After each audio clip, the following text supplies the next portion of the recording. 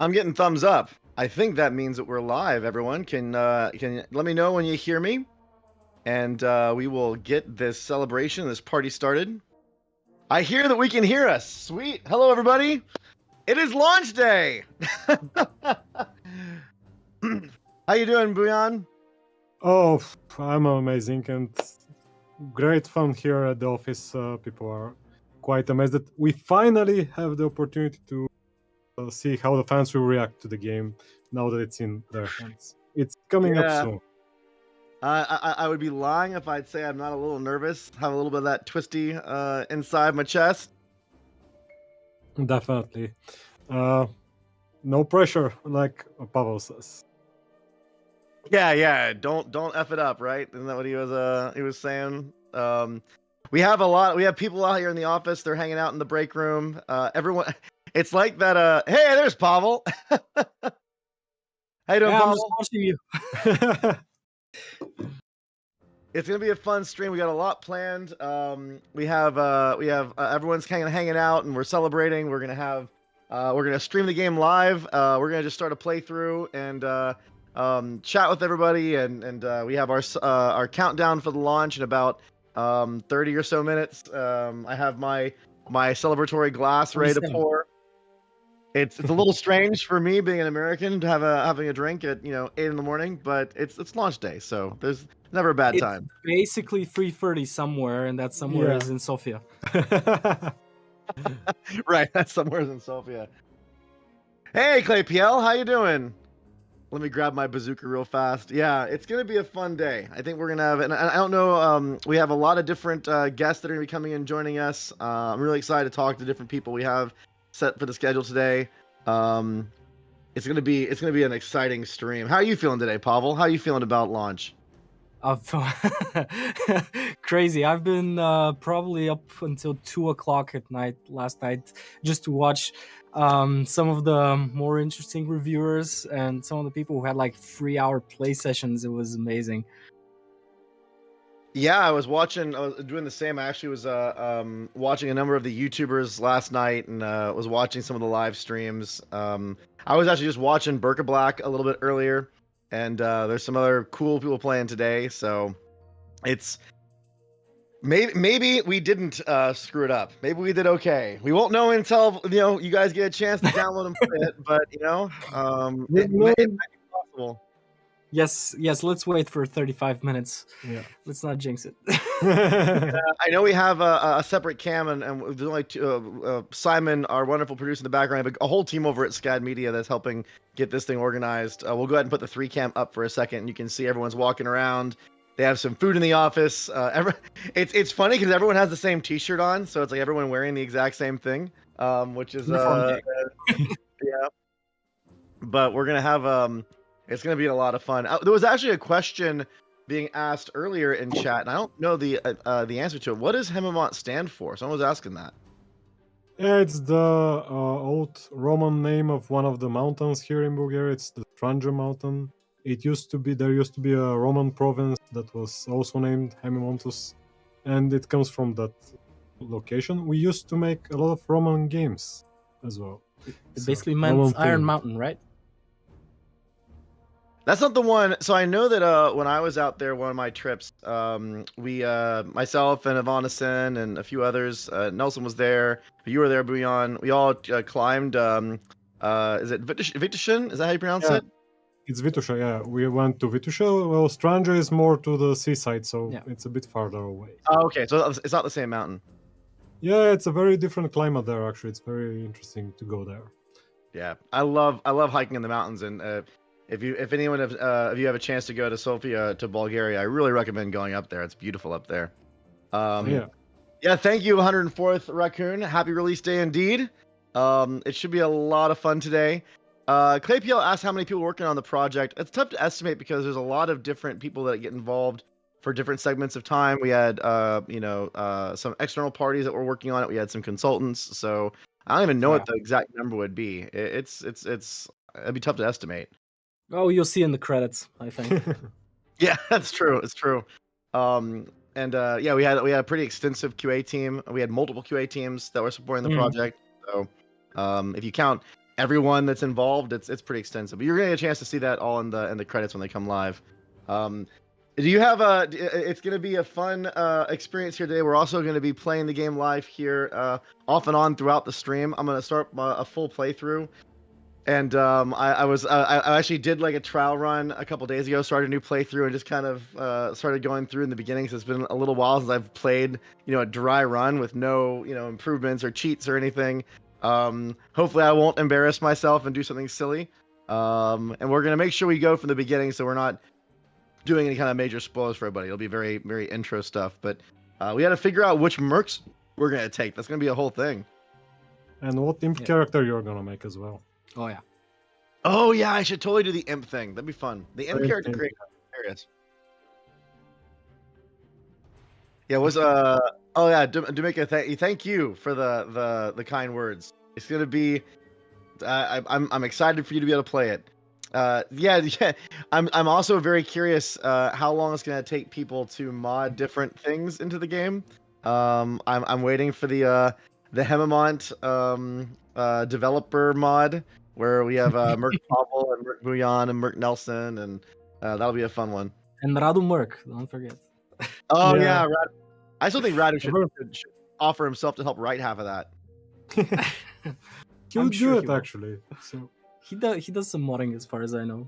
Like, yeah, as a hobby. So there you go. You may even be able to get one of the writers to join the mod team for the Hemimont Games Merc pack.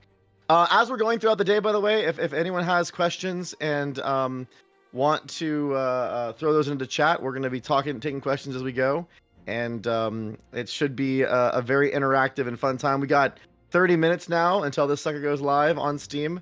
Supposedly, we always have the potential. I know the last launch stream I did, like the game went live 5 minutes early, and we have like this whole countdown plan. We're gonna do the countdown, and all of a sudden I saw chat being like, "It's live!" I'm going, "Oh shoot!" And we had to, rush. So hopefully we'll get it timed well this time. It's gonna be fun.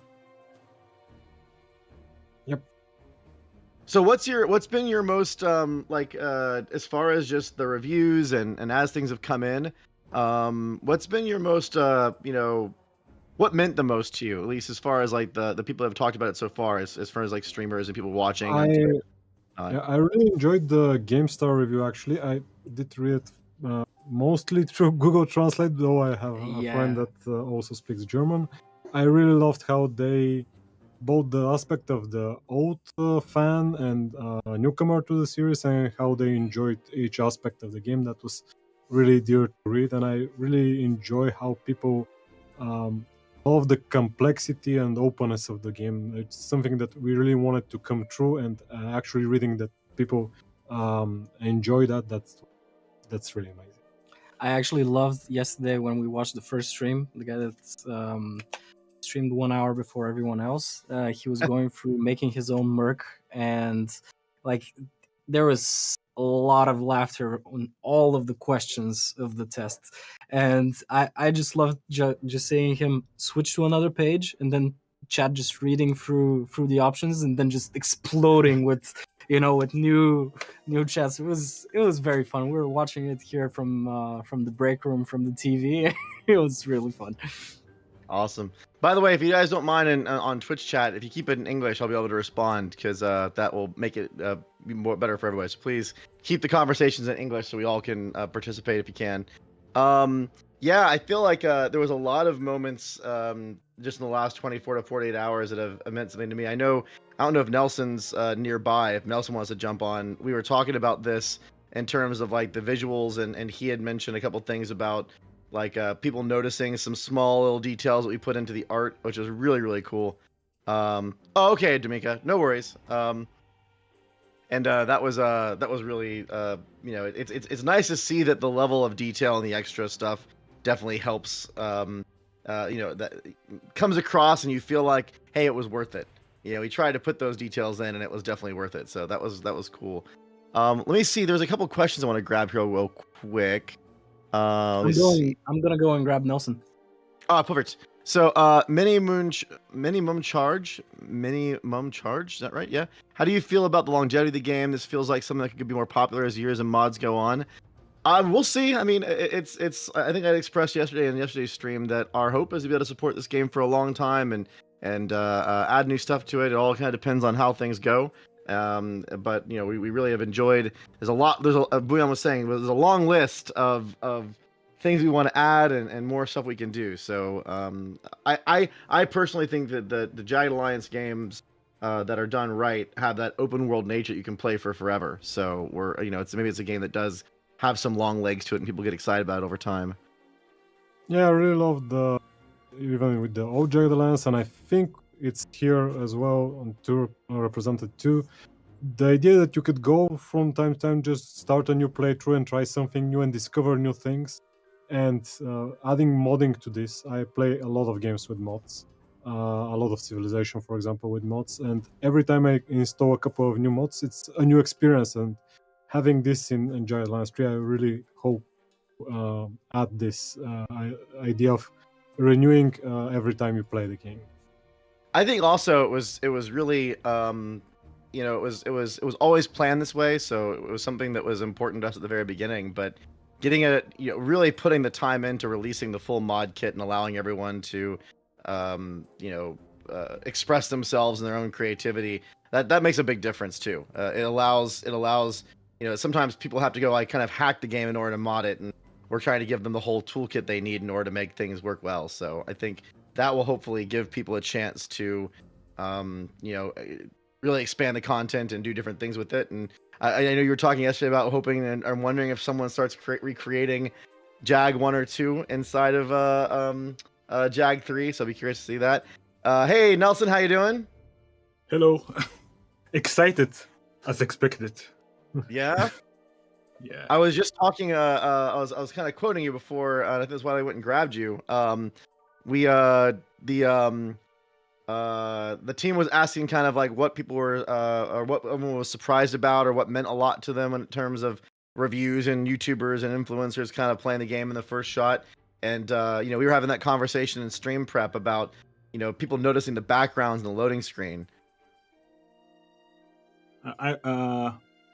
I've watched yesterday a German outlet made a video review for the game, and I was so glad that one of the things that they mentioned were the backgrounds and all the small details that we've invested so much time into creating. And when you have people enjoy it and see it, it's really, really nice.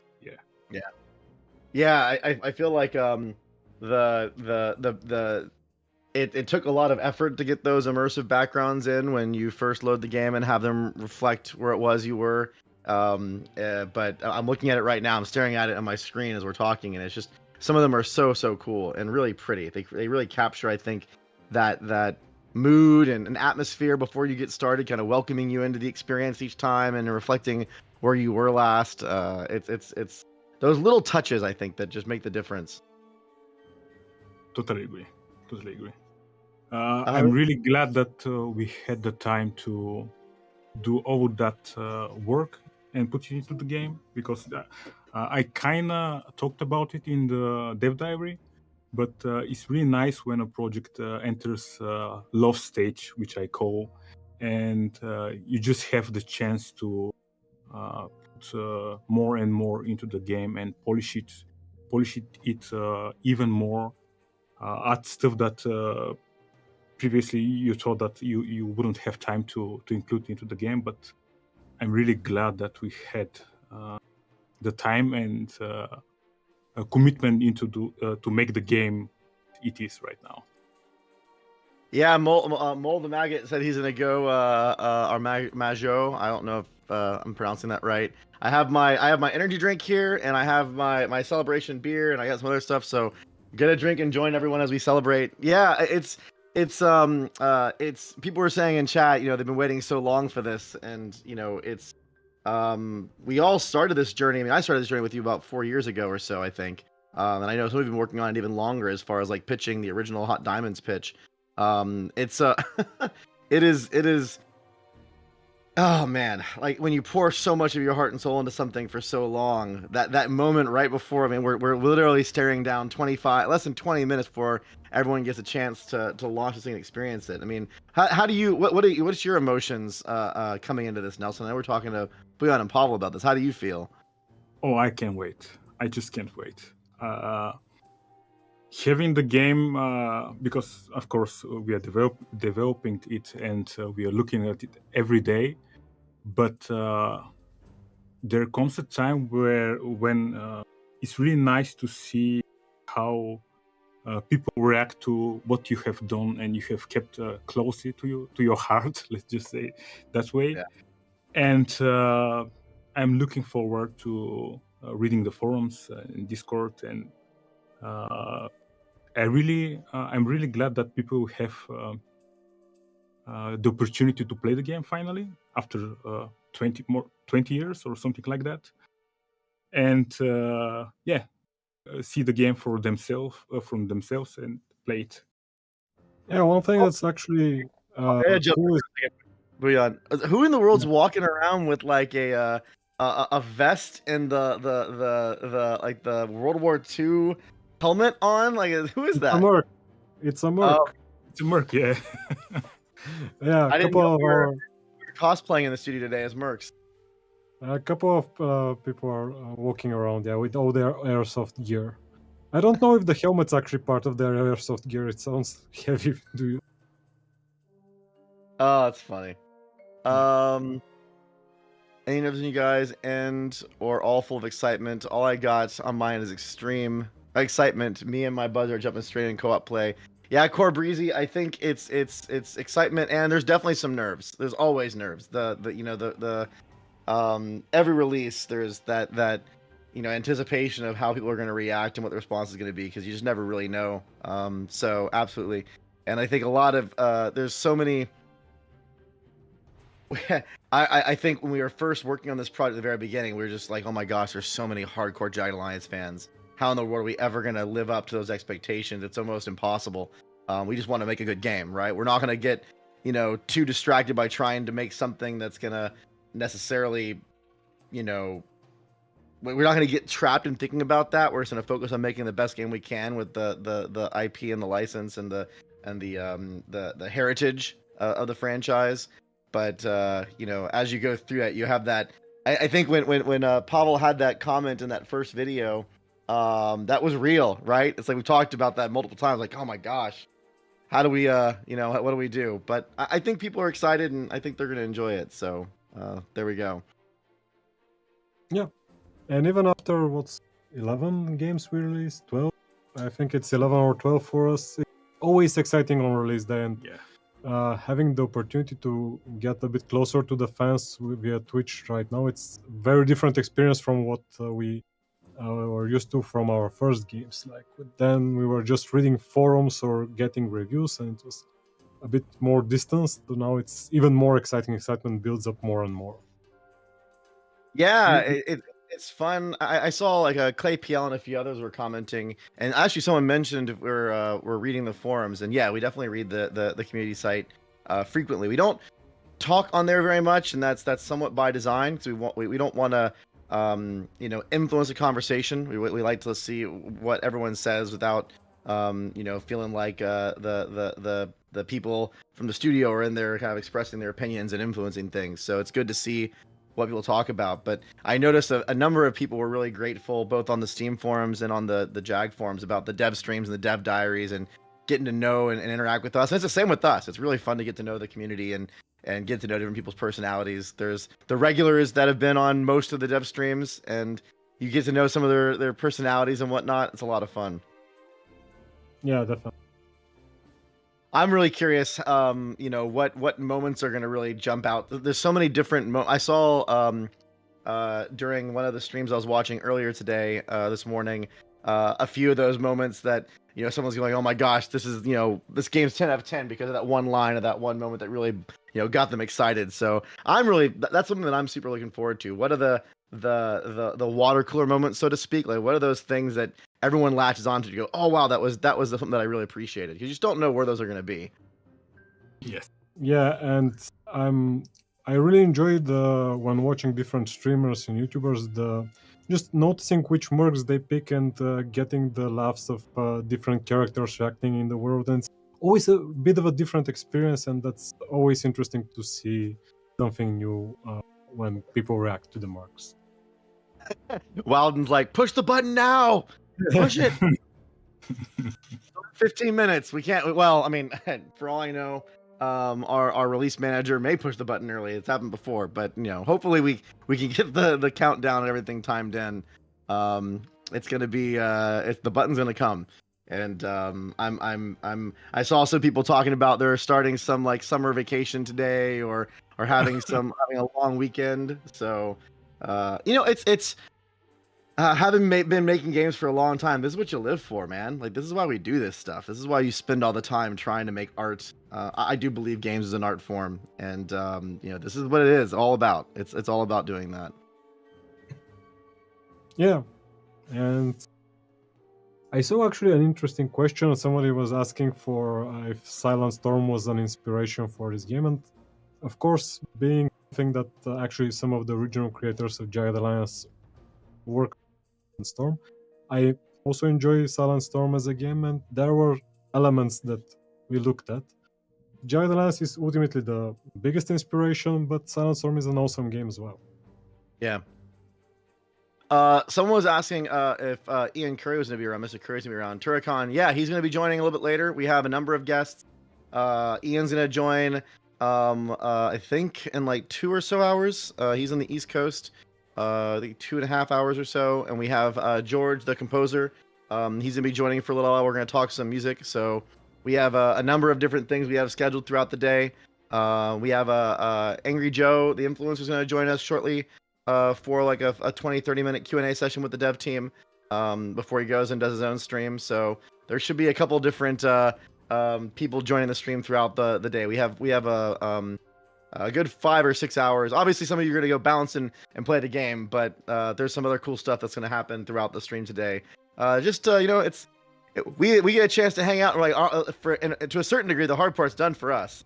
So we get a chance to hang and talk with you guys. Yeah.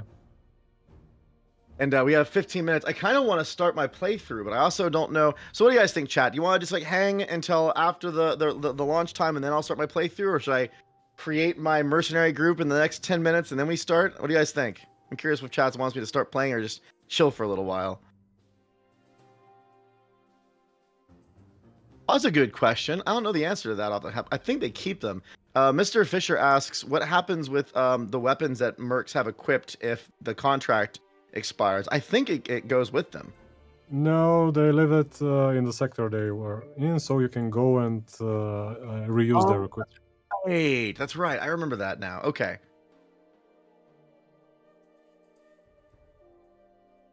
I stream from wanted to play co-op. Yeah, I'm really the co-op's a fun thing too. Co-op adds a lot of interactivity to the game experience. If you guys caught, me and Bouillon were playing co-op yesterday, which was a lot of fun. Yeah, and definitely allows for some different strategies, especially when opening combat, because it's easier to manage mercs with a buddy. Yeah, especially when you have some of the more in-depth encounters where you have 2 squads and a whole bunch of stuff going on. It allows you to kind of tackle it from different ways. Yep. Yeah, Randy Tanner and Jaguars 2. They could leave it in the sector at an airfield, right? Only 14 minutes after 25 years. Whew, Rocket Master.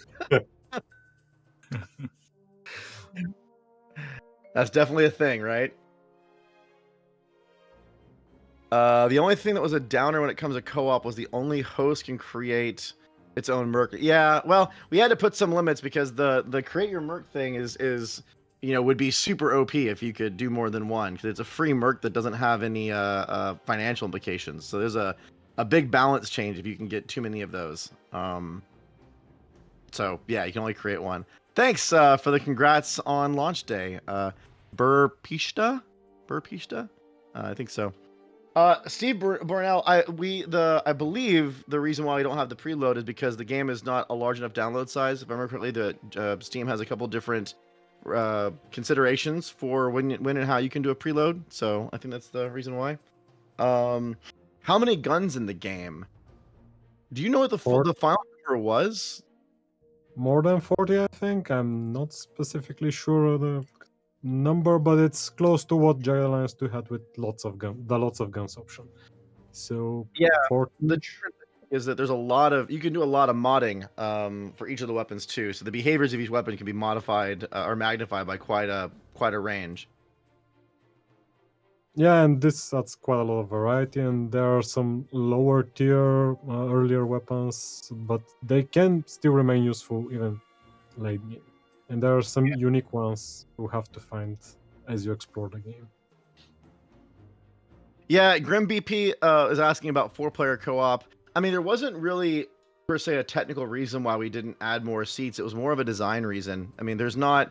I don't know if the game really is structured to allow more than 2 or maybe 3 people. Like, it's just not the scale of the encounters doesn't really get to that point, and it's tricky too because we talked about it before. The more you ramp up the size of a turn-based strategy game, the longer terms take, and more things get kind of weird. So we said at 2 for we think the best experience. It's something that we could discuss down the road. It's not a super hard challenging limit, but I think it does allow both players to have the most fun versus setting up something that's not really the best experience. Yeah, and having a buddy to play with is when you're 2 people, it's easier to coordinate and do some tactical decisions. Becomes a bit harder when you increase the size. Yeah. But ultimately, even splitting the squad into between too many people, it becomes slower, a bit tedious. Yeah, Snowy's asking a kind of a I'll give you guys a little bit of back insider baseball knowledge. So Snowy asked, could PvP be an option in the future? Funny enough, at the very beginnings of this project, we did actually have a PvP mode that we're working on as a prototype, and we did a couple experiments, and it was actually we weren't sure how fun it was going to be. It ended up being more fun than we expected. I'm proud to say that my first PvP match was against the legendary Ian Curry. We got a milestone delivery with the PvP mode, and him and I gave it a run, and he was a little bit on the fence on if it would work, and it was more fun than we expected. But as development continued, and we decided to put that on the shelf and not focus on it, because we really wanted to make the core experience as good as it could be, and we were stretching our resources a little bit too thin. So we made the decision pretty early on, and I think we cut the PvP within the first year or so to just like, okay, yeah, it's a cool idea. Maybe there'll be something we could do with it in the future, but for now, let's get the co-op and the single player experience, because it's going to be a big game. There's a lot to do, a lot of writing, a lot of characters, a lot of features, need a lot of polish, and so we made that decision. I think it was the right decision, because I think we definitely need all the time we could muster to get Jagged Alliance 3 where it was. Definitely, PvP makes you go a different direction in terms of mechanics and balance, and some of the mechanics that we have now wouldn't work well with PvP. So definitely, I think it was the right decision to focus on PvE. Yeah, it's a really good point too, because it was we were already having those debates even in like that prototype phase. We're like, okay, well, how does this work in PvP? And it's not necessarily just a distraction. It kind of is, like you said, it kind of splits your mechanical focus, and we didn't want to get distracted by it. But co-op was I think there are a couple other turn-based games that have done co-op very well. I played Wastelands 3 co-op a little bit, and it was a lot of fun. And it felt like it was just a natural way to allow players to share the Jagged Alliance experience together. So I think the co-op thing really works well. Yeah, and just playing with a buddy is always fun. I play a lot of co-op myself, so there's quite an inspiration to push the game in that direction. There are people here in the company who enjoy it quite as well. And it's always fun to try playing with a friend. And the game, if I may jump in, the game is suited for replayability. So it's perfect. You could make a playthrough alone and then have a completely different experience with a friend. Because of the structure of the game, it will feel fresh. We are approximately 8 minutes away from this thing going up on Steam. Everyone in the break room, we have 7-8 minutes left, and then the button's gonna be pressed. It's about to be a thing for sure. I also love, by the way, I love the new Jagged Alliance. Well, I don't know what you call those things. A little like extendo poster thing. I really need to get one of those. They're super cool. I know when I first visited your studio, you guys had the Surviving Mars one up, so I love the new Jagged Alliance one. That's great. Yeah, the Surviving Mars is just behind the camera, so He's still there. Oh, oh boy. I'm actually gonna go grab a drink from the break room.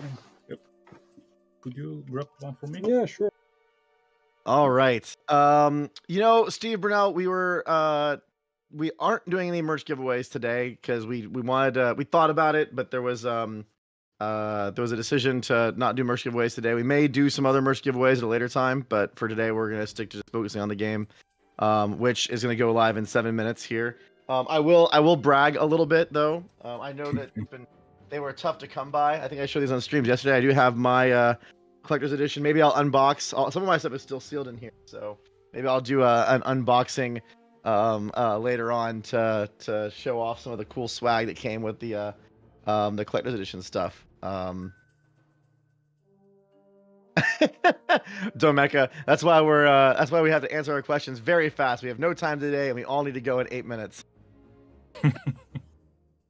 Oh, that's amazing.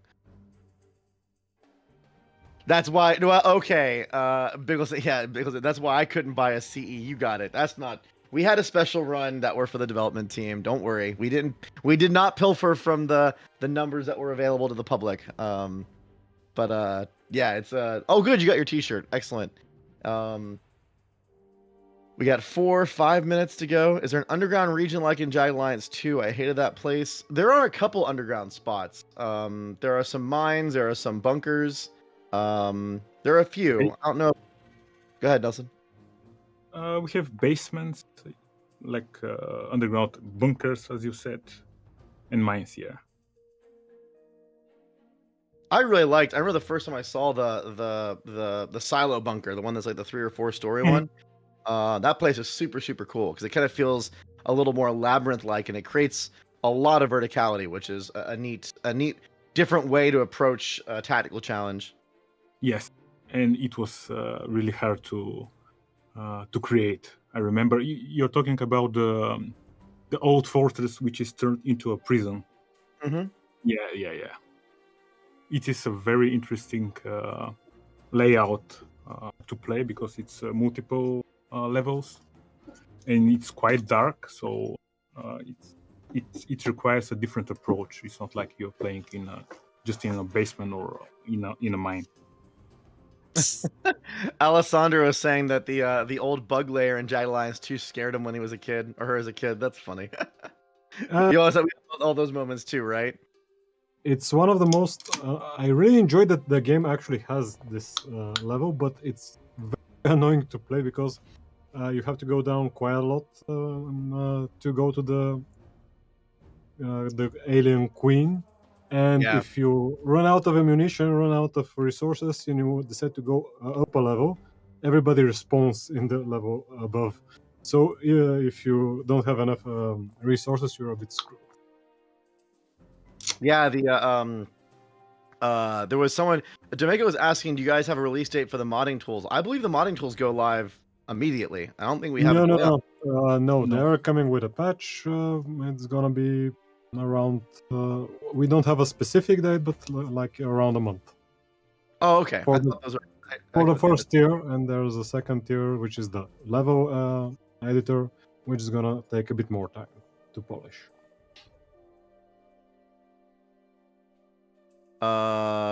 Yeah, people are stalking the Steam page. I'm really cool, CFG. We've been spending months and months on polish and bug fixing, so I don't think it's going to be a bug fest. I think there's always bugs in games, especially games this big. Fingers crossed. Yeah. There's been a lot of bug fixing, a lot of bug burning down, and we're going to keep on doing that with hot fixes and whatnot as we go. So there's going to be, I hope that there will be a solid experience for you. We definitely put the time and effort into it. So, yeah, we do have a few of Fruit Baryon. We do have a couple dev diaries planned for after launch. We'll see when they have a chance to come in, but yeah, that's the plan, to do a little more conversations, and there will probably be some conversations about future patches. And like any game, we're gonna be watching the forums and figuring out what kind of quality of life improvements that we may want to do. So, well, we are down to 3 minutes. I think I'm gonna go ahead and pour my drink. Everyone was asking kind of what we're drinking today, so we're gonna get the countdown going. I am a rum connoisseur myself. That's my alcohol of choice. So I got one of my bottles of Zacapa XO. So that's what I'm gonna be drinking. Nice. My fancier fun rums. Oh, like, I'm sorry. I'm trying to grab all the questions. I don't know if I may have missed it. He said, "Oh, like, pay attention to me." What are you guys drinking over there for your cheers? We have a couple of beers right now, and we will see what the rest of the day brings. I already had a sip, just a little bit of rum into my coffee. There you go. Yes. I was thinking of getting some cider just for the launch, but I forgot. So it's going to be beer. Yeah, Brigal, it's 8 a.m. for me, but you gotta take a cheers with the release. So it would be weird to take cheers with coffee. There's also coffee. Right. Oh, some people are saying downloading. So in some regions it may be going up. We're gonna do a countdown in about 60 seconds. Are we Simon, you're already Quincha's like, I'm already drunk with vodka and ready to play. That's awesome. We'll get ready for the countdown here. Is everyone in the break room ready? I hope they can all hear me. They're already there's like twice as many people as we see on camera because the camera is just capturing the half of. Ian's gonna be joining us in a little while. Loki, we're kind of scheduling things out, so he'll be coming on in a couple hours. There you go. Hey, Pavel, I love it. Yeah, we have. I hear people have already gotten. Yeah, we have. Some people saying the downloading is starting, so it looks like we have some people already grabbing the download. So why don't we go ahead and get ready to count down? I see Pavel's ready with his champagne. So here we go. 10, 3, 2, 1. Hey, cheers! Go for it, Pavel. Open it. Happy launch day, everybody. Look at the guy in his airsoft stuff. I can hear them from here. You guys should have unmuted the mic in the break room. There's no reason to keep it muted. Pavel, unmute the mic. They're busy. What is he doing? Maybe the cup stuck into the ceiling. Oh my gosh! You gotta tell them to unmute the mic. We gotta hear the tone in there. They're too busy, I think. Oh my goodness, that's awesome! Wow, it's gonna be a fun. I don't know. I can't wait to start reading all the comments and everything. Pavel! Just to give some context, there was another hole in the drywall ceiling from another release, and since that didn't pop as well, I just wanted to make the extra dent. By the way, feel free to tell Pavel. Feel free to turn the mic on in there. Можешь включить микрофон. Yeah, everyone's already downloading.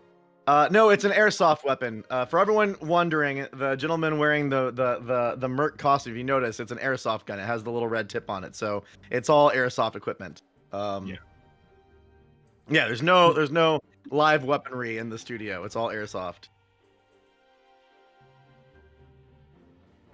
No, that was Bulgarian. It's definitely not Russian, yeah. Airsoft weapon. For everyone wondering, the gentleman wearing the Merc costume. Oh, it's funny. I can hear myself now, I think. Yeah. With the delay. Yeah. Hey, everybody. So much cheers.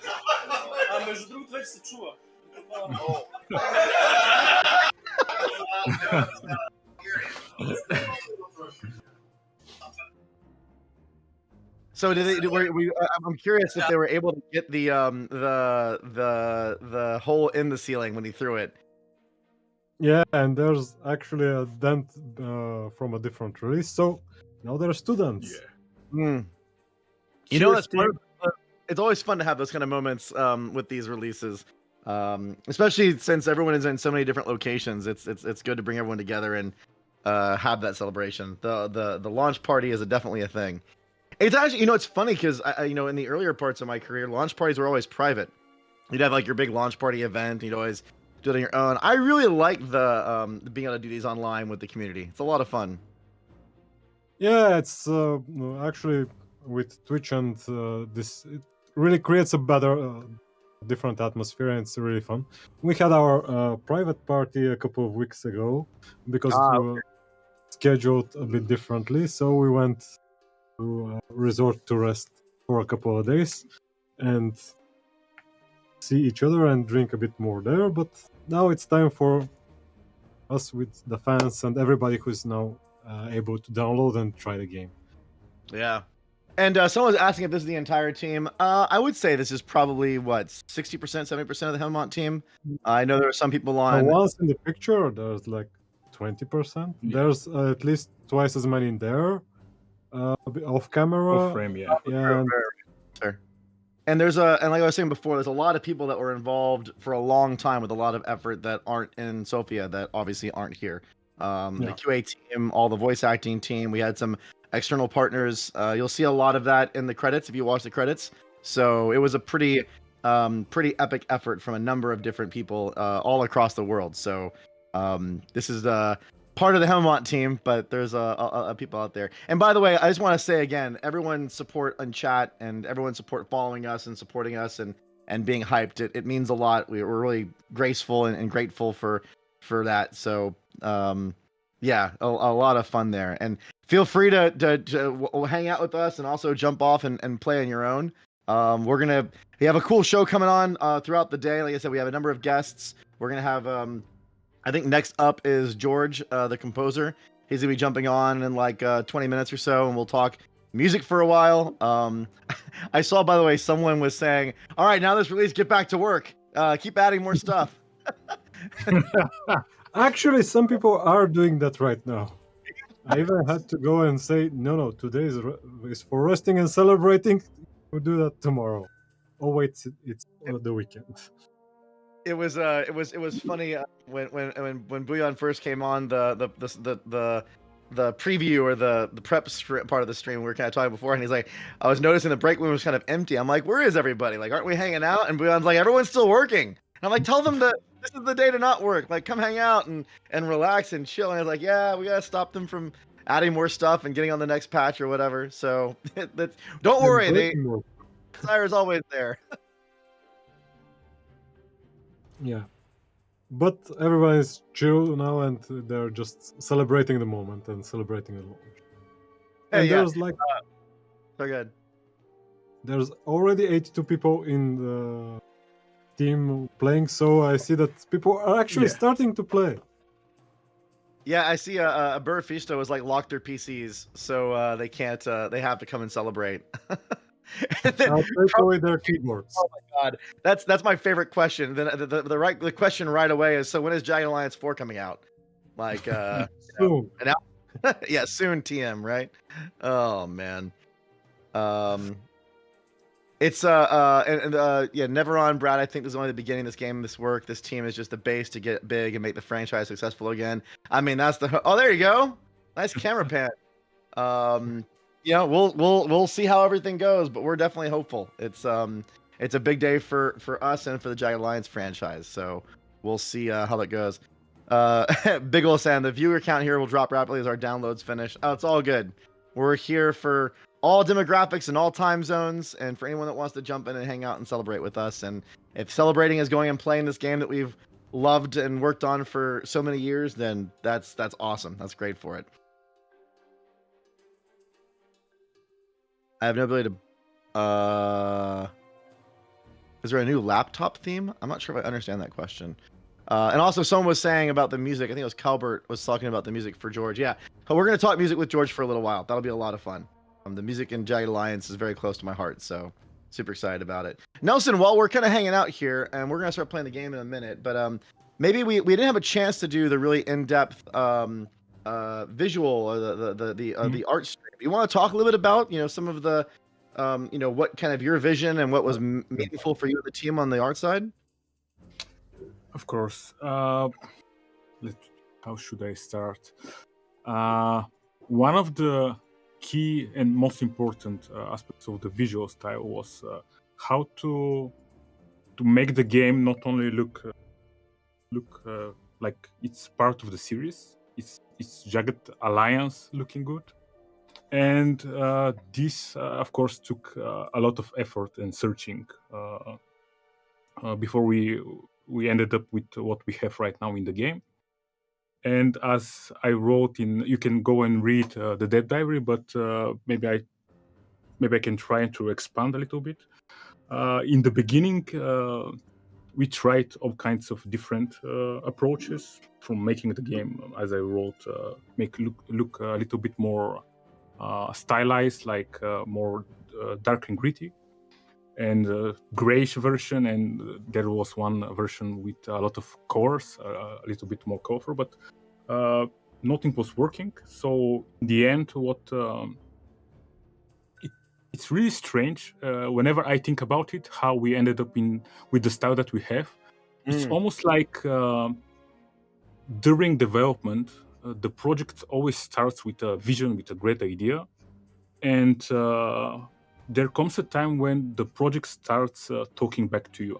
I know that sounds really strange, but it's almost like it's real.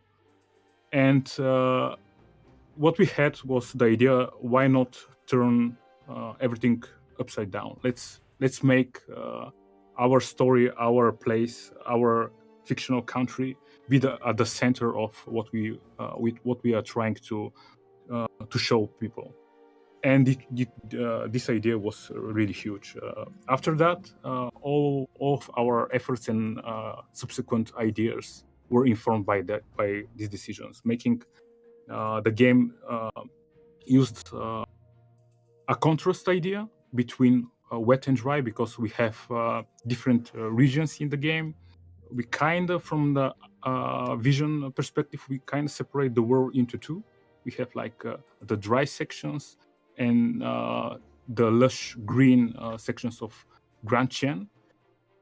And yeah, that's the meta idea behind everything, behind every little decision. And after that, we talked about why we should stop only to vision. Let's include gameplay into the vision. Let's make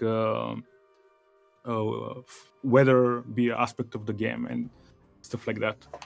Yeah, I think the way you articulated it in the beginning really resonates with me, and remembering back in the very beginning, because obviously when you look now where we're at, and I'm still staring at this beautiful sunrise shot from one of the jungle screens.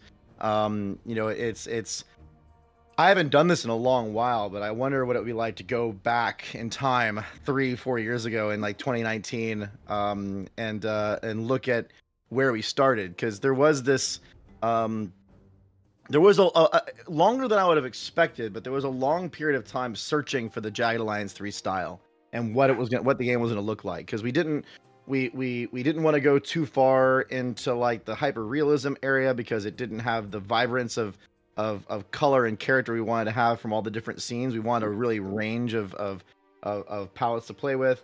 And no, 2019. It was not 2013. 2019, 2020. I think early 2019 was when I first came and met you guys.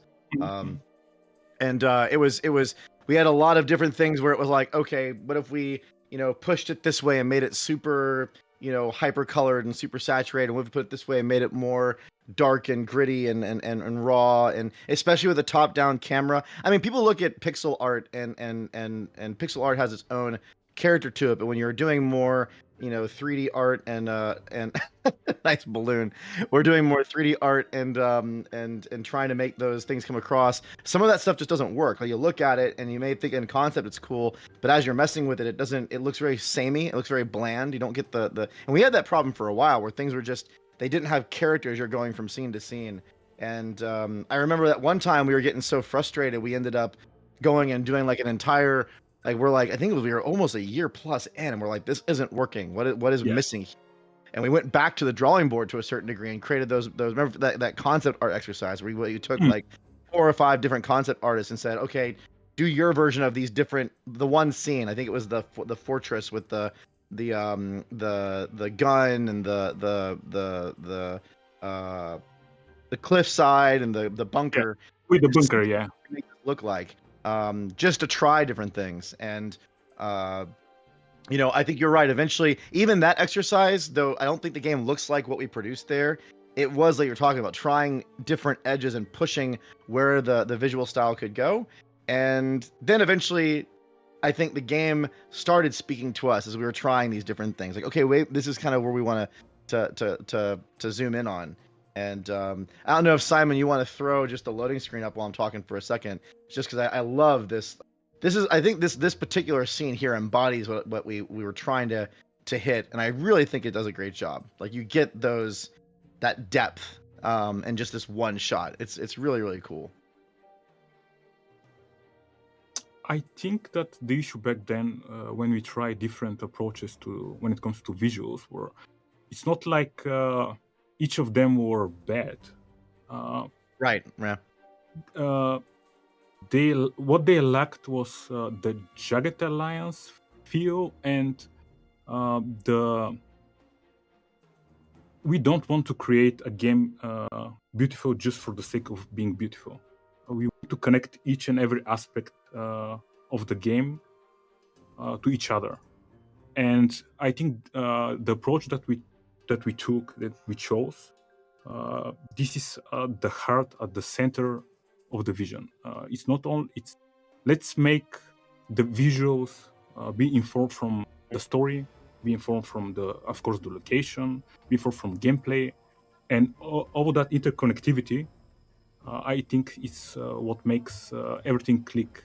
And I think yesterday I've started a new playthrough, and when you liberate the first village on the first island of Ernie, I just had that moment where I chose. I think I had Kalina with me, and she just leveled up after making 2 stealth kills in a row with a rifle. And after you liberate the village, the music kicks in, and the music had that very authentic African core, and everything just clicked. The visuals, the music, the gameplay, and when you have those moments, it's like you see that going into that direction was the right choice. Yeah. I think we're having some. I see Simon working furiously in the background. So if you're wondering why the scene's a little bit weirdly framed, I think he's trying to get some of the different cameras framed up. There's something weird going on, so that's why it's just without our faces on there for a second. Yeah, I feel like it's that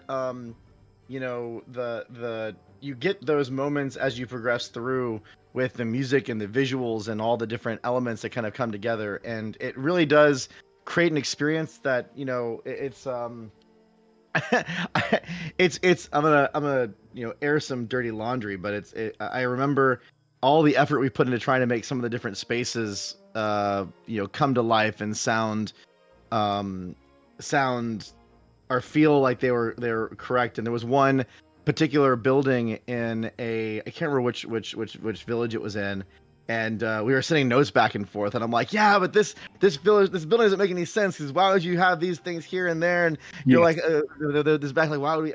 It's a game and the play space works, but it's not quite making sense. And I think once like you were saying, once it started talking to us and the art started really resonating with us, that's when you're like, okay, now these things are starting to kind of work. And I was watching one a YouTube review last night, and obviously during the development process it's stressful because you're like, oh my gosh, but you know, I was watching a YouTuber last night talking about what they saw in the game, and they're going, there's so much detail in all these little elements of the art, from the papers on the desk to how these spaces are lined up, and it's like it paid off, right? Like the effort paid off. I think people appreciated it and noticed it, and that's I don't know, I love that. And yes, people are asking about the soundtrack. We're actually gonna have George, the composer, join us very soon, so we'll talk music for a while. I personally am I'm gonna wait for the soundtrack conversation because I can talk music for forever. But it's really really fun, and the soundtrack's on Steam. I listen to the soundtrack regularly. I'm a huge fan, so I think there's a lot to talk about there. Um, Yeah, the Another soundtrack thing that I is think, George. What he did was it's amazing. You can just listen to the soundtrack outside of the game, and it's up there with one of the best soundtracks. Maybe I know that it's our project, but it's really good, guys. trust me, I find myself biased too because I had a big part in the soundtrack, and I don't want to like prop my own stuff, but man, I it's been a long time since I've been that excited about a soundtrack. And you were talking about the African music, and we're gonna talk about this with George, but I'll never forget the first time he showed me on his cell phone the live recording of them in their studio room. They're a South African group, and you're just like, holy crap, they're so good. Like they're incredible. And I remember because it was live, right? They're showing us them. Someone had a cell phone camera and we're recording them singing one of the recordings, and I just could not believe how incredible they were. There was no processing, there's no auto tuning. It's just them being that accurate and that just extraordinary. And then you get like the soloist. I hadn't heard the soloist yet at that point in time, but then I started hearing some of the soloist stuff when we started kind of going through all the details, and you're just like, man, I just absolutely killer. It's awesome when you are exploring just a random sector somewhere in the jungle, and when the right tune kicks in, and maybe the right comment from a merc complaining about mosquitoes or anything like that. It just hits the spot. So we're gonna create. We're gonna go ahead and start kind of messing around the playthrough in the background. We have a lot of great conversations. So I'm actually having just fun chatting with you, Nelson. And yeah, the downloads are out and people are downloading, and everyone's having already jumping in. So awesome. We're gonna have a lot of more fun as we go throughout the day today. But let's go ahead and like get this kind of run started. We're gonna jump back and forth. I'm not gonna play all focus. I want to interact with people and answer questions. And by the way, if you have questions, throw them in the chat. Someone was asking. Let me go and scroll. One second. I'm gonna go scroll back and see who asked this. Suppose PPO was asking, is First Blood difficulty challenging enough? It depends on your skill level. I think the game is actually pretty challenging. And there's definitely it's challenging, not necessarily in the way you may expect at first, especially with First Blood. You know, you're not gonna walk into early encounters and get absolutely annihilated. The challenge in Jagged Alliance comes from kind of that balancing act, because you could, and we try to communicate to you, you can get yourself into trouble with how you balance your mercenaries you've hired with how much income you're bringing in. So it's one of those things that ramps on you, because there's this resource management element of how much medicine you have and how much money you have and how many territories you control, and that can spiral out of control on you if you're not managing things. So I think some players in the beginning may be tempted to like, oh, the first combat encounters aren't that bad, and even on the harder difficulty, but it's not necessarily just that. The game has multiple layers to it, and you may not realize you're already there's things that are about to happen to you as you're going through. So I think the normal difficulty, so to speak, is a really good. I mean, obviously try a harder one if you want a challenge, but it does help you kind of learn the ropes of that and figure that out, because there's hidden difficulty elements in the more harder difficulty levels that you may not feel right away if you've never played Jagged Alliance 3 before. That's where the it's for more advanced players. So the normal difficulty level helps you experience that and learn that and play that, and those pressures come very naturally. If you're new to the franchise or to games like this, I think a good tip is to always take an IMP character with you, and don't go overboard and hire like 6 guys, because you have to pay for them, and in the beginning you have money, but soon you'll be in a situation where they will just leave you if you can't afford them. So maybe Well, start. I always start with 3 hired mercenaries and 1 IMP, which is I think it's really good for a normal playthrough. Well, for let's go beginners. ahead and pick our. Hey, Pavel, how's it going? Let's go ahead and pick our starting squad. By the way, is Ivana Sen? I see him standing there. Is he gonna come join and say hi at some point? I would just go. Maybe. I would just go and bring him. Okay. Yeah, I'd love to hang out with Ivana. See if we can get a Sen to come on camera. That'd be awesome. Yes, I'd love yes. Yeah. So, Pavel, we got to make our squad guys. here. Right now. I'm gonna Let's grab a go. handful. Who do we think? What do you think? I always take buns, but I think I want to do maybe someone different this time. I my- do steroid though, but that's just me. Maybe Raven. I haven't done Raven before on a run. Raven's very good with a rifle. Like she can just Hi, this is Shirley demolish Higgins. people from I a understand you have a very mission I could far be range. interested in. Brad, does it feel weird that this is the first and last stream where you make merc selections in public? You don't know if it's gonna be the last stream. Who knows? Wow, she's 18,000 to hire for 14 days. I always want to do the full range with my center mercs. Great. Can't wait to start. Just need to find a dog sitter. Raven.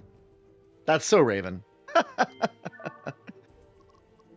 Yeah, the DRFI, there is a little bit of randomness in the beginning, and they're going to become available and unavailable as you go. So there's a little bit of randomness when you start. No, it's Just not like- difficulty setting. They can have different contracts. Yeah, different people are on different things. It's part of the dynamic. So I can't grab steroid on the beginning of this run. But they're not going to stay that way. It changes. Every game you start is a little bit different, and their availability is going to come up as you go. So there's some dynamics there to kind of make things feel like it's not just the same run every time. Yep. I usually take MD as my intro doctor. Maybe I'll grab Fox this time. Sorry, I just remembered. I'm meeting a real Ah. You got declined. This could be my Oh. big break. I can't wait to show him what I've got. Well, so much for taking Fox. That didn't work out for my start, so I guess MD will be my medic after all. Is this a prank call? Last time. I love how Claypl rejected. Isn't it great? I'm getting rejected by my own game. Thank you, game. Is this a genuine offer? Bros before Rocket Master. Bros before, right? I guess we're doing bros. Bro run. Wow. I never Bum thought this bum would bum happen. bum I mean, bum bum you bum. sure you want me? Oh, there's the man, the myth, the legend. Hey, Brett. Long time no see. Ivana-sen, how are you? A bit stressed out, as you might imagine, but I expect the level of stress to rapidly drop from now on. I hope so, right? Man, it's good to see you, my friend. For everyone who doesn't know, Asen is the CTO and the lead tech man at Hemamont, and has a wicked sense of humor, and is a good mountain climber. I've been mountain climbing with this man before. You have a beeper, right? You bleep me out. Oh man, no, you won't need a bleeper. It's Twitch. It's all good. Everyone say hello to Asen. Yeah, he's good people. We're trying to create our first squad here. I got rejected by Fox because she decided she wanted to do a Hollywood casting as opposed to join my team. I got MD. Who else? I always like taking Livewire because I like Livewire a lot, and she's super flex. I like all the different. OMG, no. You have at least one cop working for you, and I may or may not have recently broken several international laws. So unless you have a large amount of money set aside, Man, I'm getting rejected all over the place here. I think I must decline. Well, Wait, try you enjoy- Kalena and see if her babusia approves you. Oh, I guess it's because Raven. She doesn't like Raven. Interesting. Well, shoot, I need a mechanic. That's for sure. Maybe Kalina? Yeah, Try. a mechanic with a penchant for Slavic mythology. Yeah. Computer. I am Kalina. Didn't she have the spiritual? I think she had the spiritual perk. Man, I'm gonna only have 3 mercs at the start. This is gonna be a tough run potentially because I kind of blowing all my cash. Bye bye, talking computer. Nice of you to send me on an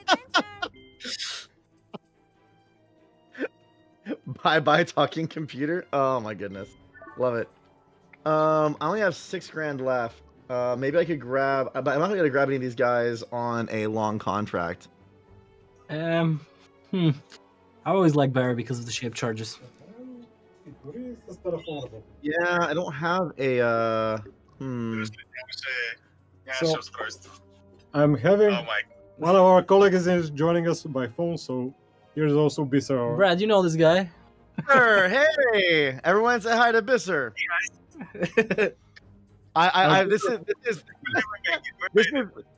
This is super meta. We have like Discord using to bring the stuff up, and now we have Bisser on a cell phone. So. Hold on. He looks very happy. You don't see him, but he looks happy indeed. Simon, go ahead and full screen this. You can shrink the game for a second. This is great. Now I made it to the stream. Yay! How are you doing, Bitzer? That's a workaround if there ever was one. Wow. As well, but later. Yes. See, everyone, this is what game development is like. Game development is like this, where you're solving problems you never thought you would expect to have. Oh, wait, instead of having them join the Discord call, let's just take a cell phone, hang it up, and put the headphones around it so they can hear each other. Oh, that's fantastic. That might be maybe not the first time that's happened. So. Oh, I love it. I should become a game developer. Sounds like great fun. Yeah, well, it's also super stressful. But yeah, well-planned stream, phone integration. You're right. All right, let's see if I can call this guy and put him in charge of reading the negative Steam reviews. Exactly. Yeah, right. Everyone that says I should become a game developer, let them read the negative Steam reviews. That's the best part. The best part about being a game developer is when you have someone that has played your game for like 300 hours, and the game costs like $20, and they literally have, you can see on their Steam review, they played for 300 or 400 hours, and their Steam review is so detailed, you know they've actually played that long, and they still say it wasn't worth the money. That's the best part of being a game developer. Someone that's enjoyed your game for 300 plus hours for $20 and still says would not recommend, not worth the money, and you're like, yeah, okay, that's game development for you. You get used to it. It's fine. Everyone's allowed. Everyone's allowed to have their opinion, but that's the part that, you know, that's the fun part. We can't average. Well, I think I'm gonna try to YOLO this with 3 mercs because I don't want to waste the money on a short contract. So we'll see. I think you'll be fine in the beginning with free. Yeah. Please don't crash. Please don't crash. Please don't crash. Oh man, I've had a crash in forever. So Sen, what are you most excited about today? Like, what's we've been talking like different people's experiences, watching, you know, the influencers and the YouTubers playing and reading the reviews. Like, what's been the thing that's kind of meant the most to you so far as you've been seeing everyone talk about the game? Well, from the last 24 hours, I've enjoyed a lot the reviews. I read a lot of Eastern European reviews, and I like how the game clicked and how a lot of people seem to have believed in the idea that we've managed to make a proper JA game. Yeah. And from now on, I'm excited to see the actual test with the actual players, because reviewers are one audience and gamers are a slightly different audience. So yeah, I'm eager to see what is the wider reaction. Yeah, it's gonna be exciting just seeing as people start playing the game and getting to the different systems, which things they gravitate towards, and where are the opportunities that we weren't sure, we don't even know are there to maybe add improvements as we go. That's always part of it. You know, we play the game a lot and we have a lot of experience with it, but you do as much as you try to, and you do like focus tests and everything else, it's difficult to not be too close. So it'll be really exciting to see what everyone thinks. Bergal, no helicopter drop behind enemy lines, refunded. Yeah, well, you know, it's a boat instead, right? We have our little, I mean, this is not the boat you were in potentially, but boat instead. Acknowledged. So I got to shore. Let's go for a walk. Have you been watching some of the live players play? Have you been and seeing any of the streams, like watching people play in real time? Honestly, not. I'm a bit more of an old school wall of text type of guy. The part that I've really been enjoying is just watching the real time laughs. You know, people are definitely getting the humor here and there, and I know the humor is not for everybody, but I love the people like getting the jokes and laughing out loud, so to speak, which is really fun. Yeah. I also like the difference between the old school people who know the franchise and the ones that are new and even new to the genre in a way. So the first ones you can just see them clicking with almost all of the mechanics. You know, they're still getting the hang of the game in its current form, but they still know a lot of what's going on. And then some others just clicking and saying like, "Oh, and then this happened, and then that happened." So they're just figuring it out, and it's like layer on top of layer. It's a very different perspective than someone who's played this like for years for this kind of game.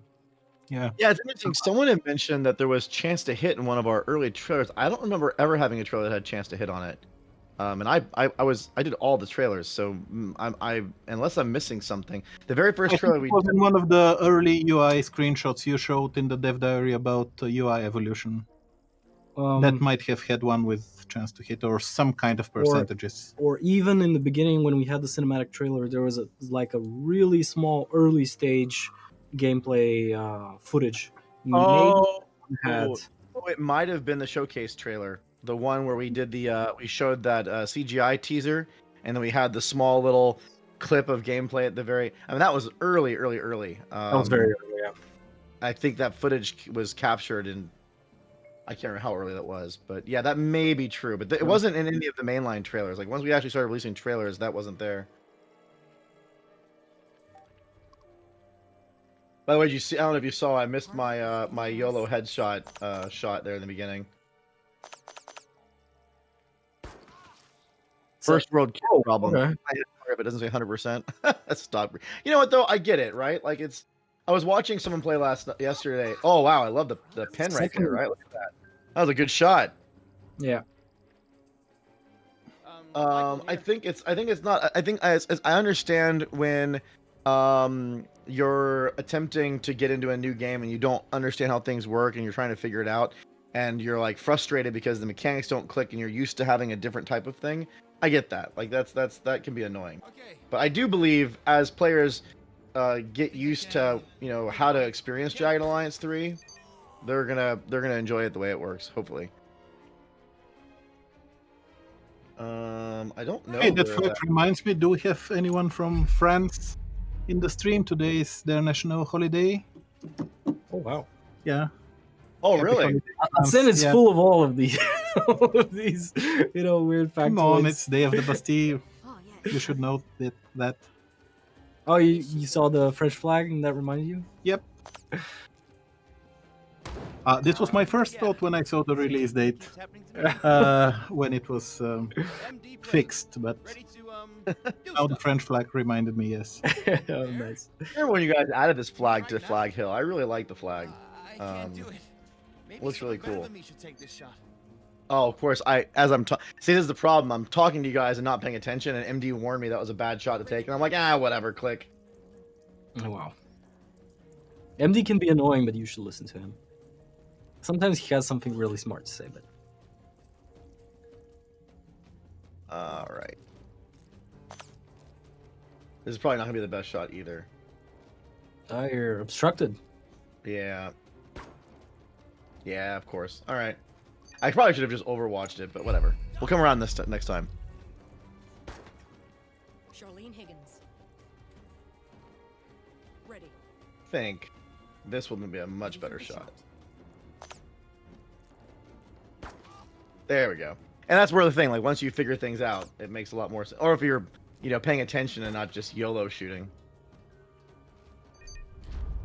One thing that I did notice, and I'm wondering, there's one of those things where as you're watching people play in real time, I noticed that people aren't discovering using alt for finding things. I watch one person be like, "Where's the loot?" And I'm like, "Oh, you have the alt key. You can just turn it on or off." Yep. Go. Ready. Yeah, but also not all enemies will drop something, so. Ooh, we should dual wield. I think Fox had the dual wield perk. If you had her, that would be even better. We're on our way. All right. I love the reflections on the water too. Look really cool. Let's get that.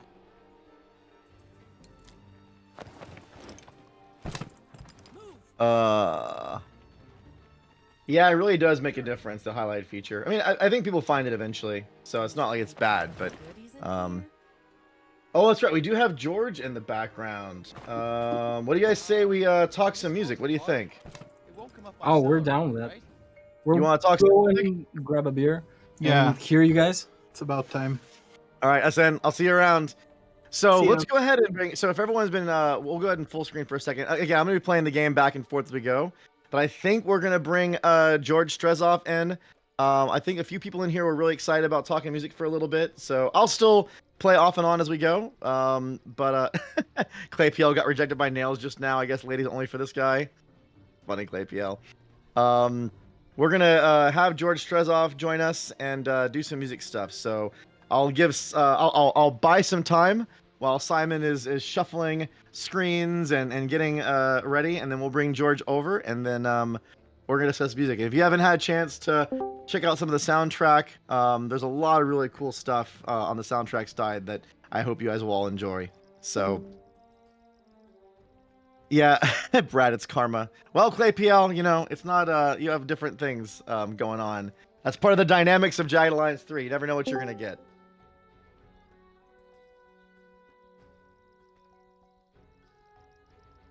Let's see. Yeah, Yui Hayu. Is it Yui Hayu? I'm not exactly sure how to pronounce your name. But I think it's something that can you know, it can be surprising for people in the beginning when they haven't played a game that doesn't have a chance to hit and you're trying to figure all that out, so it makes sense. Fornax, thanks so much for the congrats. Really appreciate that. And today's an exciting day. Jagged Alliance 3 launch day is an exciting day, so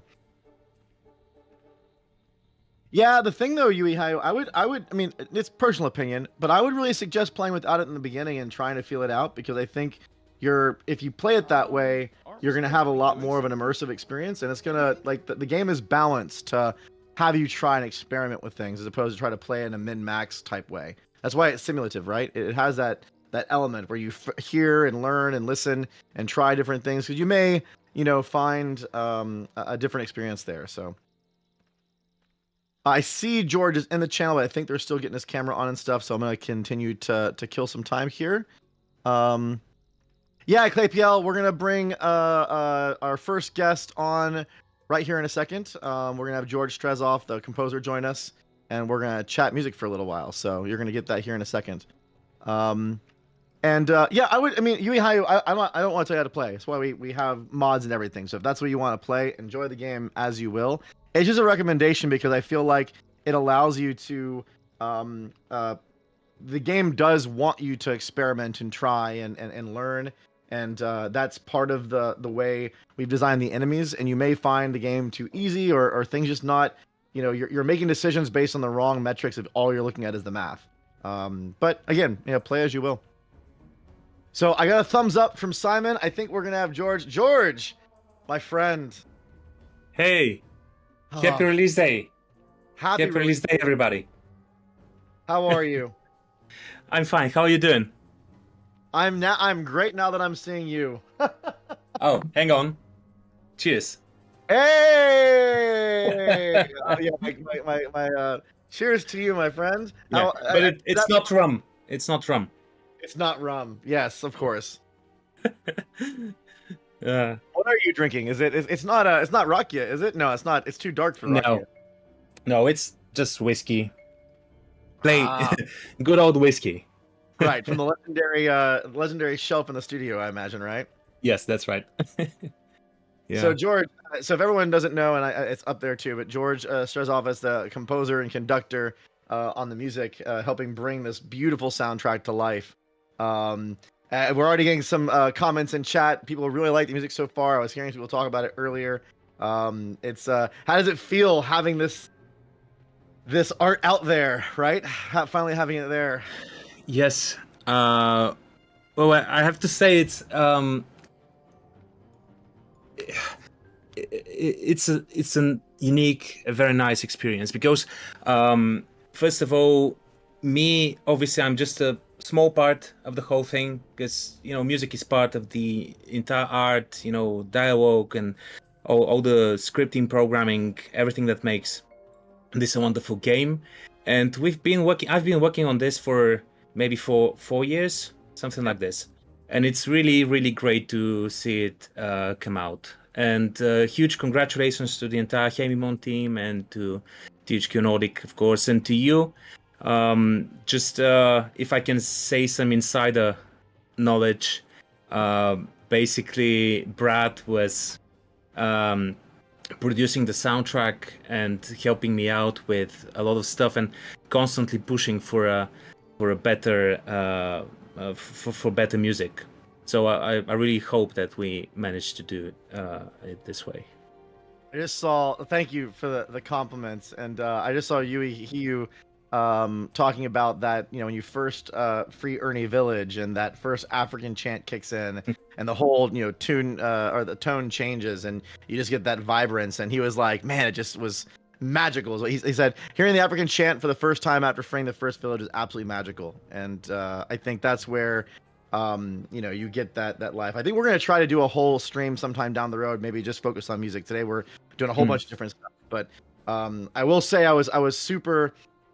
It meant a lot, at least to you and I's vision, seeing that people were noticing it. I noticed in a few of the early reviews that the music was commented on a couple of times, and you saw people saying, they hadn't heard a soundtrack like this in a strategy game for a long time, and they loved how much the music was adding. So it's exciting to hear that people are noticing it. That's really cool. Hideo Toshi asked, "What's your favorite track? The one you're most proud of? Do you have a?" And by the way, Simon, if you want, you can put the Hemimont party camera up there as well as we're talking, because I see people are dancing in front of the camera and being fun. So, what do you think your favorite track is?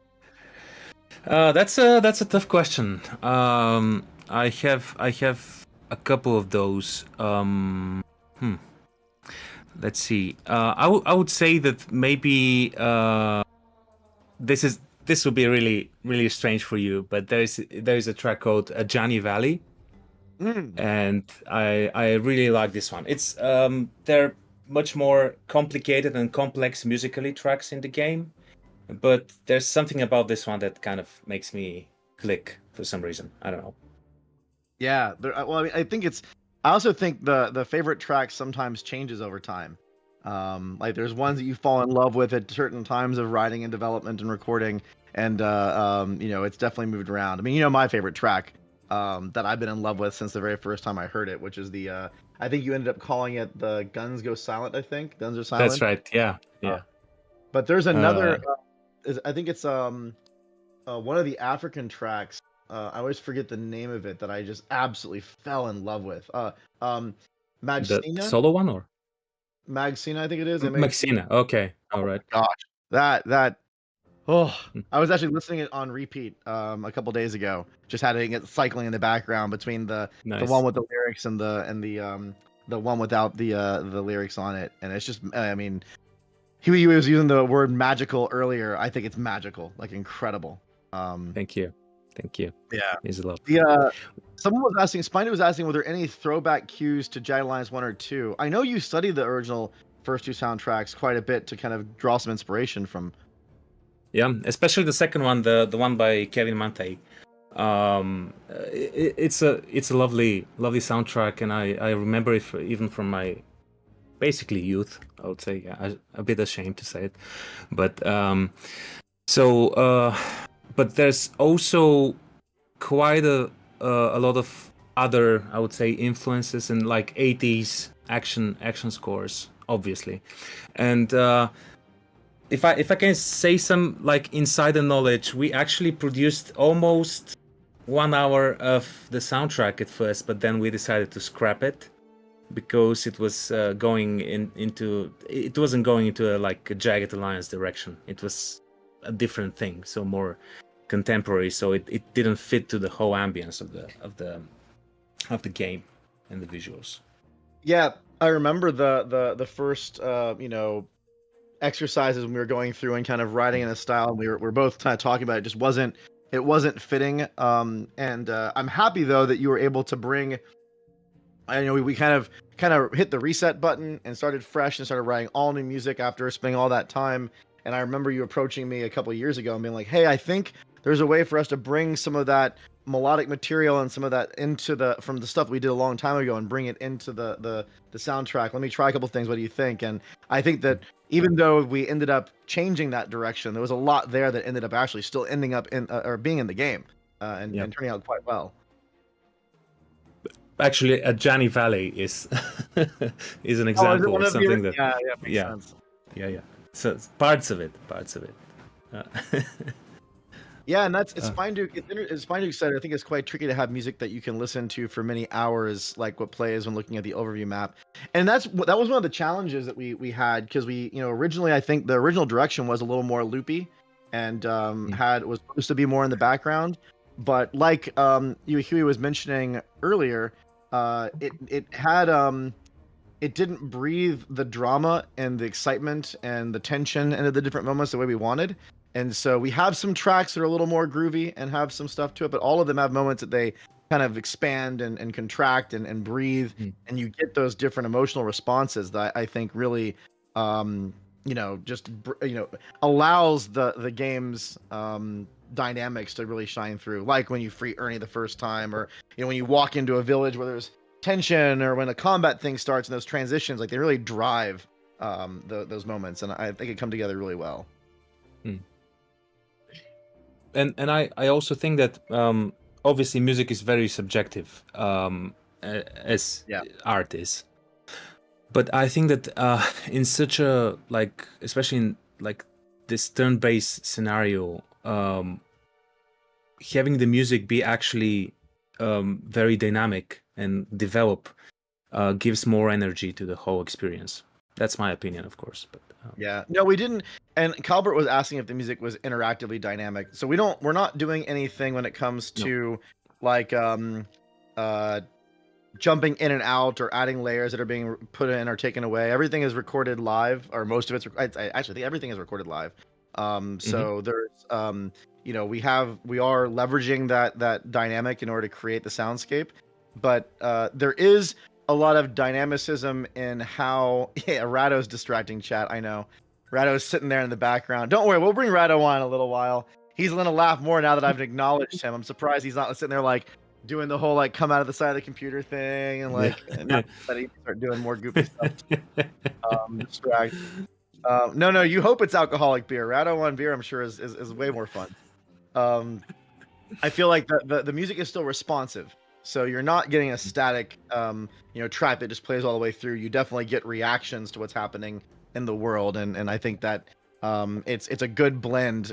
And to your credit, George, I mean, it's a tremendous soundtrack. There's a lot of music in there, so it does give the designers and you a lot to play with when it comes to how they can react to something. I love that range, from the percussive. Yeah, actually, it's a little over 3 hours and something, 3 hours and a half maybe. Don't quote me on this, but yeah, around that amount of minutes. And initially we had much less, but then as we started playing the game, we just felt that more stuff needed to be added, especially, for example, the stuff that we recorded in Johannesburg. That gives that ethnic flavor, especially to savannas and villages. And it was over over 3 hours of music, and it was definitely more than hundreds of hours of work. It was the George and his team and all the different people that were involved is just like it was it was a lot of travel and a lot of effort and a lot of heart and blood and sweat and tears going into it. But there's a lot there that it speaks to the range. We have the orchestral sound. We have the the solo guitarist who I got to meet in your studio that one time when we were there. We have all of the different choir groups with the African choir and the soloists, and we had we had the brass section in one city in one country, and we had the strings, and there's just a lot of different stuff we were doing to bring the whole soundscape together. It's incredible.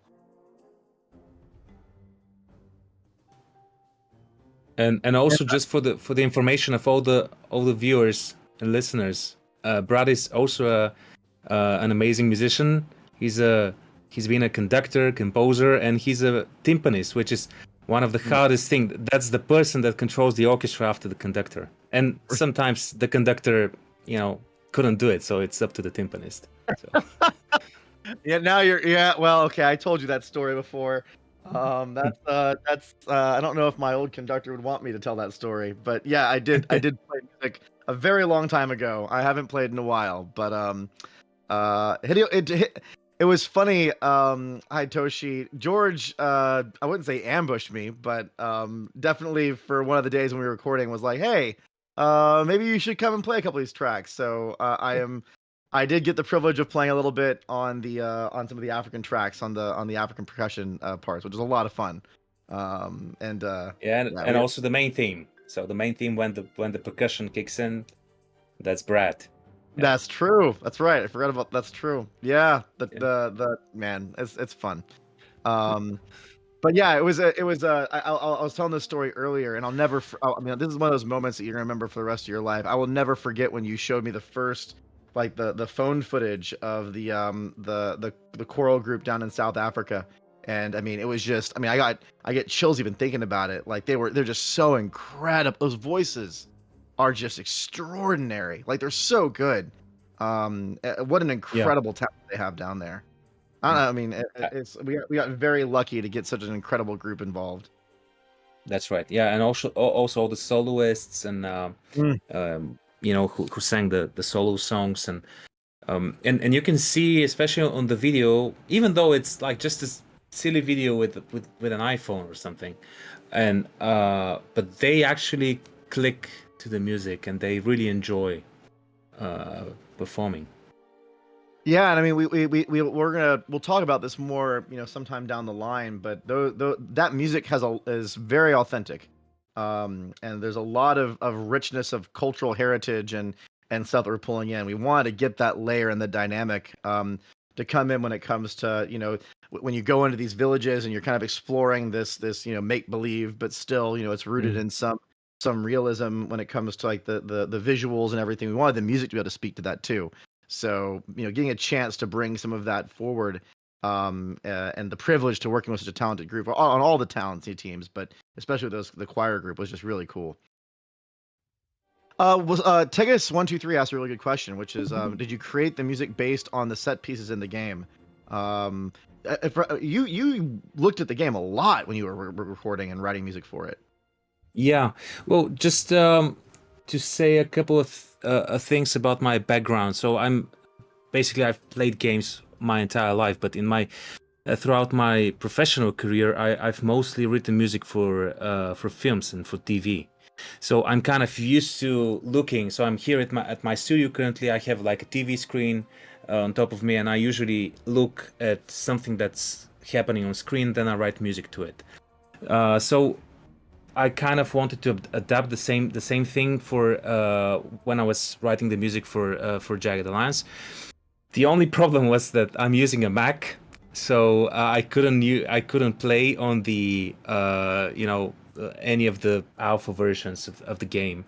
So basically, yeah, I even ended up buying like a small machine.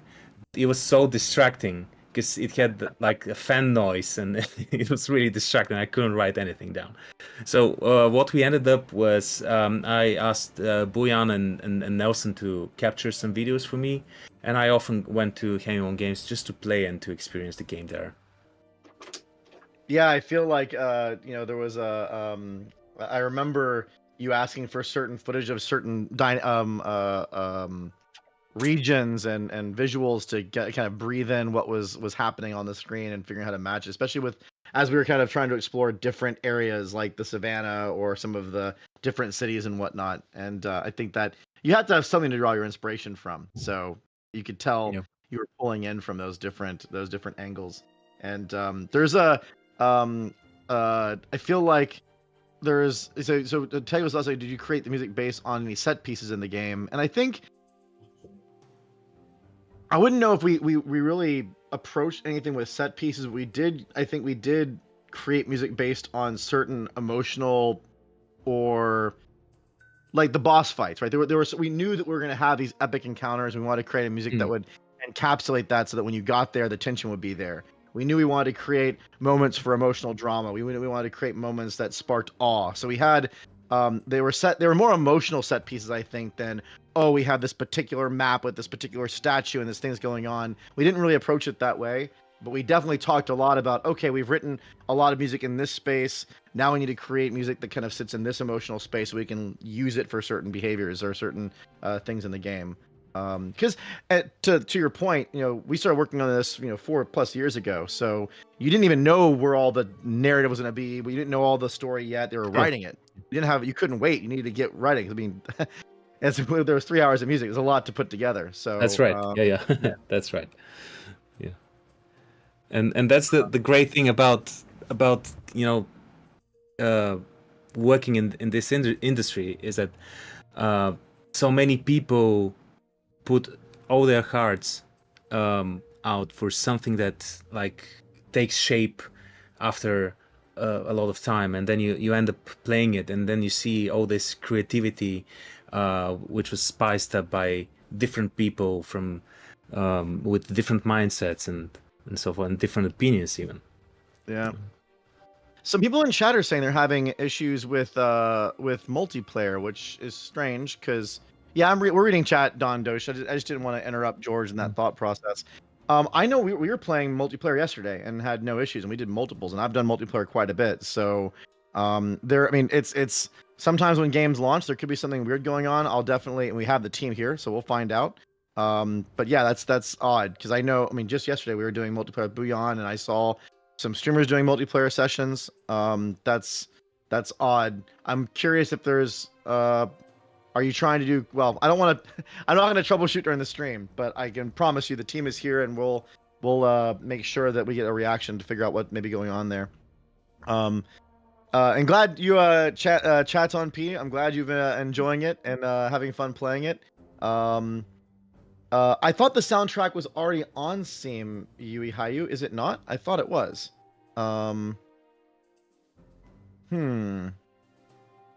Sorry, I didn't hear that. Can you repeat it? Someone was asking if the soundtrack. Yeah, on my screen. Not that I want to say on my screen, but I'm looking at the main store page, and it's right there, Jagged Alliance 3 soundtrack.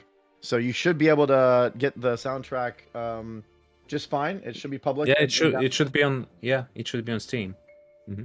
And we included, if I remember correctly, I did deliver the final assets. I mean, it should be every single track in the entire game. It's a full 3 hours of music there. So there's a lot of content for those who want to enjoy the soundtrack. Yeah. 62 tracks to be precise. The hard part. So for the by the way, I have mine. I got mine in. If you haven't, did you get yours already? It's over there. Oh, beautiful. Yeah. Beautiful. I had a really hard time figuring out the track list for the CD that went into that box. We had a certain file limit size for the physical soundtrack. Obviously the digital has everything. And I'm sitting there, and I think I spent I don't know how many hours sitting there wrestling with, okay, how do I jam the best of the best in this thing, and all but this track, and all but this track, and I know George really likes this track, and it was a good problem to have, in a sense that there was so much great music that I wasn't sure what to pick.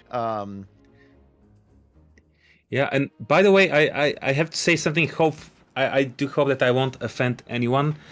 This box, it's a wonderful gift, and the game sits great inside.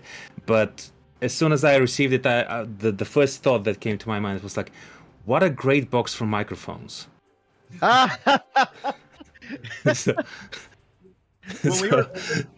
Funny you mentioned that, because when we were figuring out what we wanted to do for the CE edition, we actually thought about a whole bunch of different things, and we're like, man, we got a box for people to put their laptop in or their tablet in. So there was that practical mindset when we were trying to figure out what to go, because it is very Jagged Alliance, right? You got to bring your stuff with you. So that's right. That's funny. So there's a couple other questions I wanted to grab in here. Tegus, are you allowed to use soundtrack videos in your creative vids? Yeah, we have no issue with you using the Jagged Alliance soundtrack for streaming and whatnot. So go to town.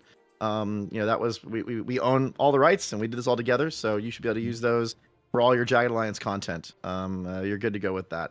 And there's another question. Olak asked, "Are the music tracks random while playing, or specific to sectors or events?" I'll let you answer that, 'cause I know you had a big hand in it. I know the answer, but I'll let you jump in. Yeah. So basically, it should be both. So there are like playlists which are based on sectors, and you have different tracks within there, and they will be triggered randomly, and they'll also loop continuously until you exit the sector, basically. Yeah, there are definitely so we quite a few moments that are punctuated by specific tracks. So there's that, but we also Jagged Alliance is an open experience. There's a lot of decisions a player can make to go where they want. They can go places multiple times.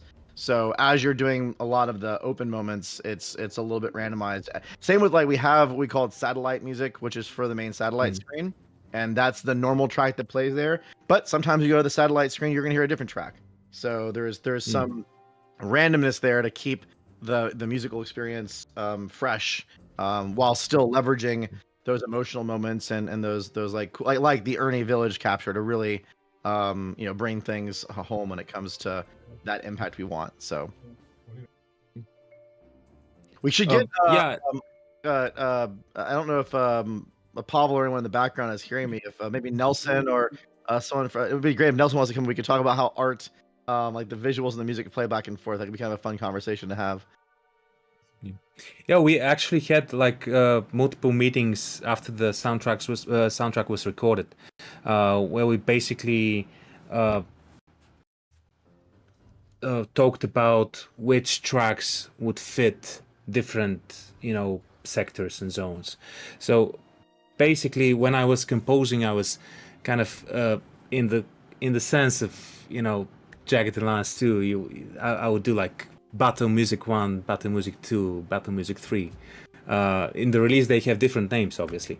And I had like Jungle 1, Jungle 2, Farmlands, etc., Savannah, etc., etc. But once we finalized the whole thing and it was mastered, then we thought, okay, this jungle track actually works as well in the villages, for example, or so forth. So me, Buyan, and Nelson, we had all those conversations, how to make it more interactive. I should have. They're over on my behind. I have all my scores from when we were playing before, so I should have pulled my scores. I think actually some of them are in my bedroom. With we got the signatures of all the different people. Maybe I'll run and grab them. I turn the camera off for a second. Pavel, by the way, before we get into this, I don't know if you saw that there was some comment floating around about people having some issues connecting to multiplayer. So I just wanted to put that on your radar. We may want to. I'll go and talk to the guys right now. Huh? I'll go and talk to the guys right now. See if... I don't know all the details. I didn't want to distract the stream, but we may want to just awesome. We'll figure out what's going on there because that's really strange. It's been working for us pretty consistently. We are looking into it, and some users are already reporting that if they just restart the game, it's working fine for them. But we are looking at it and try restarting the game and see if it works. Oh, so it could be some initialization thing on first launch or something? Yeah, just try it, and we are still looking into it as well. Okay, that's interesting. That'd be a tricky bug if it's on first launch. So, yeah, RageOX, try restarting and seeing if it works then for both you and the other person you're trying to play. If that's the case, it may just be a first launch bug or something. So we'll continue looking into it. Well, I appreciate you reporting it. Yeah, the soundtrack is 4.6 gigs. We also did super high fidelity for all the tracks, so you got a lot of stuff in there. Let's see. Party over. you watch the whole room just like disperse. Yeah, so Nelson, and Buyan, I think it's great to have you guys here in this conversation. We're talking about the music and all the immersion and whatnot. By the way, before I get them join them, Cutman had a very technical question, which I don't know if you saw, George. He said, "What's your favorite scale mode?" Scale like musical scale. Yeah, like, I think he's like talking about, modes. Okay, yeah. that's a good question. It really depends. So, for example, if I'm writing like a cheesy comedy, I would probably use Lydian. But I would say maybe Dorian mode would be my favorite one. I will have guessed Dorian as well. Yeah. By the way, my wife is listening to the stream in the background, even though, and God bless her, it's so early in the morning. But I just saw my door to my office crack open. So hold on one second. All right. I happen to have some things to show off to the stream just for fun. I have my different well, my filter is blocking it out, but I have my different books and everything. I think, yep. Look, here we go. With the signature. Oh dang it! It's blurring it because I'll put it next to me. All the signatures and everything, and all the little notes from one of the different ones. I have a whole stack of these from the recording session. All the different stuff that we did. So yeah, it's honestly probably one of my most prized personal possessions. Very means a lot to me. Let's see. Yeah, Redglyph. How's the stress meter? Has it boiled over yet? Best of luck to you all. How is the stress meter, Bouillon and Nelson? How are you guys feeling so far? Well, it's definitely up a bit. We are trying to see what's happening with the multiplayer and are chasing some bugs down, but it's still very exciting to actually have so many people playing at once, seeing like 12,000 people playing at the same time. It's amazing. It's a very nice. So good, Nelson. It's a very nice feeling to finally have all the fans play the game, and of course we are looking into the issue that some of I don't remember the nickname, sorry, who reported it, but it's still an exciting time for us. Now, you2 asked will the soundtrack be available on online media providers like Spotify? I know that was a conversation that you were working on, George. Is that still planned to go up, and when do you plan to turn that on? Yeah, it will be available on all streaming platforms on Monday, so July the 17th. Perfect. So you'll be able to grab that and enjoy that here very, very soon. Yeah. And someone was obviously asking. Sorry, go ahead. So yeah, obviously, if you want to have like uncompressed files, Steam, I think should have MP3s and WAV files. Yeah, for the audio fields. Yeah. Yeah, the uncompressed waves, the mastered uncompressed wave files are substantially higher quality, especially for people that are. I mean, and I'm saying it again, but like the music has so much vibrance and warmth and depth to it, so you feel it. I only use the uncompressed waves when I'm listening to it, and especially if you have a good headphones or a good sound system, or if you want to burn them onto a CD and kind of make your own mixes. There's a lot there that you can play around with.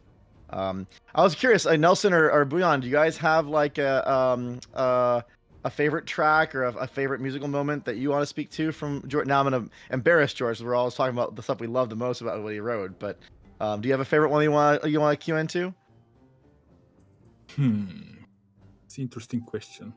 I can always say that the track with the female core, it's simply it's great. It's like something from it's super, yeah. But maybe I quite like the combat track. One of the combat tracks that kicks in when you start, I think, combat. It has all the right ingredients for you to get pumped and shoot some bad guys. Yeah.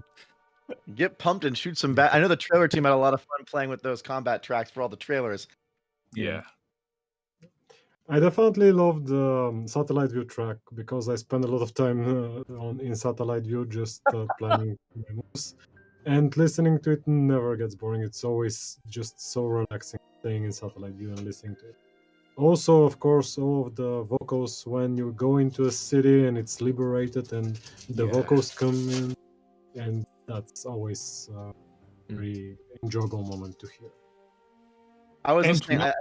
The name of the track, but I was watching Berg Black play earlier before our stream started, and it was the one that has like the mixed meter. I think it's a 7/8 time signature, so it's a lot of like really cool jumpy rhythmic structures to it in combat track. And I just can't help myself. Like I was just like grooving. We were like trying to do street prep. I'm just sitting there like, God, man, I just love this stuff. So, yeah, the dynamics to that are a lot of fun.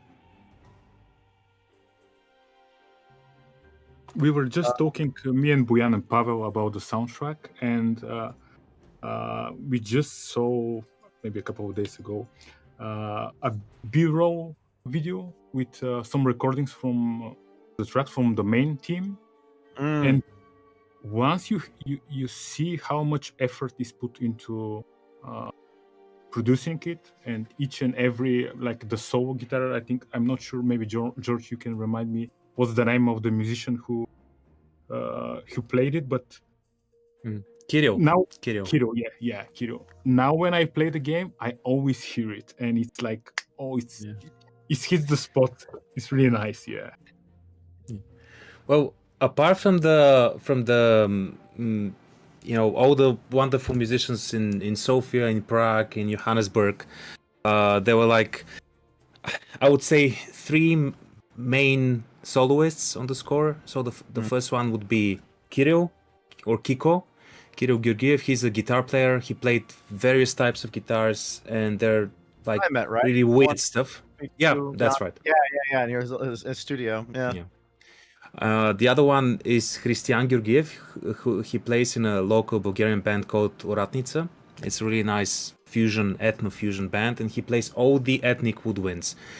So he has a variety of West African flutes and so forth. So we were actually able to experiment and play and try different things here in Sofia.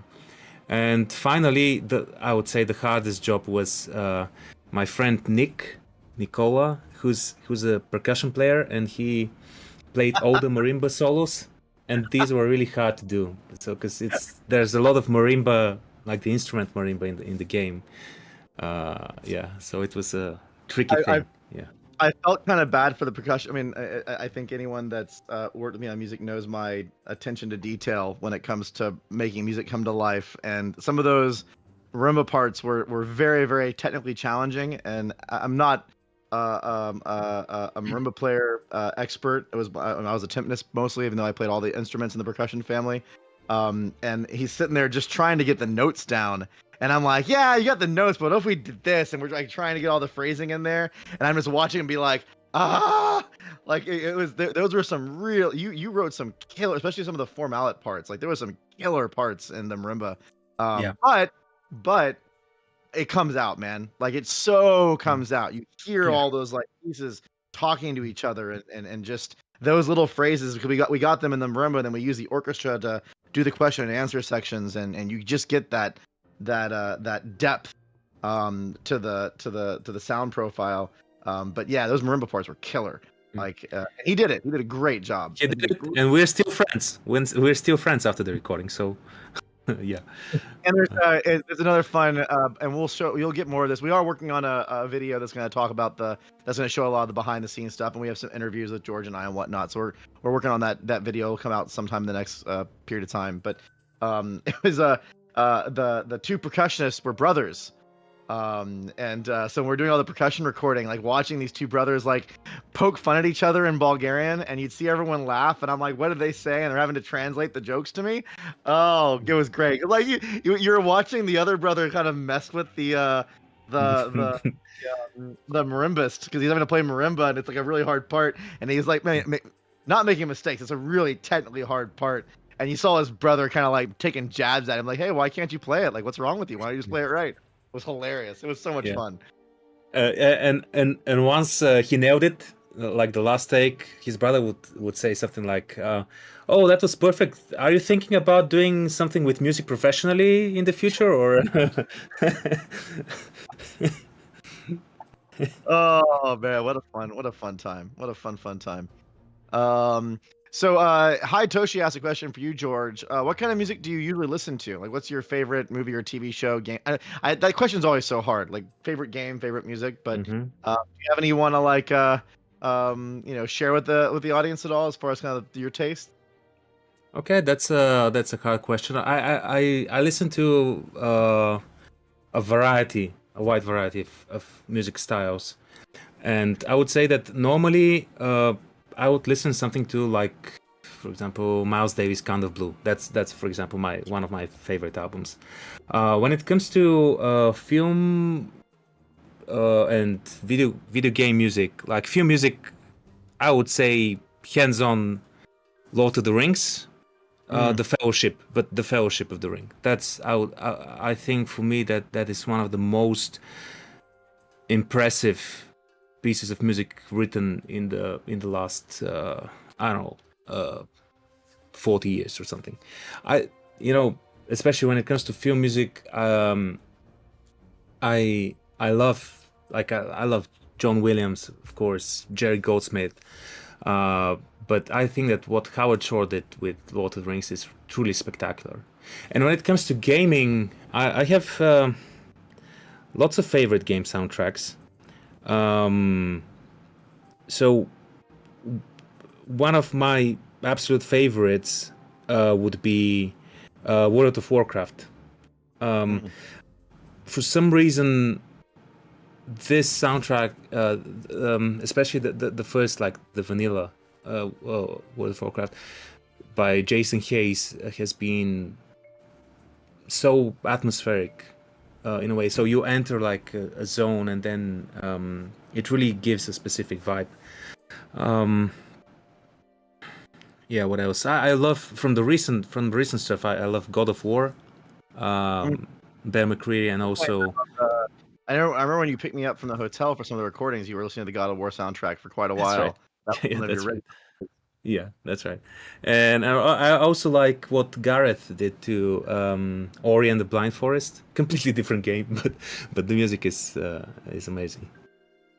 Yeah, I'll say, even though the question wasn't asked, I'll throw two quick comments in. George already knows I'm a huge John Williams fan. When I was writing music way back in the day, he was someone that I studied religiously, and to try to just figure out, how he could bring such vibrance and such, memorable moments in so little musical material, which is it's incredibly hard to do. To take 7 or 8 notes and create a moment that you can just latch onto and emotionally be brought into is just so hard. And I'm a little bit old school, I think, in my game music taste. My favorite game composer is by far Nobuo Uematsu. I am a massive Uematsu fanboy, and I still think his Final Fantasy VI soundtrack, even though it's Super Nintendo era 16-bit music, I just don't. I still to this day, listening to that soundtrack, don't understand how someone packed so much content into a cartridge game. Like it defies the amount of skill it takes to make that range of content and such a limited toolkit is just unbelievable. So I'm a big Uematsu fan. Yeah. There's there's other people talking about other favorites. Everyone's like kind of sharing their favorite music, which is great. There's so many good. Yeah, Marty O'Donnell's also the man. I'm a big Marty O'Donnell fan too. Yeah, Marty O'Donnell. I actually I'm not sure how many of you are familiar with like Myth 2 Soul Blighter. Do you know this game? Yeah, yes. And it has a amazing soundtrack by Marty O'Donnell and Michael Salvatore. Obviously Halo, but Myth 2 is, for me, I'm kind of a like fantasy nerd, so like Dark Ages and knights and bows and magic. I was asking earlier what the beautiful instrument is behind you with the crank. This one. This is it's not beautiful. I mean, visually it's beautiful. Sonically not so much. It's called a hurdy-gurdy. It's like a medieval instrument, kind of like a very automated way of making a violin, like combining a violin and a piano. Haitoshi, yeah, Belarusian instrument. Yeah, I love there's a lot of people that Yeah, hello, welcome. Yeah, we're you're not late to the party. The party's still going. We can show the team out in the ones that are not responding to issues and whatnot. And we have more to go. We're gonna have Ian Curry joining us in about 45 minutes. So for those who don't know, Ian Curry was the original creator of Jagged Alliance, back with Jagged Alliance 1 and 2 and some of the old original ones. And he was the one of the writers, main writers on this game with Rado and a few others. And he's gonna be coming on and talking with us for a little while. We also have we have Angry Joe coming up. We have the trailer team, so we have quite a lot of different stuff coming on. We're just spending some time here talking music with the brilliant composer George Strezoff and hanging out with the Helmont team. Nelson, what was your did you have a moment where you because obviously you're working on the visual side, but the visuals and the audio kind of talk back and forth to each other, right? There's definitely a conversation that happens. I know these are very artsy words, but I think it's true, right? You have this mood and atmosphere. Do you have a moment where maybe when you heard one of the tracks or you had some of this stuff coming into your inbox and listening to it, where it was like, wow, that it was what I was trying to visualize without even realizing it? Oh, there were so many moments like this, especially when because during development there were a lot of builds, let's say, were without music, and we kind of heard the music, but outside of the build. And the first time we incorporated the music into the game, it was like a completely different picture. Even the visuals kind of change when you have the right track complementing them. So there were so many moments where you just hear the right instrument, the right scenario, and everything's just how we say in Bulgaria, sleeps. Everything is like it's awesome, yeah.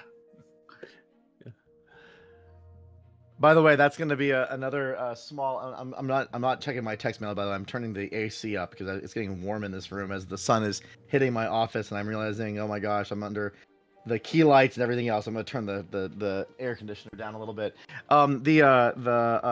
It's a funny, having been to Bulgaria so many times over the years, watching, and I've been lucky enough to have a few dinners with George and the Helmont team together, and watching that smile when someone talks about a Bulgarian phrase that I have no idea what it means, and there's like this inside joke between Bulgarians. I love it. There's a lot of those moments. But it's fun. Yeah, we have a saying that when something is really bad, so the horse went into the river. So that's yeah.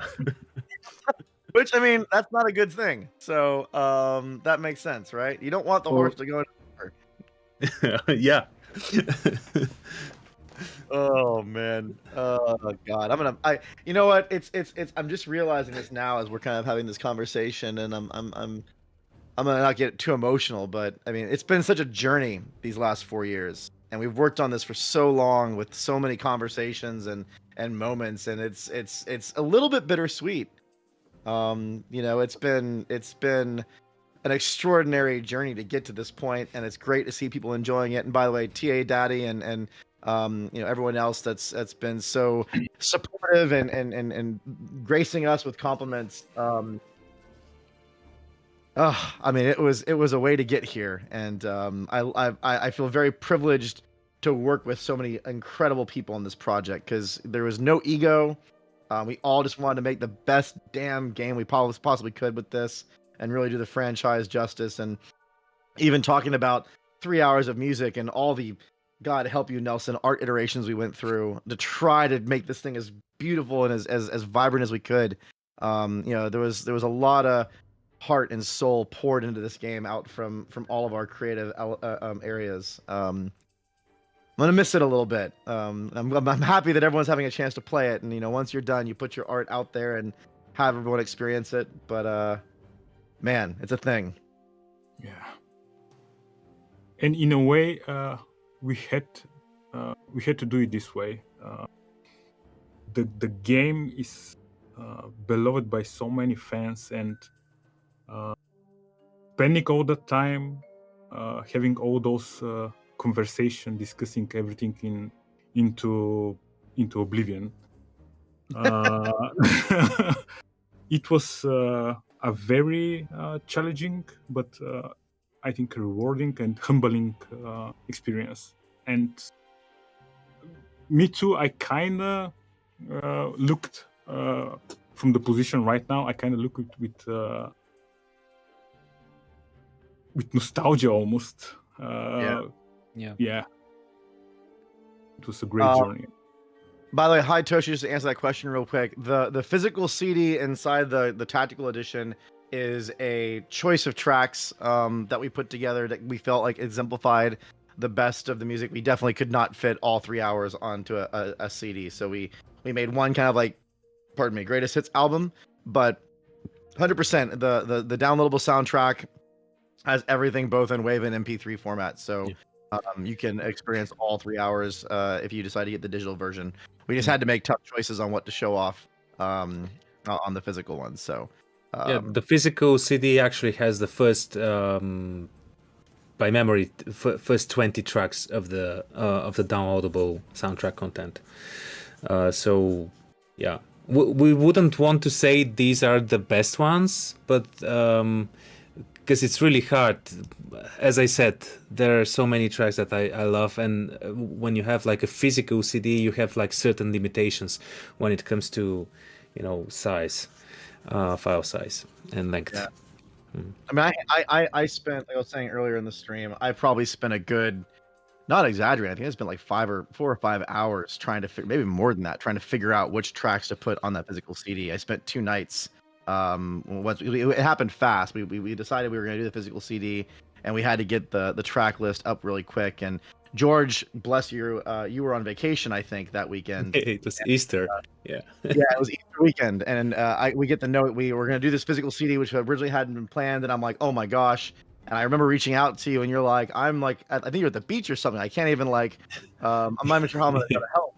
And I'm like, all right, well, I'm gonna take my shot at this. So I spent quite a lot of time, like, all right, what is my ones that I like, what did George like, and it was a greatest hit, so to speak. So it's pretty cool in there.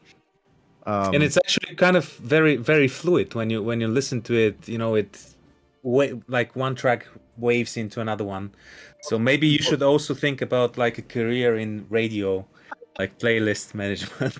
I don't know. I spent a lot of time thinking about that because I remember I named the band, but there was a band that I'm very fond of, and I remember him talking about the lost art of soundtrack ordering and like how you actually craft a soundtrack to really take you through a journey. And even when it comes to like going to a concert and how bands put together set lists, there's some that just play random stuff, and there are people that actually orchestrate their set list to take you through a very specific journey. So I spent that was part of the work. I'm like, how do I make this thing make sense? Like, how do I take you through this so that you get your ups and your downs and your arcs and I think the physical soundtrack hopefully accomplishes that. So appreciate that you noticed that. I definitely put a lot of effort into trying to make that come together.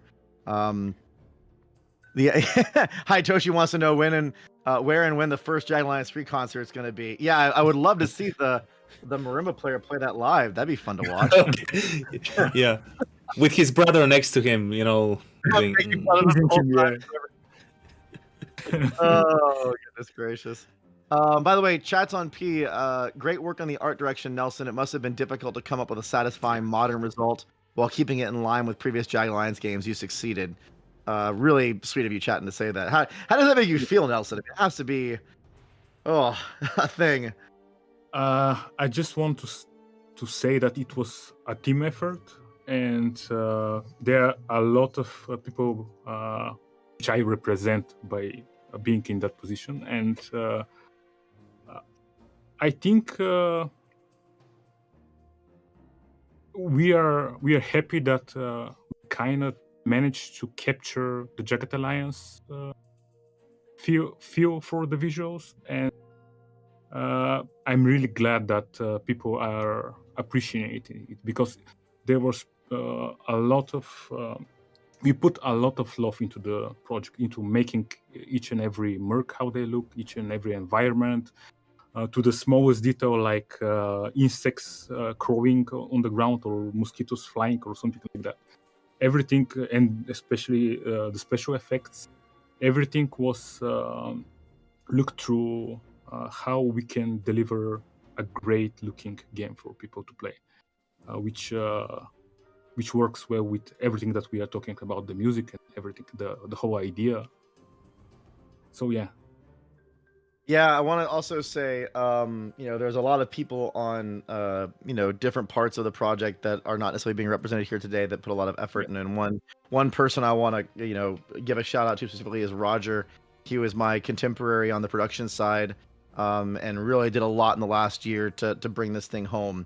And Roger, I don't know if you're listening or not. I know there's a lot going on today, but we would not have gotten here without you as well. There's a lot of people on the team at the THQ Nordic side that believed in this and allowed us to spend the iteration time that we needed in order to make it what it was, and a lot of support teams that did it. So it's a team effort across the board, and a lot of other individuals that may not be on the so-called the flashy side of things, that we wouldn't be here if it wasn't for. So a lot of cool stuff back there. And same with the music, by the way. The George's team out there, and all the effort they put in, from the orchestrations to the getting all the music printed out. It's crazy, just all these things. People are asking like, how big is the team? And I always get those comments sometimes where people are like, oh, this game was made with 3 people or 5 people, and I'm going, nah, there's so many other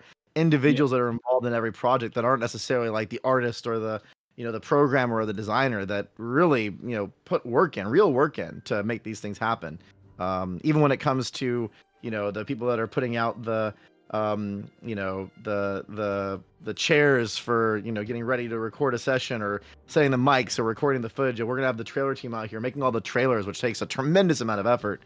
They're all, in my opinion, they're just as important to the team as anything else. So it's a collective thing. I agree. Yeah, absolutely. Yeah. George, I think we're gonna go in soon and play a little more of the game. And before Ian Curry comes back in, is there any other kind of stories, or we're not in a rush or anything? Is there anything else that you want to share with the fans for this session, or things that you want to talk about? I don't think so. Unless there are any questions, I would be happy to answer. Basically, I'm just really happy that the game is out, and I hope that people will appreciate the amount of love that everyone has implemented in the game, and everyone will enjoy it as much as we did. So yeah. Yeah, it's I'm guessing the rest of the staff over there is also pretty excited to finally see it out there. And please extend all of our gratitude to everyone over at your studio and your team. Oh yeah, Calbert had a question. You're right. I'm sorry, Calbert. I saw that, and then we were talking about something else, and I missed it. He noticed, or he or she, I'm sorry, I'm not trying to assume, had a question about the music maybe having some hints of the Jason Bourne soundtrack. Was that a soundtrack that you're a fan of, or maybe pulled some inspiration from? Yeah, I love Jason Bourne. So definitely yes. Especially when it comes to mostly about the action stuff. So there's a lot of energy. I'm a huge fan of John Powell. I was lucky enough to work with him on Solo, the Star Wars story, and basically Jason Bourne has been absolute favorite. So I'm kind of honored that you would notice hints of it. I would say that also a huge influence on the game, as I said, obviously the original music of Kevin Manthey, but also like Die Hard, for example, Michael Kamen. So this really kind of a lost art of action scores, which were, I would say, when I was a kid, they always sounded kind of cheesy to me, with all those like, all this was kind of like, oh, this is kind of weird. But nowadays, I would say that film music has become very generic in some ways, and you cannot experience artistry like this one. And also it's due to many factors, obviously, but Die Hard is also a huge influence as well. Yeah, I'm really grateful we had a chance to play with those ingredients, because you and I had many long conversations about our opinions on the current state of film music, and I'm not going to share them here, but being able to go back to some of the times where people played with these different elements and made this music very fun, I want to say. Like, I think that was a theme for everything, right? There's a lot of energy, a lot of playfulness, a lot of fun, and the different things that we were approaching. So it's like I think we were sharing. There's even like we were looking at movies like Die Hard and some of the old like Under Siege was one of the ones we were looking at. There's a whole bunch of these different Hunt for the Red October, which is a very famous Hans Zimmer track. There's a lot of these different elements that you can pull from to go, oh wow, you can music used to be very different, and why not, right? We're a game in the late 90s, early 2000s. We can the era we're pulling from, a lot we can play with there. And I would say also, especially for this genre of music used to be more organic in a way. I love to say this, to give this example about nowadays, because we have all this technology and all the tools to make things perfect.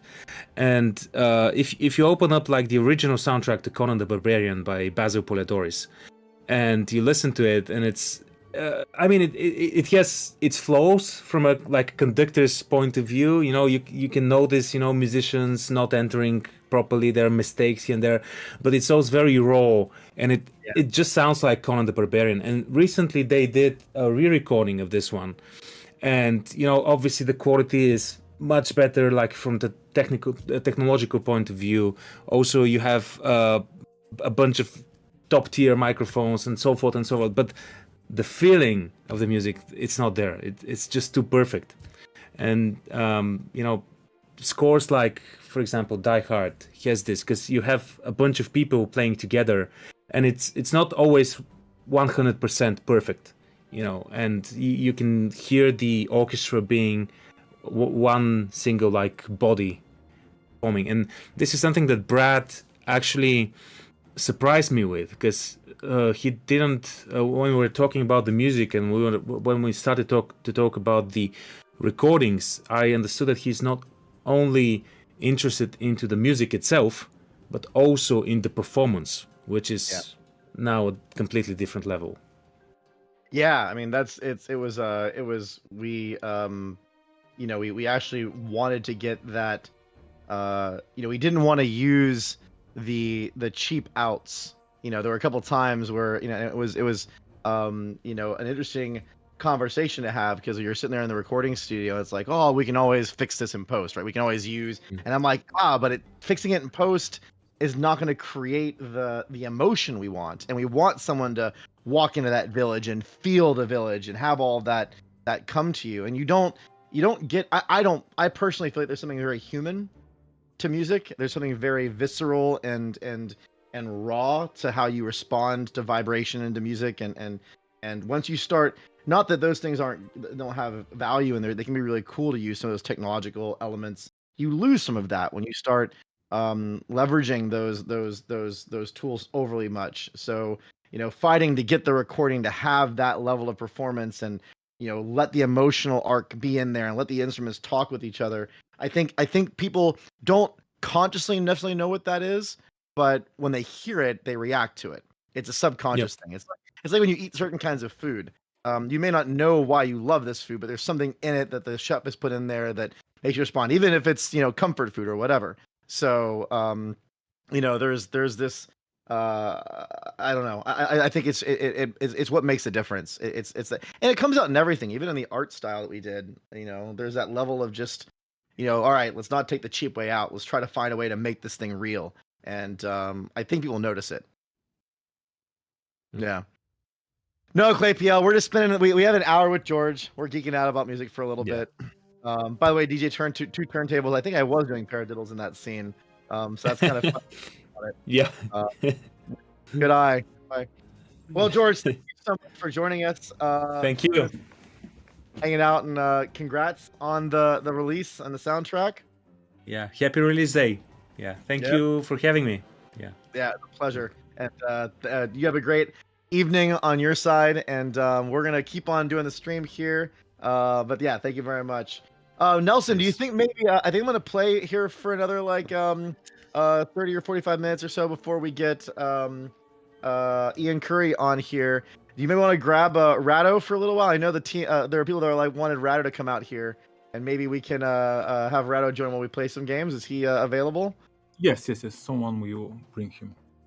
Awesome. We'll go back. I'll play a little bit, and we'll have, yes, the real Ian Curry. Thanks, THU Nordic producer, who I know who that person is.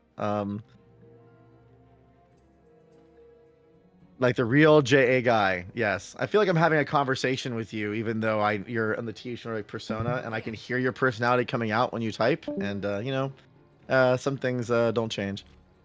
Michael here. Clay PL. I mean, do as you will. I saw like the audience drop down a little bit as people started playing, which is great. So that's fun. I'm gonna go talk to Bastion over here. And by the way, we're not gonna spoil anything too far in this playthrough. We're just playing the intros of the game and just kind of hanging out. So we're moving. And we're gonna get the famous Rado involved, so he can judge everything that I do. Exactly what an innocent civilian would do. Also, we can give Nelson a break from being on camera for a little while. Yes. I'm going to go and collect Rado. Awesome, thank you. Vitter, we did co-op yesterday. We have so much going on right now when it comes like people joining and leaving the stream, because we have 4 or 5 different guests. We're gonna have Ian Curry on here in a little bit. So at the moment, we're just kind of jumping in and playing the game a little bit here and there, and then jumping out. So we're gonna keep it fluid. But we did play co-op yesterday, and we may do another co-op stream sometime in the future. These are dangerous times on the island. By the way, Clay PL, are you having fun so far? I know you're kind of playing and talking at the same time. I'm kind of curious. You've been a big fan and a big supporter, so I hope you're having a good time. I saw you were trying to get the perfect team, which that's a thing.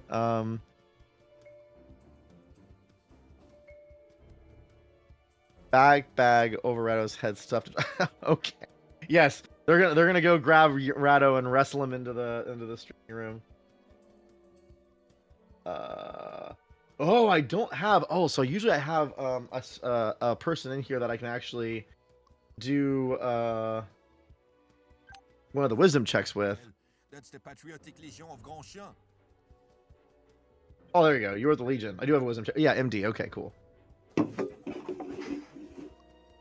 Oh, Rado. Hey, Brad. How are you? Very well. I've got beer.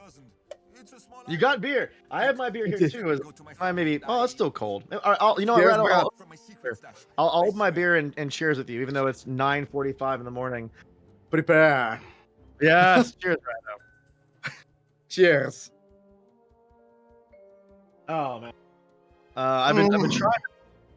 How have you? How has the celebration been for you so far? Well, that's the third beer. So I've got 2. That's the third one, and maybe not the last.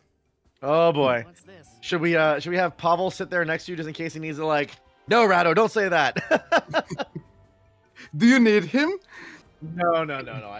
It's all good. I'm just messing around. Oh, I see you're already done with one of our special characters there. Sweet Bastien. Yes. Mm-hmm. Oh yeah, Bulgarian third beer means first beer for the U.S. audience. That's funny. Yeah, Oleg asked this question earlier, and I'll let you answer it because it makes good sense for you to answer it. So does the dog from the statue have any quest or plot elements in the game? I think the other question someone asked is whose dog is it? And I'll let you answer. No. I know we talked about this once before. It's just backstory. It's giving you some background of why the country is called Grand Chien. That's the Generalissime Grand Chien, who was the founder of the country, or liberator, or whatever. So it's a joke. And some of the mercs also make a joke about who's the real ruler, the dog or the person, or Yeah, maybe the dog or the person. Yeah, exactly. Yeah, CB Deaver, you always can watch the stream post, right? It'll be posted on. You can always watch the VOD. Don't want to interrupt your precious Jagged Alliance free time, so. Sure. Yeah, so Chicky, we talked about that a little while ago, and we actually there was early versions of the game where we had equipment individualizing the characters, and the problem that I mean, it was just an artistic decision that we made, but the problem when we had equipment on the characters is all the characters ended up looking the same, so you lost all of the personality and the individuality of the mercs, and we wanted that to come out. We wanted you to be able to recognize the mercs and who they were and grow attached to them, and let their personalities really speak from their different personal equipments or what. So we made the decision to not have the inventory physicalized on the character, and it was just an artistic one that we made. So that was the reason why. We did at one point, very, very early on, go a different direction. Just everything just looked the exact same. You couldn't even, especially with the 3D models and the camera, you couldn't really tell the difference. You have 40 more mercs, and you want them to stand out because they're characters. They have their personalities. They have their quibbles. They have their likes and dislikes, and you want them to look good, to look distinct, to look different. And that applies to conversation options. That applies to visual style. That applies to everything. It's the better way. It's the more Jagged Alliance way, I think. Let's see here.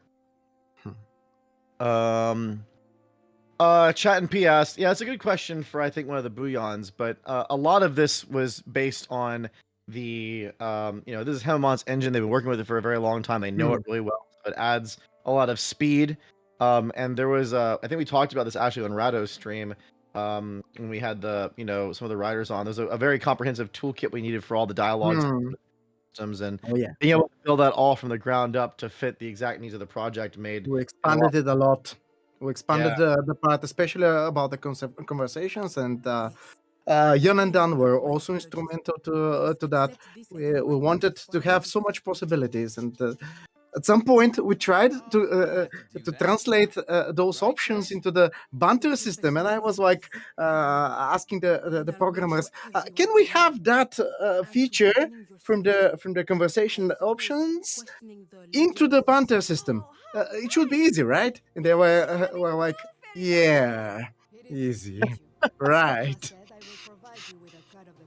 Of course it isn't. Yeah, for sure. But we did a lot of stuff, and you know what? We tried to give the player a lot of freedom, but we wanted to let them do their mistakes, do their thing, and skip through all the content. That was the thing from the very beginning. You can play, you can skip everything, like with Bastien. You can just tell him goodbye, get out of here. I'm not interested, or just shoot him. But we'll miss out, and that's fine. But the game will reward you if you're active, and it goes the same with conversation systems and everything. The game will reward your activities, and you will feel good about it, I hope. Yeah, by the way, I'm going to probably just skip through a lot of the dialogue, just because I know people want to kind of experience that themselves. And we'll focus on like the combat encounters and moving around. So that way, you can go and explore. I'm not doing that to rush the stream. I just figure like everyone wants to have a chance to experience the dialogue on their own. So we may do a couple things, but I'm just gonna keep on going. Yeah, don't spoil. Don't spoil. Let them discover. Let them discover. Let them.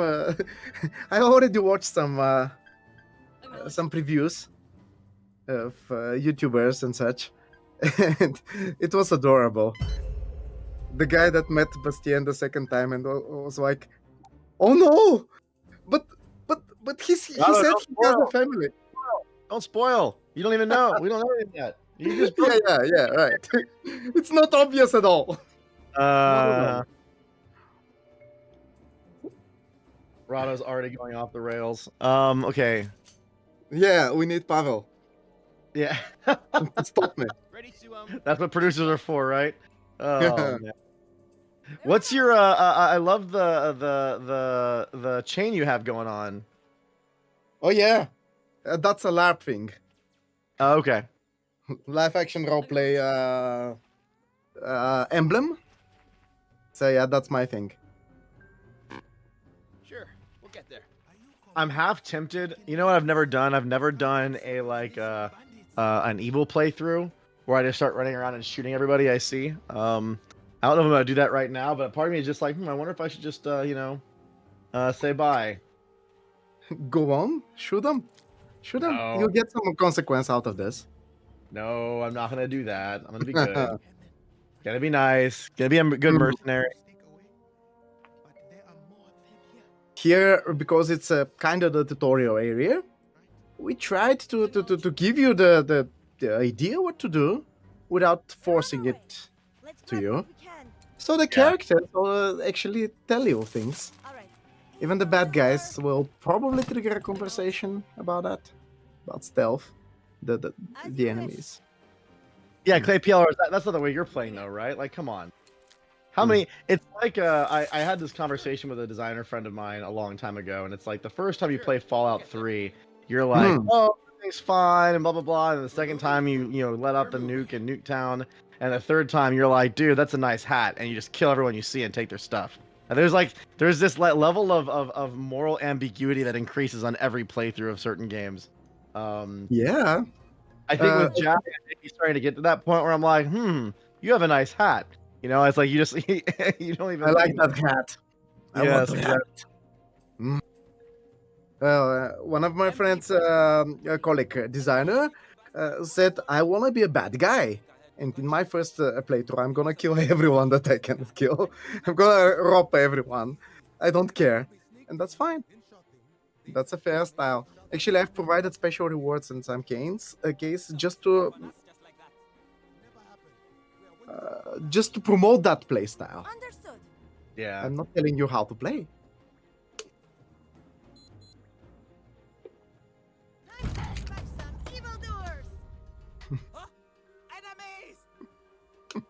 I also usually have 4 mercs at the start, and this is a rare 3 merc run, so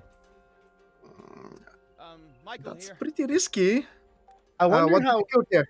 Raven here. I'd be curious what it would be like to try to play through the earlier parts of the game, like keep the beginning mercs the whole time and never grab any more of the more advanced veteran mercs. Just grow the intro like low tier mercs and see how far you can take it. Ready for the shot. That's a good team, actually. You have 2 marksmen and also a mechanic and a doctor that can surely easily become a killing machine by late game. So it's good. You only need an explosive merc expert at this point. That's a grazing hit. Let's see. Is there a Peter OG? Is there a way to play as bad guys quest-wise, not killing mindlessly? Yeah, there's a lot of different options based on what you want to do. So you can be a mindless killer, but you also can make selfish decisions. Mm-hmm. Oh, still a grazing shot. Oh, whatever. Sometimes the game will lead you into a trap. A moral choice. MD present. I guess. Trying to play and talk and What's your difficulty level right now? I'm on normal. I don't think I would be able to play the game and keep up with chat and also hang out with you if I was on a harder difficulty level. Yeah, I have to admit that I did a lot of saves coming in the beginning because I played hard as first playthrough, which was really recently. I didn't have the opportunity to play until now. Good lord, that was not a good turn. I need to grab another beard. Please do not kill your squad whilst I'm away. Well, I mean, that didn't go so great. Poor Kalina. absolutely clobbered. Mm, That's what I get for only like half paying attention. Target is in my sights. Let's- come Wow, on, the you have a nice team. a lot more AP. All right, we're gonna. Yeah, Raven is a great choice for. There we go. Sweet. That'll help. Well, Annie, looks like Uh, the musical. Someone asked me about Shakespeare. Do you like musicals? Really? There you go. I don't know. I like it. Yes? What specific? Oleg, yeah. So Oleg's asking questions about explosions. Mercs do respond to explosions when they get killed.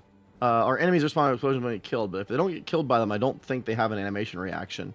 So that would be an art conversation to have with Nelson, but I think there was just a decision there as far as like game mechanics and art, blah blah blah. There definitely could be some other things. I know there's been a lot of opinions about that from a certain number of people, but that's about all I have I could say about it without having someone like Nelson join and talk about it more. Yes, there will be a level editor that we're going to be releasing as part of the mod toolkit. So you're going to be able to modify and make your own levels eventually. You'll definitely see enemies fly and get gibbed if a grenade or an explosion goes off with them and they die from it. Ready. We just didn't. I think we don't want. Yeah, it's. I'm not gonna berate the point. All right. Thank you. I feel there is good magic in this bandage. They will wipe us out. Remember, if we die, the major will come. I mean, I think there's like quite a bit of trash and other stuff around here, and there's a lot of like we have different things in different areas. So I think it's just an artistic decision or choice of what you like and don't like as far as the style is concerned. But we definitely tried to add elements in different areas based on who we thought would be there, what kind of activities they take. Like Earning Island actually has a lot of stuff like debris and garbage scattered around. The savannah is a little more empty, so it kind of depends on how many people we think would be moving through these spaces. So there's details placed in there for different areas based on what we think. Wait until you get to Fleetown and Port Cacao, and especially the dump. Yeah. It's the name of the sector. And if you like to see some trash, yeah, that's your place. I'm gonna try. I never try a hand shot. Let's try this. Hey, that was a good shot. I love that perk. That gives you full damage of limb shots.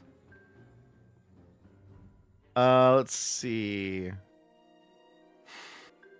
That's an interesting question for you, Rado, as a writer. What is your favorite type of writing and in which medium?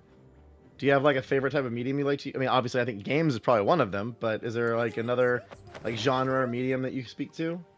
It's a very good question. Well, no, I like to separate stuff. I don't like games. Maybe that's weird, but I don't like too long writing into games. I don't like walls of text because if I want to read, I'm gonna go on and read a book, and I'm an avid reader. But these are two types of very different media. So in games, I prefer short texts, and we've been talking with Jan and Dan a lot about that. We wanted to make this shorter. Everything should be as short as possible and short and to the point, and good and emotional, and telling the story, because we want you to enjoy a game, and you don't want to break from one speed to the other. You don't want to break into reading walls of text while playing a game. You want to go on into a conversation, choose a few things, and that's it. Hear a few lines. So small, short, on to the point lines. That's the right style for a game like this, at least. Yeah, I mean, there's definitely, I think, some people that like the more like super heavy, backstory-driven titles. But I think a game that has a lot of action and a lot of decision making, you want to get the point quick and then make your choice. Well, actually, J3 has a lot of backstory. it has a lot of side stories, a lot of things to discover. There is some underlying currents, underlying problems in this country, a lot of factions that struggle for power. You have a lot to discover, and the point is we don't force it onto you. And well, in games, we've used to seeing writing just that is there just for flavor. MD present. And we're letting you actually skip the texts. We're letting you to go on your way and finish the game without caring at all. But if you pay attention, you'll learn things about the world. You can talk to the NPCs. You can immerse yourselves, and that's the right way to do it, in my opinion. You're free to go wherever you like, at your own speed. Nice. On my way. I got a little worried there for a second because Kalina got kind of clocked in that first encounter, but it all turned out okay.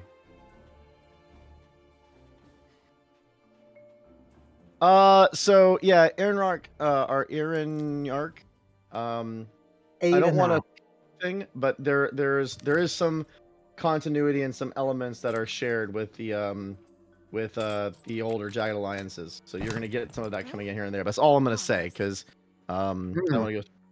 Yeah, we talked about yesterday, public, when it comes to like standard playthrough in hours. I mean, it's tricky to explain because the open nature of Jagged Alliance kind of allows you to decide how long you want your playthrough to be. I mean, there are probably going to be speedrunners that go through all of what I would consider "quote unquote" the main story quests in like 20 or 30 hours, but I don't think anyone is going to play it like that in the beginning of a few playthroughs because there's just too much that comes up that really draws your attention.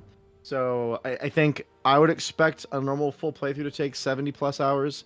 Since you're saying, maybe even longer than that. It just kind of depends on, how distracted you get. Like there's a lot of things you're going to run into that are going to be important, and they may not be like main path critical, but you're going to get pulled into these different circumstances and go to a thing, and you're going to have to deal with the money problem. And there's there'll be situations where you're like, you can't, since you don't know the most optimal way to do something, you're going to have to go and like get a diamond shipment in order to pay for X in order to deal with Y to handle Z. And so that kind of loop is going to create a lot of different organic gameplay systems. We can always use more meds. Right now I'm at the middle of my playthrough, I think, and I've spent 50 hours into it. It's 50 hours and I own like half of the map, the left half, and that's it. I wonder if MD could do this with a crowbar. No need to do that. It works from the inventory. Oh, right. But you need a strong merc for that, preferably. Seeing your team probably make it easier, man. Ooh, it's an AK. Only at 20% though. I'll have to repair that. So, about things from the old game, yes, they are. And no, I won't review them because I don't want to spoil the fun.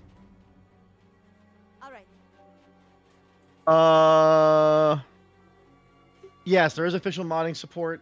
We did a whole dev diary on that, which you can read on community.jaggedalliance.com. And the modding tools are going to start releasing sometime in the next 3 to 4 weeks, and some of our early patches. And we're going to have a couple different rounds of them. But there's extensive modding support that's coming out. A lot of stuff. So. For me, so Glock asked which weapon types you prefer. I have a tendency to be a little bit more of a safer player just in my natural play style. I'm usually a little more protective. So I often kind of stay at range. I like using weapons that have a lot of range dynamics. I do usually like to put a shotgun on at least one person and have them be kind of a hidden move up because you sometimes want that one shot, and especially with melee coming in.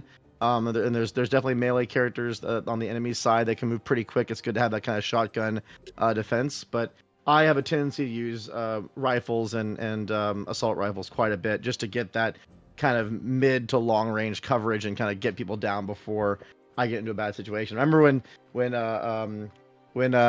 Bouillon was saying he was doing his melee only playthrough, it gave me anxiety. Like I'm not brave enough for that. I mean, he did it and he was doing it.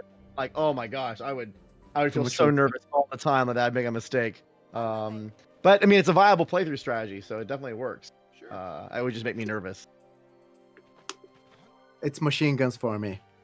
If you can spare the ammo, machine guns are beautiful, man. You have one setup, well set up machine gun, and you see just wrecking them. But of course, they eat up your ammo. And I ended up having 2 machine gunners, one with 5.56 and one with 7.62 ammunition. And I'm using them sparingly. They have an assault rifle and switch to machine gun when the shit mad hits the fan. Yeah, I'm also I feel like there's a tendency that I have of also, and this is I do this in every game. It doesn't really matter. I have a tendency to be a little more careful with rare things like rare ammos and like even right now like the wire cutters and everything. I always kind of hoard them because I'm worried I don't want to have them when I don't want to not have them when I need them. But it's not necessarily the right way to play. It's my natural tendency. I usually end up getting to like an end of a game and having like all these super elixirs or all these like rare things that you can use. Haven't used them. So I'm trying as I grow older to break that personal instinct and try to be a little more cavalier with some of the more expendables. But even when it comes to like power ammo, I'm like, oh, but there may be that one boss fight where I really, really need the, that weapon. So I'm not going to use it. And then, there you go. You're absolutely right to do that. Actually, by mid game or late game, you just start missing on locksmith's kits, and you want to basically expand the tools for breaking doors on doors, and use locksmith keys on containers, because otherwise, if you force a container open, you lose some of the ammo or whatever there is inside, or lose some of the condition of the item. So you want to be careful what you use. All right, I'm curious. Someone said there's a lot of... There was just one good trip about a chicken tip about it. Just use your lockpicks for containers. All right, so I did go ahead and open up the Steam chat because I usually in the past have not really seen anyone chatting in Steam chat, but I'll try to flip back and forth here a little bit. Give me a second to reorganize my chat monitor.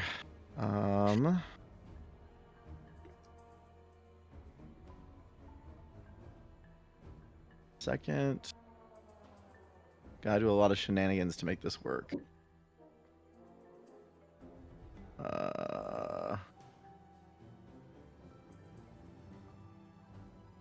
Yeah, now the Steam chat people are laughing at me that I'm putting all this effort into trying to read their comments. I did scroll up and notice that there hasn't been a lot, but you're not wrong. I'll definitely get that chat up and running so I can kind of check it out. Okay, cool. There we go. All right, let me go on to Sliding. view.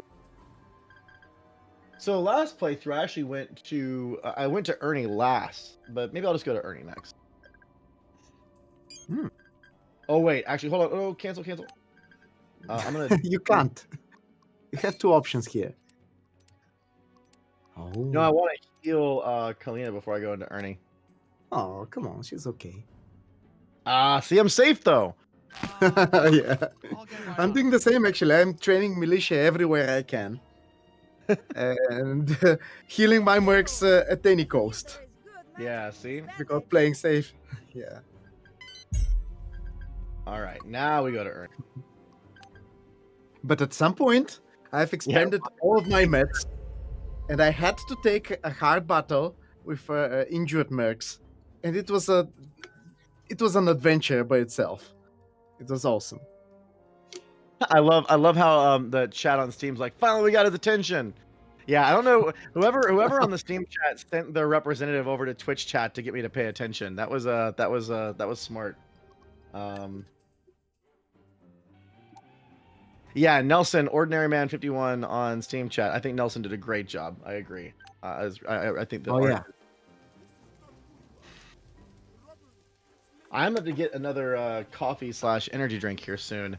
I had to wake up at like 5:30, 5:45 my time, which is, super early my hours. Yeah, oof, indeed. I finished my energy drink. I wonder if my wife is still watching in the background. Well, if she is, she may just all of a sudden show up in the side with a new can of energy drink to keep me going.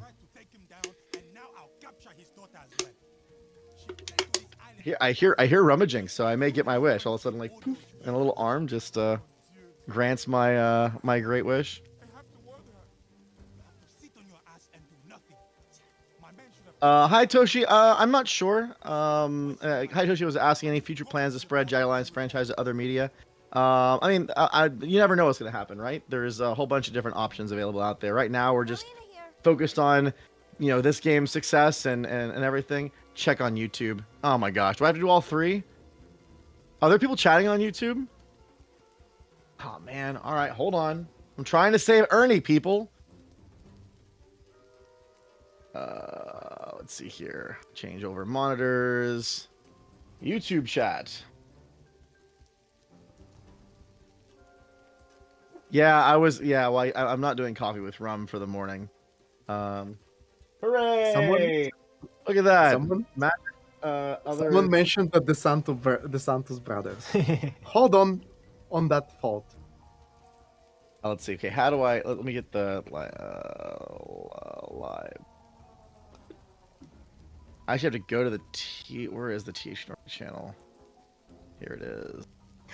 Jagged Alliance movie. Oh, come on. There was actually a movie in the world land, like Really?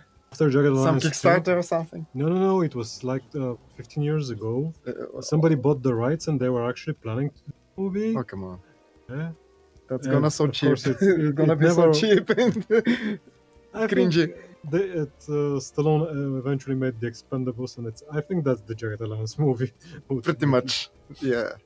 But I will also remind people, you can go and watch the anime. I always say the anime? That's very Black Jagged Alliance. Black Lagoon, yeah. Yeah. Watch Black Lagoon, the anime. It's almost Jagged Alliance. I tried it, but I'm not into anime. So. Yeah. By the way, just for what it's worth, someone, I don't remember who it was, someone incentivized me to go open up the live stream on YouTube, and I did.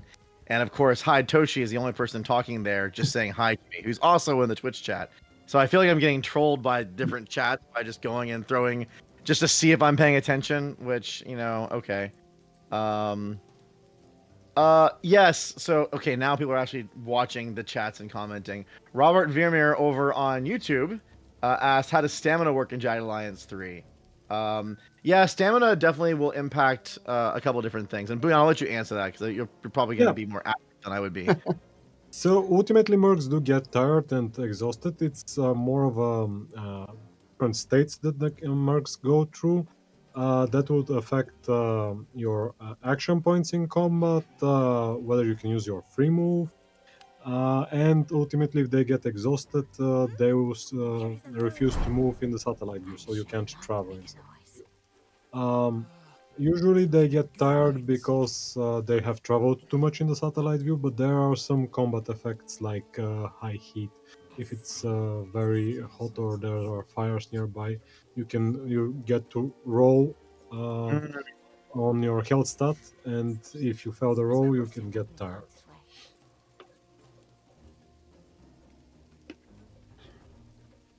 See if I can get up here without being They're seen. talking about Steam chat as well. Yeah, I have Steam chat open. I'm kind of paying attention.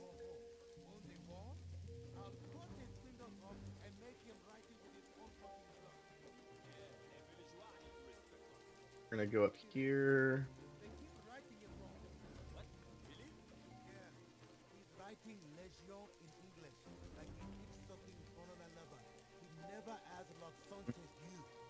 Last time I did this fight, I started with this corner. I'm gonna try. Well, it's probably be a good corner to start from again, actually. Come on, MD. They're gonna notice Kalina. Oh, dang it. Oh, see, I wasn't paying attention. I'm trying to Did reach you hear Cat. the sound? Yeah. You have been warned. Oh, that's right next to me. That's fun. Oh, shoot him in the face. Yeah. Have a good shot. 7 out of 10. I mean, you think a headshot? Go for the head. Oh my gosh, it's not gonna happen. Oh, it worked. Wow. Okay. To the dome. Well, Annie, looks like you've got your gun. You know, Katka Petrova is asking us, are there local recruitable mercs? Yes, they are. Yes, but we're not gonna spoil anything. Find You them. won't catch us spoiling. Discover them. We're heading this way. I've got 2 of them in my playthrough. Oh, your most recent one. I wanna get one specific mark and text as well, and they have some really cool comments together. Damn, who would that be? In the Savannah camp. Hmm? In the Savannah camp. Oh boy, they have good comments together? Yeah, I never paid attention. Merc banter specifically. Aha. between them. Well, there's like 1 or 2, maybe. I read it specifically because somebody explained what they were saying, and I was laughing all the time. Yeah, so it does you're look bound like to. Ordinary Man that we don't have mouse sensitivity settings in there. That can be something we can add in a future patch. If that's something that people really, really demand. I personally use mouse sensitivity on my mouse, but I think it's fair that some people may also not do that.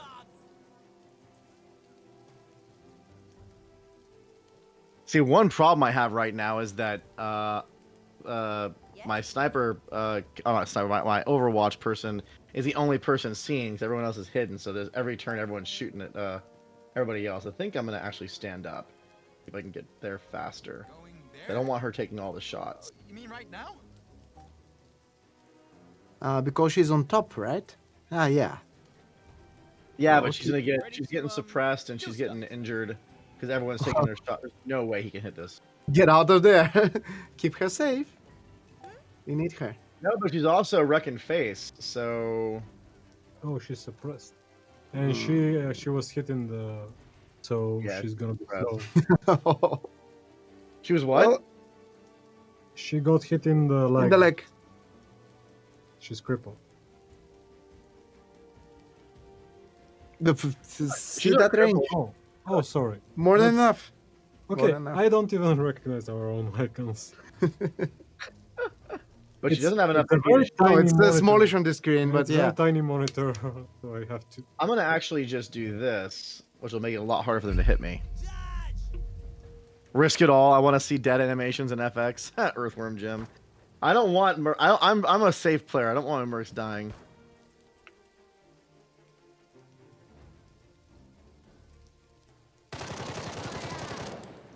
Oh boy. They're going all the way. There's Yeah. suppression fire. She's still doing okay. Well, watch. I want to flank him in a minute, and everything's gonna change.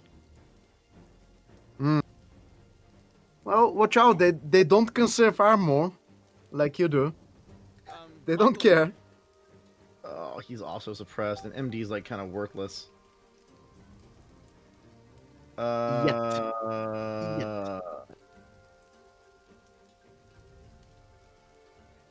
This may be a bad idea, but we're gonna do it. I probably missed that one on my best day. Try to save one action point to crouch. Oh, that question is more for Buyan. Radu, which mercs combos should we try to get together for hilarious banter? Try mercs that don't like themselves, that don't like each other. Try Steroid and Fox, for example. Actually, Steroid and Igor is always funny too. Steroid and whom? Igor. Igor. Igor. Yeah. Yeah. And who's I trying to... Ooh, they say that Kalina has accent on point. Yeah, we were very Ukrainian. careful about all the people that we did for the voice acting, so that was super important to us. It was ironic because I noticed in a few of the early comments, like people were saying, "Oh, this person doesn't have X, Y, or Z, doesn't sound like they have an accent from that country, and I'm like, that actor is literally from that country and lived there their entire lives. Like it's as authentic as you can get. You may not know what the accent from that country really is, but that actor is a native speaker of that place. I'm not gonna say which ones. There are a couple of people were saying that comments, and it was interesting. The game has been it's interesting because it was like a pitch period. I think where the Hemont team was working on a concept for this before we got involved. I would say total probably a little around 5 years if we were to consider that pitch period. But real development from like pre-production through is about 4.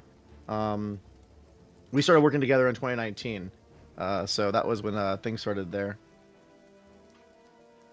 Yeah, the early first year was mostly doing the pitch and the documentation and the design. My thing, lots of long Word documents. Yeah. With pictures. Are you sure where I want to send this dude? I think He maybe made a great document about the world and inspirational world. I actually read through it like a month or so late ago. in the project, right? Yeah, and there's a lot of it that's in the game, all the inspiration. I read for one of the dev diaries just to go and see what we had. Oh, it was actually very. Oh shoot! This may be harder than I was expecting it to be because I ended up aggroing the entire freaking map all at one time. Well, you're using high caliber rifles with Kalina, so it's gonna be heard everywhere. If you want to be quiet, try with pistols and handguns in general. So I see a question about how mercs panic. There's WoW in combat. Some morale does carry over between battles. There we go. One down. When your morale is low, there is a chance that a mercenary will panic and or berserk. Actually, they can even get inspired because it's a tough moment and they get inspiration, get more action points. Yeah. Okay. There could be a beneficial effect, like trying to get you out of the tough situation. It never happened to me, but then again, I had another combo of leadership perks that got my morale high all the time. So I'm benefiting from. Actually, from you this. need, I think, high leadership to get this. Leadership perks plus morale events. It's awesome. Good odds, I think. Lots of questions. Yeah, sorry, I'm actually concentrating a little bit. Hey, Shaq, how you doing? Yeah, Steroid is definitely the action hero character for sure. So you never really know. How people react to some of the more, I wouldn't say they're not parodies, but they're designed to kind of embrace some of those different cultural elements. So if you like that, you love the character. If you don't like that, you should pick a different character. I mean, that's one of the things about the cast of characters. So many different types of people that you can play. So if that's not your bag, then pick something else. As the ordinary man asking how many people worked on the project, that's a really hard question to answer because it's a you have like the team at Hemimont, and then you also have all the external teams that we had. We have the music team and the audio team. We have our QA team. It's a pretty big group effort when it comes to all the different people that were participating. So, it's there for sure. And I wouldn't be able to say an exact number. No, there's definitely grenades. I'm not using them, but there's definitely grenades. I think I think Raven has grenades right now. But I haven't gotten anyone in range to be worth using it. How much is Raven's explosives? It's low, isn't it? Oh, Don't do that, Brad. Don't do that. You won't like it. Yeah. How much? Not good. Yeah, don't do that. I don't have anyone else with okay, Rado. I have 3 mercs, man. I don't have an explosive expert right now, so oh god. It's your funeral. So I just picked the person that's usually up close because right now she just has dual pistols. So I figured that maybe I'll get in range. Holy! Yeah, it's okay. You should get those guys with the AKs as fast as you can because they're gonna keep suppressing you. I know. I'm working on it. It takes time. I'm slowly whittling him down. This dude keeps on hiding behind the fence, so. There's a question about the higher difficulties and what changes about it. Press any button. What in the world? It's cute. I'm playing on high difficulty right now, and it changes slightly pretty much every aspect in the game because there is a level difference, right? Between There's you a level and the difference enemies. and a stat difference, but the level Mhm. difference is more important. Mhm. So definitely opponents will be tougher on higher difficulties. Also, the strategic aspect of managing your money and time Oh, yeah. is going to be way tougher. So do keep in mind that you have to manage time and money a lot more. And right now I'm post mid game, and I have no trouble managing my finances. And I'm not the best player anyway. I'm someone that tries weird stuff sometimes, playing it safe, but I'm not. I'm immersing into the game more or less. I'm playing like a dumbass, and I have no problem in high difficulty with managing money. Provided that I'm careful and I'm safe There are scamming from some- time to time. Oh, yeah, I guess some people will. Hey, someone was asking about the grenade. This is a bad decision because the chances of her screwing this up, dropping the grenade at her feet instead and blowing up, like misthrowing it. But you know what? We're YOLOing, so let's this is for all the people in the Steam chat that was like grenades. This is not gonna go well. I should not be using grenades, but let's see what happens. Fingers crossed. Hey! Hey! Damn! Okay. Okay, you're a lucky guy. It's like Miss Champ's chance very, very high with Raven, who has an invisible 5 explosive kill, which gives her a very strong chance of being like, oh, I dropped it, like not knowing it. 5 in his skill is almost like I have no idea what the hell I'm doing with this thing. How does a grenade even work?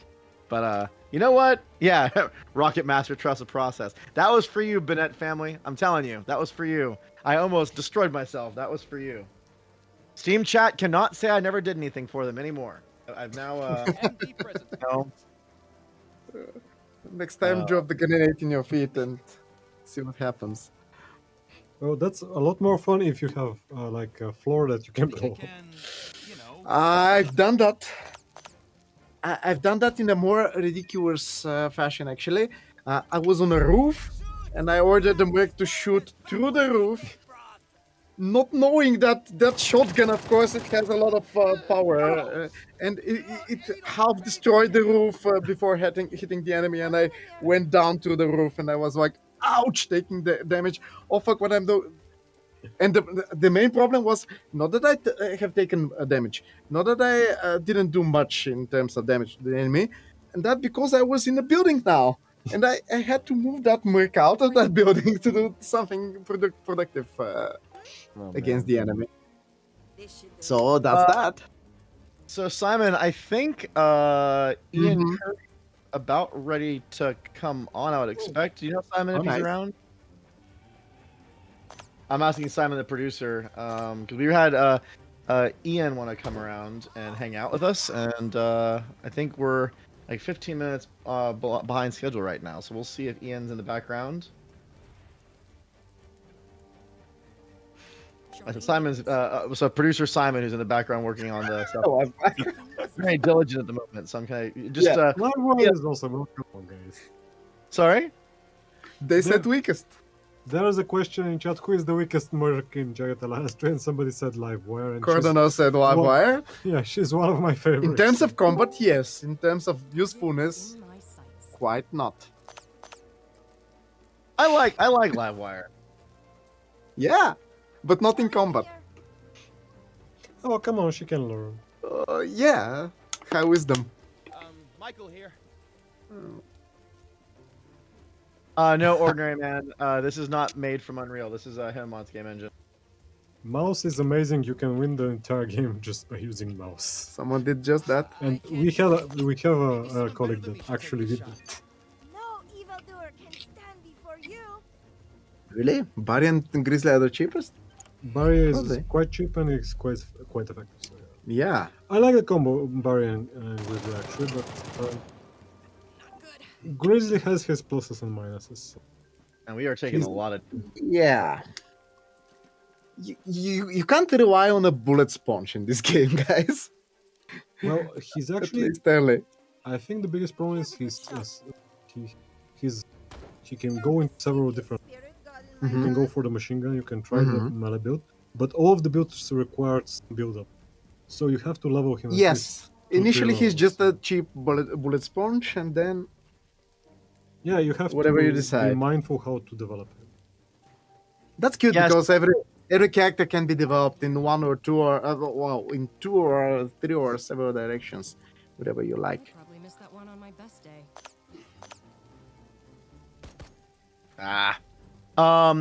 Someone was saying something that I wanted to respond to. Where was it? No, I can't remember. Oh, FKKR. So there is still some research going into what could be going on in the multiplayer. We did hear that some people were just finding out if they closed the game and reopened it, like it was a first launch problem. Have you heard anything back from Pablo Raymond on if they know what's going on with the multiplayer? Researching it, I was back with Ivanas and they're looking through it. They're trying to identify what specifically happens. It's only happening for certain people. There's a lot of multiplayer games going on, so maybe trying several times could help. But that's not a technical advice. It's not coming from the code team. So yeah, there was someone saying that they were signing off and signing back, or sorry, closing the game and relaunching it, and it was working. Someone said they did a public game and it was working, but there's a lot of we played yesterday seamlessly, and I know that Q has been playing multiplayer a lot, so it's at the moment we're trying to investigate and figure out what it could be because I haven't heard. Someone said mentioning going through Steam Friends. I guess there's it could be one of those things where there's some collection of cases or repros that we're just not aware of yet. So it's a more complicated issue. We thought it was the Friends thing, but it's a bit complicated. They're looking at it actively right now. So we're aware, and which is more important, we care. And CatScan from Steam Chat, yes, the game is playable on Steam Deck, and there's actually going to be, I think, even some improvements coming up soon to make that even better. So Steam Deck is definitely a thing. And I actually saw someone in chat earlier today that's even with that it works right now is playing on Steam Deck and saying it works quite well. And Leon, you were saying that people are using it to play local multiplayer. So yeah.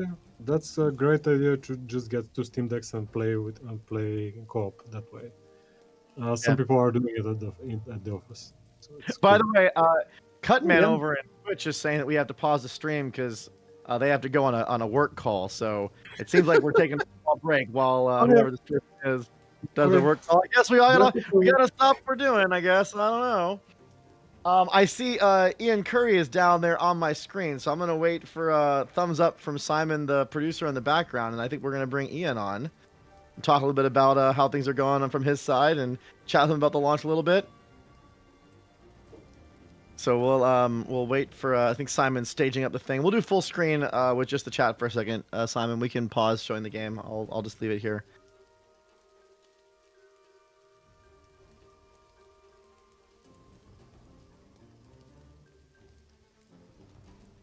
Yeah, trying to watch all three chats is definitely a thing. I'm going to bounce back and forth and get things figured out.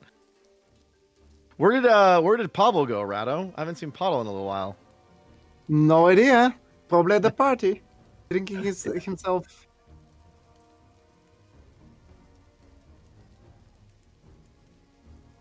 Yeah, everyone keeps on asking about the Jagged Alliance 3 shirts. I think we're making everyone jealous wearing our shirts today.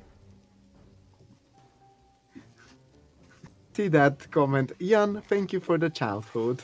Look at that. Look at Always that. in my ears, guys. You're always in my ears. Always in your ear, Pavel. Wonderful. And there we go. Ian, welcome to the stream. How you doing today? Hey. Doing well. Hello, everyone. What a fun day. Yeah. Simon, you may need to turn him up a little bit. He's a little bit quiet. Let me, I'm going to increase him on my side, too. Oh, shoot. I just did something I didn't mean to do. There we go. Yeah, everyone seems to be having a lot of fun hanging out and talking about the game, and the reviews have been really exciting so far. And I saw someone already saying, or was it earlier in chat? Make sure I grab the right. Up here. was a very sweet comment I wanted to share with you. Yeah. Stop Gratis said, Ian, thank you for the childhood. So you have a lot of people very grateful for the legacy of Jagged Alliance hanging out today.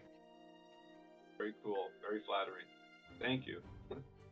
Have you been watching the stream a little bit, seeing some of the stuff going on? What do you think so far?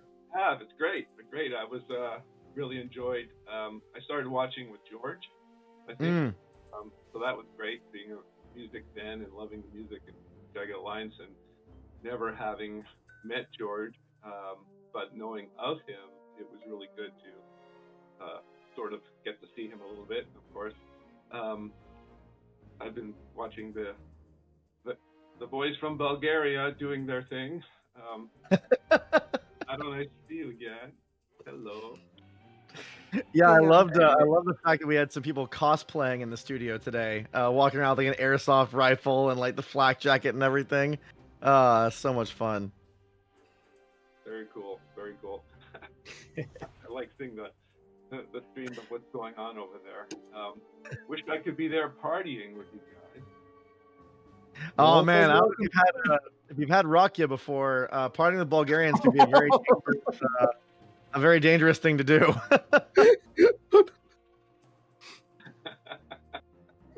We cannot deny or confirm that. So.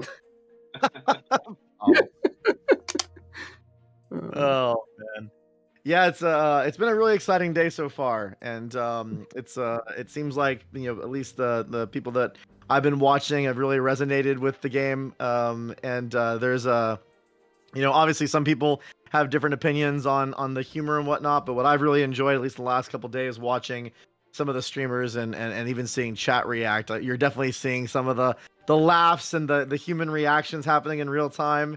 And I caught myself even I was like, I think it was last night, I was watching someone do the personality quiz, and they're reading the things, and like chat and them are laughing at the same time as they're doing it. And I think a lot of the story and the humor is definitely resonating with some of the audience. So it's a part of the audience is fun. Cool. I was also watching some of the tech streams on the chat stream on Discord. That's been fun. And everyone's just starting to play the game for the first time, and watching the advice people are giving each other about higher stuff and stuff like this is pretty amusing. Yeah, that's actually a big part of something that I've been experiencing, especially with people who have never played. Like I watched someone yesterday that never played a Jagged Alliance game before, as they really didn't know how to approach it, but they knew how to play XCOM or some of the other turn-based games, and they had an interesting experience or learning curve, so to speak. I think when they first started playing, they were kind of trying to play it like they knew. And I noticed, tuning back into that stream like an hour or so later, they were playing it more Jagged Alliance style as opposed to what they were used to doing in the other games. So I think some of those different elements of gameplay that some people are getting used to, it's good to see they're picking up on it fast and experiencing that. And I think it's cool. Yeah, it's really interesting for me, or just fun, I guess, is seeing the reactions from people who have played Jagged Alliance, but not for many, many years, and people who have still somewhat played it recently, playing the new game. So yeah, it's fun to see all that. Yeah, it was there was another streamer I was watching earlier that was playing and entirely like just lost it over. I didn't catch the one-liner because I was like flipping back and forth, and it was during stream prep. But I go over and his whole chat's breaking up, and he's really laughing. He's like, "Oh, that line alone made this whole thing worth it. Like that was fantastic," and I'm really curious what it was. So that's good stuff. How have you have you had a chance to read any of the reviews? Like, what was your kind of reaction to how the people have been responding so far? I've only read one review so far that someone referred me to on, I think, on Facebook. So I think it was IGN, and they had a big comment about the humor. I won't repeat what they said, but it was an interesting and fun review. And I've seen basically a summary of all the reviews from THQ. Just got that this morning, so that's pretty exciting. But I haven't read all the reviews. Yeah. so many. How does it feel seeing this thing backed out there in the wild, like seeing a Jagged Alliance game that people are talking about and paying attention to, from this thing being Genesis from, so many years ago. And we had people in chat when they were first doing the countdown and everything, talking about how they've been waiting 20 something years to play the next Jagged Alliance numbered title or whatever. I mean, what's been your feelings and going through all of that? It's really surreal, because I mean, let's face it, it's been a long time, but what's also kind of fun to learn is how old some of these people were when they first played it. Like some of them played it really young, and so because right now they're I don't consider them very old. It's like, wait, what? You played Jagged Alliance 2? How old were you? Like 4? So it's pretty amusing. But yeah, it feels surreal. It's like, I mean, honestly, I never thought this day would ever happen. So I'm kind of pinching myself, like, wow, is this real? So, yeah, I'm reading some of the chats. There's two different, one person in Steam chat and one person on Twitch chat that said they were 12 when they played Jag. A number of people saying they were 12. Wow, 15, 17, so 10. Yeah, people were playing that game pretty young. and I could see it. I remember certain members at the time had us kids, and some of them were like single digits, and they were playing and they got really, really good. And it was kind of fascinating to see. I remember this one particular boy, Sean Link's son, actually. He was so young, and he was a very quiet kid, and he would just pay attention to everything. And if he wasn't playing, and John and I were doing stuff or whatever, he'd be watching, just learning, soaking it up, and yeah, he got very good at it. So fun stuff. I think there's definitely a one of those elements of like how you were back then and how you interacted with something and what it like when you played that game that really moved you or grabbed you for the first time. So it's been fun seeing some of those, especially this whole journey doing the dev diaries and the dev streams and reading the comments. You can just tell that there's this level of not just nostalgia, because I don't want to say it's completely nostalgic, but just it was like figuring out how to play these kind of games and what it meant to solve these problems for the first time and how it kind of framed out your other games that you played. It's been fun to see all those reminiscences for sure. Yeah, definitely fun. I remember back when Jagged Alliance 1 was first released, all we had was CompuServe, and it was basically like just a big long chat posts on forum of CompuServe and stuff. So that was really very ancient technology. Yeah. I'm reading a comment from one of the people on. Also, go ahead. Sorry, I was just rambling on about how much stuff you can try to pay attention to, how many places there's chats going on live, etc. It's hard to keep up. There was a comment from someone in Twitch chat, and this is just fantastic. Croc, still, I'm having a hard time pronouncing that name. I'm not going to try. They said, Ian Curry, I played Jagged Alliance 2 so much. I played with a friend, switching every 30 minutes between his and my save. Reloading was not allowed. Dead meant dead. I finished the whole game losing only one Merc Raven without ever reloading. It was amazing. And yeah, I think that's also part of that whole element of people trying to find their own ways of playing in the game. And I believe, obviously people are going to form their opinions and we'll see if they agree or not. But I think the Jagged Alliance 3, we definitely attempted to do that. It's something that we put a lot of effort into, that you could play your own way and have a lot of different options on how you approach things. So I'll be curious the different way. It's like the conversation we were having a couple dev streams ago about the person doing the melee only run or doing the Rambo one with one character. There's a lot of different ways you can approach it, and that's kind of fun. That primitive co-op that person played. Of course, now game allows for co-op, so no Yeah. longer have to be primitive. That's right. You don't have to say the shapefiles anymore. Let's see. Oh, I think we talked about this in your other streams. There's gonna be some other probably some questions that are done over, but let's see. Glock 22 said, question for Ian: who is his favorite merc or one of his most favorite mercs, or the one you're most attached to? Which I think we talked about this before, but it's a good question to answer. I mean, there's a few. There's Red, Meltdown, Scope. Those are the ones that come to mind, of course. One that I forgot to mention last time, and then you brought it up, and then of course I was like, yeah, duh, how could I have forgotten it? Was Fidel. Yeah. Just, Fidel was, going back even to the first game, he would just go off and do things that you didn't want him to do. You just lose control of him, which was, very unique at that time in a turn-based game where otherwise you have so much control over every character, and you just go bananas, making it pretty funny. I see. Sorry, go ahead. And potentially frustrating, but hopefully in a good way. Yeah.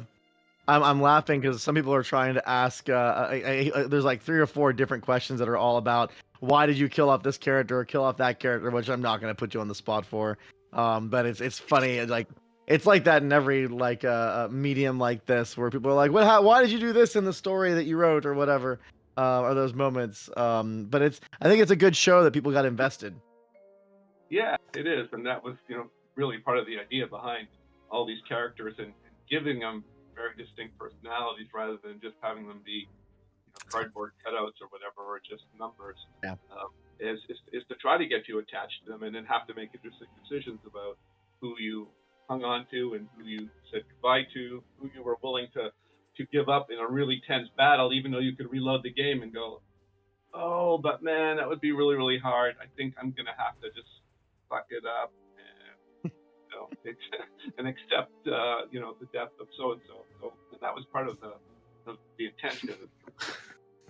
Someone was saying on Steam chat that they, the person named Silent, did a Jagged Alliance 2 hard playthrough only using Shadow. Like, made it through the entire game with just using Shadow, one merc. That's insane. It is insane. Yeah. I've definitely got lots of reports of people doing things like that. There's always someone gonna take a game and do it in a way that no one would ever expect. That's fun to see. Rado, do you have Pavel? Do you have any fun moments working with Ian and kind of the collaboration process that you want to share with the stream? Maybe a memory or a conversation you guys had. More in your field. I don't know. It was crazy, but I'd leave Ian to answer that. I don't know. We did so much together, and it was so much back and forth that it's a sea of communication, going back and forth of every line, every detail, and trying to make it right, make it short, make it to the point, make it strong, and make it true to the Jagged Alliance spirit. It was a process, and it's like a river, like a sea. It's not something to get one thing out of it. In the end, in the game, it looks very, very exciting, but there's a lot of doc files being sent back and forth. So. I will say that throughout the development, we basically met, at our Zoom calls once a week, and the person that was always there was Pato, and he never failed to disappoint when I would ask the question, what's new, what's going on? Because he would always have these ideas of new quests, and he would get so excited. You just really got the impression, here's a guy who's living and breathing. And that was just so cool to see. And then when he would not be there for the odd meeting or something, it's because he was off doing like live role playing on vacation or something, and that just makes just once, really just cool once. He came back. Once or twice, maybe.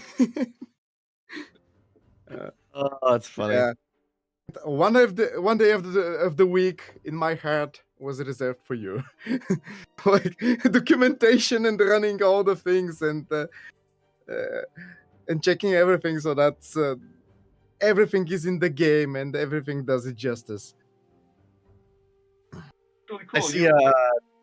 Go ahead, Ian. Sorry, go ahead. I was gonna say, Dorado, you and I had to, really figure out the best way to work together because I know my role slightly changed depending on how things were going and what we were trying to achieve and how much writing work there was and everything. But for a while, I was loving the tools and jumping in there and scripting along with you and which I really loved. But in the end, I kind of had to let that go and take a back seat because once all the Merc dialogue and everything became a priority, especially with all the Mercs now interjecting into conversations with NPCs and stuff. Finally, I had to kind of say goodbye to the actual hands-on scripting part. But boy, did I love it! You guys are amazing. I wanted to the game alive. Sorry, go ahead, Rado. What were you saying? I was saying that we made the game feel alive. Well, I know all the mechanics behind that, but when I'm playing, I'm feeling like it's alive, and all those mercs, they have things to say, they have things that feel strong about, and I forget about the mechanics and all that I know, and I'm enjoying the game, and that's a hard thing to pull off when you've been involved in the whole process all the time, and it still happens. And I'm glad that turned out good. Well, I mean, that's absolutely true. Seeing things actually, it's one thing to be designing and writing them. It's another to see them come up, especially other than a test situation where you're just trying to make sure everything was scripted properly, etc. When you actually just get in the game and you're playing, you're basically now kind of like your dev hat is kind of taken off and you're playing as a player. And it's amazing how certain things will happen that in hindsight, you kind of really knew it was buried there because you worked on it. But then you see it kind of happen in the game and it's natural because some of these things are you don't know when they'll happen. The timing is conditional, let's say. But some things just work out so well and you go, oh my God, that feels so right. Thank God we did that. That really worked well. And those are the fun moments. So yeah, you can just kind of lose yourself and just, play the game and forget the fact that you were a developer and just get into it because the world is so live and you get sucked into it all. I was gonna I wanted to, this was a comment that was a little while ago, but I thought it was a fun one. Olak was saying that he was planning to play a full run just using steroid as a Rambo playthrough, just to kind of get that Schwarzenegger-esque tip of the hat through a steroid run. That sounds like a lot of that may make a good YouTube content. I'd watch some of that. That sounds fun. Yeah, please make a condensed version and put it on YouTube. That's great. Yes, the Rambo First Blood playthrough with only steroid, and half of the time you're sneaking in, just punching people. Yeah, oh man, it'd be great. It'd be fun to watch. I'd be into that. Mad Max said they played 2 hours and love the game so far. I'm really glad you're enjoying it. Hopefully this is not my war. Should we put a ball in the game with explosives or something? I know when we did the Merc trailer, that was one element that the trailer team really wanted to get was that steroid punch as one of the Merc. We had to pick which Mercs we wanted to show off, and it's you got to include. I mean, that's just too much fun. So that's cool. Mega Kill, thank you. I'm glad to hear that people are enjoying it so far and having a lot of fun with it. So, this is a Rambo. Yeah, not Arnold. Yeah, I know. Yeah, well, that's why I'm trying to remember correctly, but the achievement is called Rambo, right? Isn't the achievement for getting through on one playthrough? Yes. Yeah, if you beat it with one Merc only. Yeah. Not quite sure, but I think yeah. I think that we tweaked a little bit the names, Yeah. just in case some studio that owns the rights gets a little bit. I remember I saw the achievement list back like a couple months ago, and we had to do like an editing pass. So I don't remember what the final name was that went on there. Yeah. Someone was like, "Damn, you guys are too early with Jagged Alliance 3. I haven't finished Jagged Alliance 2 yet." I mean, dude, you had 20 something years. A quarter of a century is not enough, dude. If a quarter of a century is not enough time to finish it. That's funny.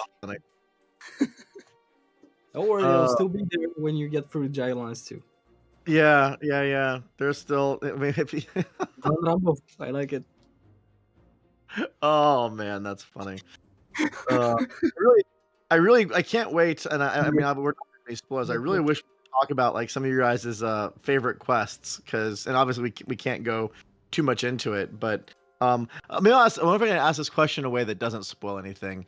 Is there kind of like what was like was there any like concepts or ideas that you were able to explore in the writing that were like maybe something you had thought about that was really unique or fun to explore, like something that you wanted to do storytelling wise? You're like, oh, this is really fun. Not really talking about the actual story itself, but just like an idea, like a mystery or a character discovering something or whatever. Was there something that really like was like, oh man, that was a really cool moment for the writing? Pick one. I'd say the smiley quest, perhaps, because of all the implications and everything. I'm just saying smiley. I'm not revealing anything. You'll discover it for yourselves. But there is a lot to discover. Lots of different endings, different outcomes, different things to try, and it had been a challenge, right, Jan? Yes. I was thinking of the same quest because, if you recall, I was a little apprehensive about that one. Because it was so complex, and you always, once in a while, as a designer, you tend to think of return on investment. Doing all of this, because inevitably we'll have some bugs to kind of iron out of this. In other words, it's going to be a bit of a headache at the same time. Will the fun part of it be worth it? So I remember that very well. But I love it. I think it turned out great. I remember the time I asked you, well, if you pick up the quest from this location or pick it up from that other location, what are the implications? Do we tell the story right? Will the player understand what's going on? And there was that long communication between us. What should we do to do this right? And what can we do to improve it and everything? It was a lot. It was a lot going on. There were a few headaches involved for sure. Oh, yeah. As in game development, always, all the time. True. Comes with the territory. Yeah. It's I think the part of that too is I remember when we first started working on the story side, and Hemimont was like, man, we were going to need some it'd be ideal if we could get some support on the writing side, not to imply a lack of talent, but you kind of need a collaboration there, and there's a multicultural element too, and American, Canadian, Bulgarian, like different places in the world and the cultures they come from. And when we were graceful enough or lucky enough to be able to get Ian involved, then we started seeing all the conversations happening back and forth. I think that collaborative nature is really what pulled all this together, being able to bounce those ideas across and having someone or a group of people that were really invested. Same with Dan and the other people that were working on the writing team in different areas. Like it allowed different, like you said, you may look at an idea and be like, oh man, I don't know. And someone's like, oh, but if we could pull it off, how cool would that be, right? Like maybe we should just try it and see what happens. And I think it's something that you only get when you have that ability to collaborate and work back and forth with different people. Yes, that is so true, because you basically feed off each other, you inspire each other. Someone may suggest something that's not really a good idea, but it leads to a good idea. Yes. So that the riffing off of each other and going back and forth is priceless. That's a really good way to verbalize it too. I think that's 100% true, especially in the creative process. It's not always the, it's that old phrase everyone says there's no bad ideas, and there definitely are some bad ideas, but the realization of an idea can lead you to where you actually want to go. And if you shut that off too early, you may not explore a concept to find what the real thing should be. And that's a creative discipline and exercise that you have to kind of have the freedom to go through. So yeah, Earthworm Jim, I agree. Bulgaria has a very dense talent pool across. There's a lot of really cool people out there. I've had a chance to be out there a number of times and have a lot of different conversations. It's been a very fun culture. Yay! I'm mouthing audially all the time. You're making that point for me, Rado. But your reaction for me. It's all that personality and character. I think you were watching some of the stream, George, with George earlier, and there was that moment where George and Nelson were going back and forth on like Bulgarian phrases, and I'm just laughing because I've heard these conversations so many times where I'm trying to understand. And I remember there were a number of times where George just would stop and he'd get this smirk on his face. He's like, how do I even explain this to someone that's not from Bulgaria that will make because they're not going to get it. There's this level of like, it's not quite humor. It's just this quirk to their phrases and to their approach to things that I love. It's a very rich culture. And how many times have you been there, Brad? Oh gosh, I don't know. It has to be over, probably close to 10. Wow, really? 9 times over all the years. Yeah, I mean it was a lot. I mean just for the music recording alone, we were out there. It was like 2 or 3 times. So yeah, it's been a lot. At one point, gotten to know some of the Bulgarians in the hotel quite well, and it was like after we were relaxing, and there was one guy that was like a now I'm not even talking about Jagged Lion stuff anymore, so I should wrap this stuff thought up fast. But he ran a YouTube channel in Bulgarian talking about Bulgarian literature, and we would just it was the the bartender, the waiter at the hotel, and just listening to him talk was just incredible. It was a lot of fun. He was a funny guy. Let's see here. I'm trying to see if there's other questions to grab. I have one question. Jan, when are you coming to Bulgaria?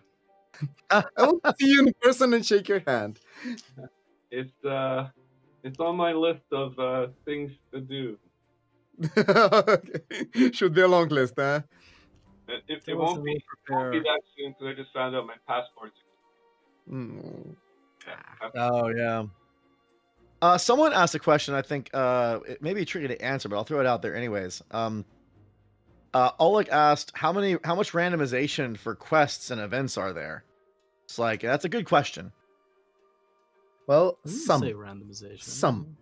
Some quests have been randomized, some are not. But considering the nature of the game and all the side view moves, the game is already changing your approach to things because it pushes you to one direction and then the other. You have to I don't know. You have to put down fires here in that part of the map, and then something happened there, and there is a quest here, and you're like, oh boy, how do I spread my forces to do all that? And sometimes the quest, of course, has inside randomization, but we didn't pursue that at any cost. We just tried to be courteous to the player and not provide scripted content that is just in a line of events, usually. Yeah, I think it would have been total chaos if, as you said, on top of everything else that's going on, which is going to unfold differently for the players in terms of the map, if too many quests had random components of when they started, etc., then I think that would have been really hard to do justice properly, with the player's interest as a whole in mind. So I think it's a balancing act that I think you did a great job with, Rado. There was a question on the YouTube chat that I missed earlier, and I was gonna. It's a good one to ask Ian. I'm sure curious if you have an answer for it. Franimus over at YouTube asked, "What is your favorite approach when playing Jagged Alliance? Sniping, melee, machine guns, etc. Like, do you have a play style that you have a tendency to lean into?"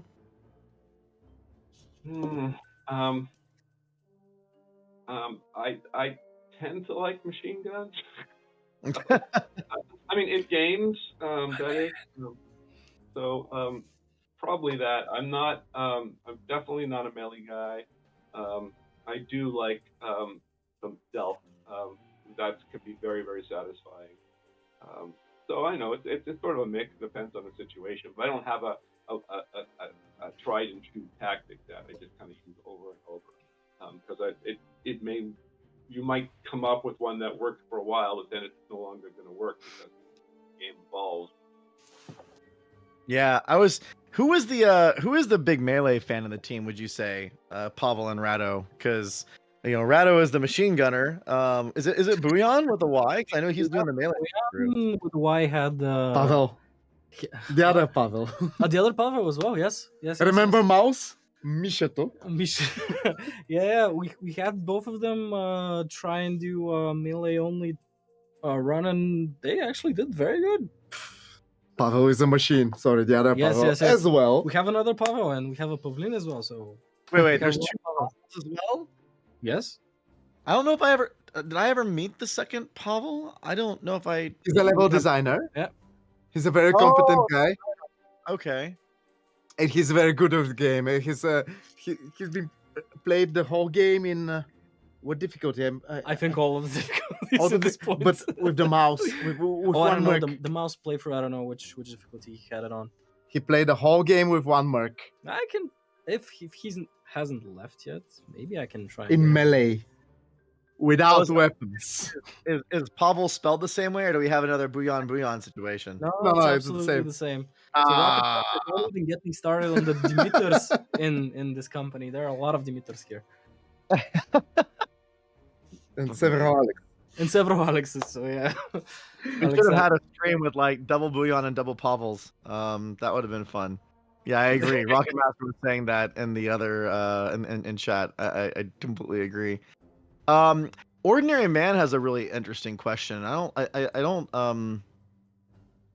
if you don't have an answer for this, I don't want to put you on the spot, but it's a good one. How did you come up with the idea of the first Jagged Alliance game originally? Like, what was the birth of this whole thing? Oh boy. Yeah, it's a big question. I knew I wanted to make a tactical strategy game, and I was at the time also becoming a fan of dungeon crawling RPGs. And so I wanted to do something with that was party based. And I started thinking of trying to create characters to make them more interesting. And it was around that time that I ended up joining up with Sean Ling, who was a writer. He wasn't a game designer. But he was a writer, and he and I used to go to the same high school, but we weren't friends, and we were kind of linked up through a family situation through in-laws, and we got to talking, and he was just fascinated with trying to create the characters and making a more rich story, and so it all just sort of came to together that way, but really, really slowly in lots of iterations. The game used to be called Ambush, and characters were really, really small, like tiny on your screen, and it was more like sort of like what you'd expect to see in a real-time strategy game, but yet they had characters speaking. Then we ended up just kind of zooming in and making it more of a more immediate tactical game, and then that allowed characters that it was more intimate all of a sudden, and the characters could come to life easier and stuff like that. So it wasn't the intent from the beginning that that there was this vision for exactly how Jagged Alliance came out. It unfolded and basically progressed over iteration. Oh, cool. A quick follow-up question. And by the way, Simon, just and Booyan, since you're on here, we're gonna bring Angry Joe on in about 5 or so minutes. We have about 5 minutes left. And he really wanted to just have a Q&A session and kind of talk to us. So Ian, if you want to hang around for a little bit for the first part of that, we can see what questions he asks us. I have no idea. There wasn't a prep chance for this. So once he comes on, we're gonna get whatever questions he fires at us, and we'll deal with it. I don't know if Booyan, maybe you want to bring Nelson back on, and it can be you and Nelson can go through the questions they have. So it'll be fun. Someone asked a question where the name came from. Like, where did the Jagged Alliance name actually come from? I remember that very well. There was so much, you know how important the name can be, and there was so much back and forth, I think for months, between myself and the publisher about what the name should be. And I basically think I'm pretty sure the name came from my wife and another Surtech developer at the time called named Brenda Garno. And I think they came up with the name. And at first, I was like, what? But it kind of stuck, and here we are today, many years later, and it's still here. So kudos to them.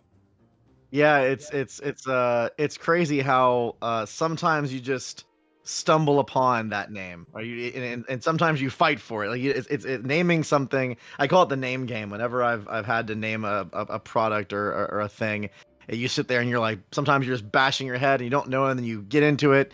And I've definitely had those moments where you start a conversation and one person in the very beginning says it, and you're like, that's it. Like, we're done. That was so easy.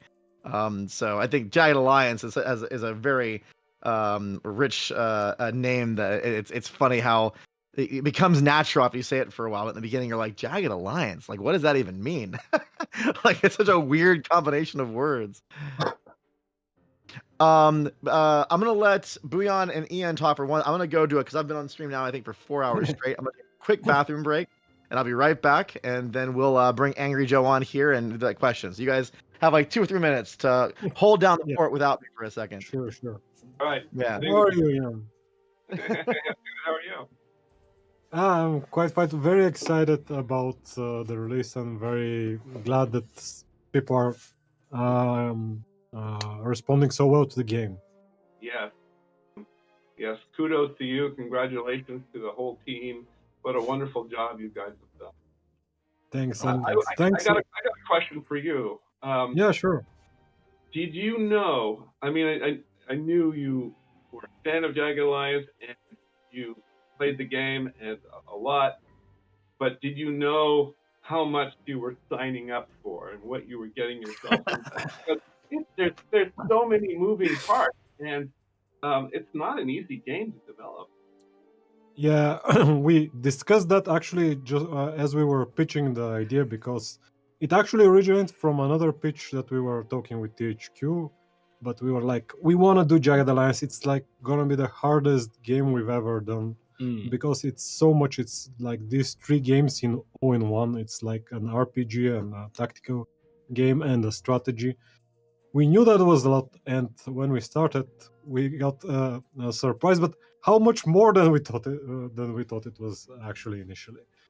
So there was some surprise and there was some knowledge, but a mixed bag.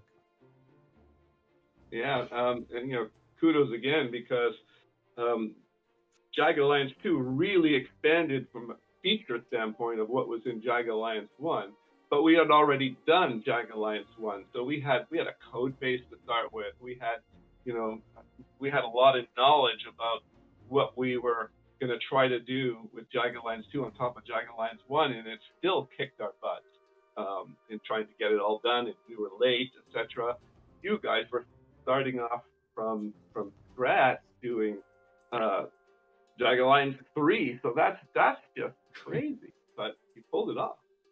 Yeah, and thankfully our own engine helps us a lot, because we can build tools quite easily. But I have to say, just looking from Jagged Alliance 1 to Jagged Alliance 2, it was like a huge improvement, and I'm impressed of how much you were able to do in Jagged Alliance 2, even how rich the world seemed, even with those limited number of quests there, but they all felt like they created a very big world. And that was sort of an inspiration of how to think about content in a way that you don't have to go all out, but create a good enough base to make it feel like there's a rich world all around.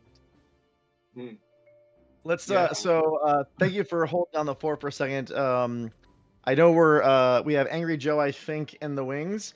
So let's go ahead and Simon, producer Simon in the background. I'll fill some time and we'll go ahead and bring him over, and we'll start the Angry Joe Q&A session here. There was someone asking a question earlier about super ultra wide support. I actually personally use a super ultra wide monitor, so yes, I think there were a couple last minute bugs that may have come in with like some UI elements, but for the most part, it actually works quite well, and we're continuing to refine and work on that. So yeah, super ultra wide was important. Once you go super ultra wide, it's hard to go back. Yes. And since we're doing some updates, also the guys from the programming team said that they fixed the invite with code and the Steam invites. Yeah, multiplayer should be working fine. Okay. We're gonna push a patch out for that. You think today? Are we gonna try to do that fast? We already updated its server side. Should be working. Perfect. Yeah, we're gonna give. I think Angry Joe is getting set up here, so we're gonna get a couple seconds here, and then I'll wait until I get the thumbs up, and we'll go to the audio. Where's the other audio coming from, though? While we're doing that, let's see if we have any other questions to answer. Oleg, thank you. I appreciate that. That's very kind of you. Let's see. There's another question that I wanted to grab. Oh, someone was asking, and I think we answered this before, about taking mods off of weapons. The first one? You can take mods off of weapons, can't you? That's not a problem. You can switch back to unmodded or a basic version as well. Yeah. It will reform the special part, like if it's a lens or a steel tube or a laser, but you will still have to pay again for the parts cost. Yeah, and the game definitely has a couple different. Oh, hold on a second, Simon. I don't think they're ready quite yet. Oh, we're ready. Oh, you're ready. Yeah. Oh, we're seeing something. Without further ado. Oh, okay. Come on down.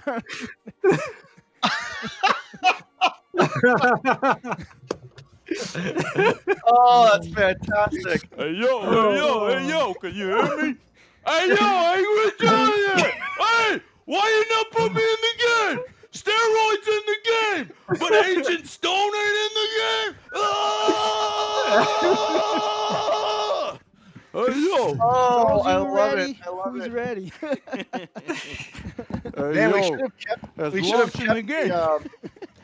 we should have kept the guy over at Hemont that was running around in his own cosplay outfit. We could have both the guys on the same time. Oh yeah. Oh, he went home. That's how we do. Actually. See, I'm looking at all the developers and I'm seeing some puny arms. Some of you need to get in the gym, because if you're gonna be a mercenary in this here Jagged Alliance, you need to have big guns. Oh, that's fantastic. I love it. Go spread eagle the American way. That groin.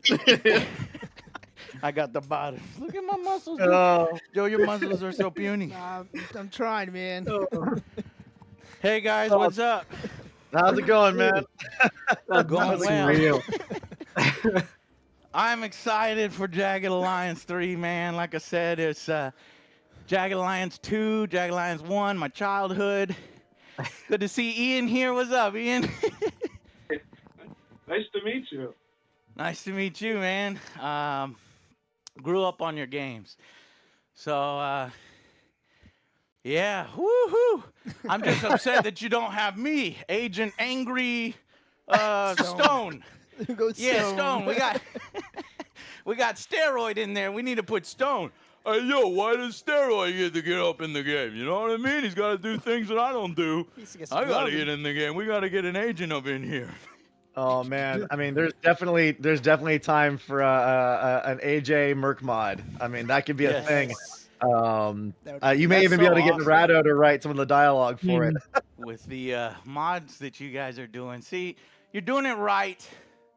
Jagged Alliance, at least from the gaming community, has had a long history, you know. Obviously, really good games in the past. And then, you know, there was a period there where the modern stuff wasn't quite hitting where we were wanting it to hit. And it seems like, you know, you guys have all the best ideas and what to bring back and what the fans want. So that's really cool. That's kind of you to say. Yeah, and the mods are a big part of that because, you know, it's everyone has different ways they want to experience a game like Jagged Alliance, whether it's like bringing back the 1.13 stuff or however you want to approach it. So having the ability to make your own mercs and your own levels and your own balance setups and whatever you want. Yes. We're gonna, you know, empower the community to do that, and you know, hopefully give the franchise a breath of fresh air and making it, you know, live and breathe. It is so important, especially to create your own merch. There were ones in there that didn't have that.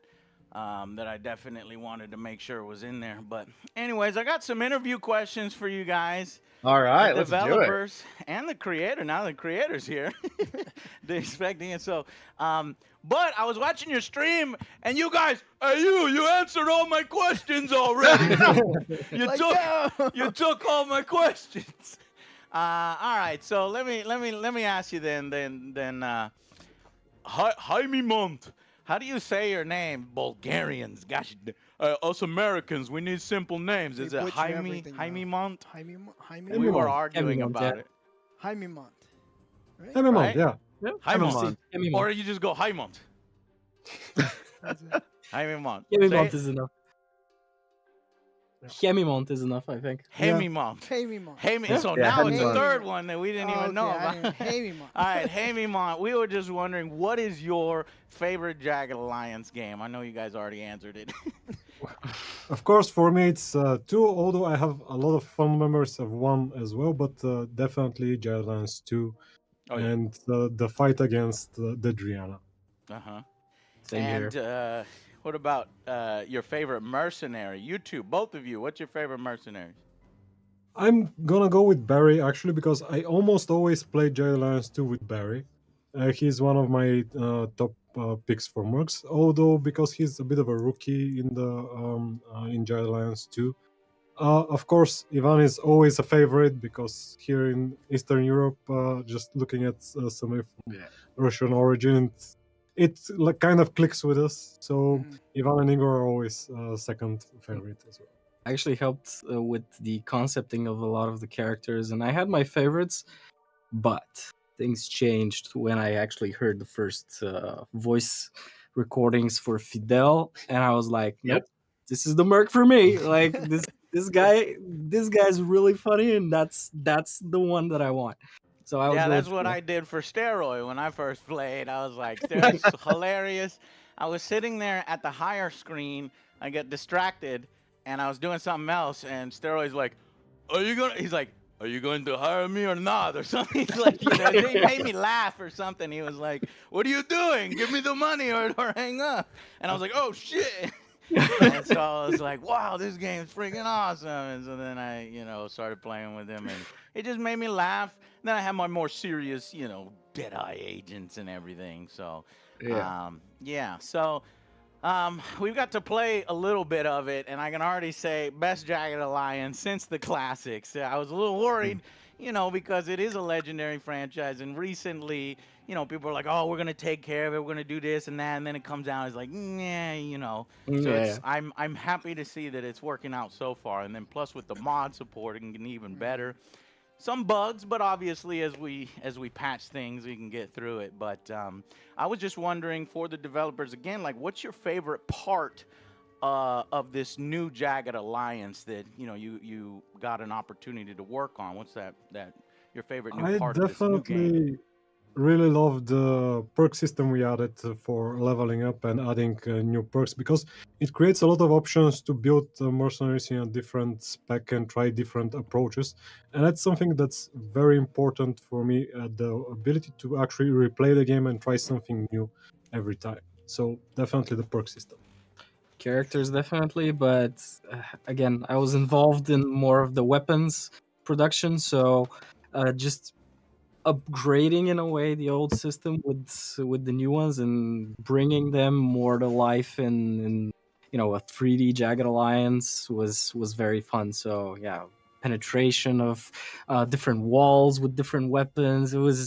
That's probably the thing that's got me the most. What's your answer on that, Ian? What do you think about the new one? The aspect, but I think just the world building, the fact that we have such a rich world in Grand Can, that I love it. So I think that would probably be my favorite aspect. Yeah, Ian's I don't. a little low. Can you hear him? What did he say? The world. Yeah, world building. I had to turn him up on my side too. We had to turn him up on Discord because his mic was a little bit low. Okay. Yeah. Yeah, sweet, man. So how long did it take you guys at Haimimon to develop Jagged Alliance 3? How many years? Or did you crank this out in like 2 months? Oh, we wish. From the basic concept, which was like a 20-page presentation quickly, it probably is 5 years. I think it's a bit more even, like 5 years and several months. Oh, But wow. the initial year was mostly doing not even pre-production, but just discovery and figuring out which elements of Jagged Alliance we have to bring back in, and what are the core. Yeah, we started working together in 2019, so it's been about 4 years of real development, from like kicking off pre-production full force and then going into production. So it's been a journey for sure. Oh, yeah. God, I love THQ Nordic. You guys seem to just be supporting the games that I like. You know what I mean? The old school one, the strategy games. So this is just a match made in heaven for Haimimont and THQ to get together. So over 5 years, that's crazy. I'm gonna quiz you now. Jagged Alliance 3 developers. How many Jagged Alliance games has there been? And what number game is you? I think it's the 14th actually. Oh, they have the right answer. I have the wrong answer. Are we wrong? We're wrong. We are wrong. Okay, so there's Jagged Alliance. That's 1995. Jagged Alliance Deadly Games, 1996. Jagged Alliance 2, 1999. Jagged Alliance Unfinished Business, 2000.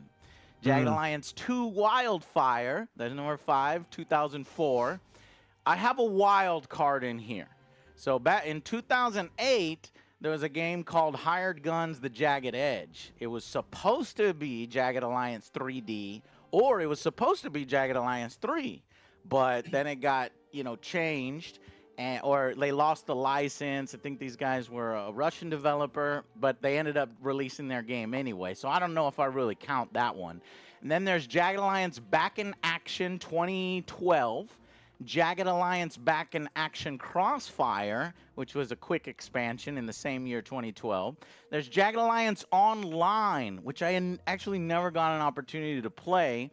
That was in 2013, but then got pulled offline and ended in 2018. They did Jagged Alliance Online Reloaded on Steam before it got taken out. Now we're into the modern era. Jagged Alliance Flashback. This was a Kickstarter that I actually kickstarted because I just love Jagged Alliance. I even have a Jagged Alliance board game. Anyway, so that one was in 2014. And then Jagged Alliance Rage was the last one. That's kind of more a spin-off, and that's 2015. And if you guys have been in development for 5 years, that means you guys kind of picked up maybe 2 years after that one. And now we have the real Jagged Alliance 3. I like that you guys aren't doing some bullshit, sub-tag Jagged Alliance Electric Boogaloo. Great movie. Hey, that's a good movie. Yeah. So what are the other two that I'm missing? Yeah. I made a document a while back. just Yes, I going was through just all gonna the say, like, and I joined the project, and Buyan just sent this huge document. Hey, you gotta know, like, at least the big ones. And I'm like, Yeah, they're you got like, the big ones. they're like, what? I'm pretty sure I counted the very popular mode of 113, so that's definitely one thing. Yes, but that's Uh, like a totally different game on top of a game in a way. yeah, So it's quite amazing of what modders actually can do in Jagged Alliance 2. if you give them the tools, We Oh, actually yeah. got Jagged Alliance love 2 source code, and we actually went through the entire source code. There was a dedicated programmer who went and got every formula, every mechanic how it worked from the Jagged Alliance source code. That's I'm not sure. Someone in our chat was saying we missed one, and this is a joke, but Jagged Alliance Back with a Vengeance Christmas special. Because all these freaking games had so many weird taglines and names. 100% correct. It's all over the map. Was there Jagged Alliance on, like, I don't know, Game Boy Advance or 3D that we're missing, maybe? There was Jagged Alliance 1 on actually on DS. So there was a DS, it Nintendo made it to DS the version of Jagged DS. Alliance 1. Okay, cool. All right, well, I also wanted to know, the game is awesome. It's out right now. Y'all go check it out. And then obviously you're not running off. You're going to continue to develop for it, make it better, patch it. But I was curious, what's one thing that you really wanted to include that maybe you didn't have time to implement? Or did you manage to get everything in there, Oh. that you wanted? There's a lot of things that we would have loved to add, but I think that the most popular thing here was basically the Bobby Ray's online shop. Yes. We wanted to add it, but it's quite a lot of extra work to be able to meet the deadlines. So Yeah. that's something that definitely is. It feels like it's missing from.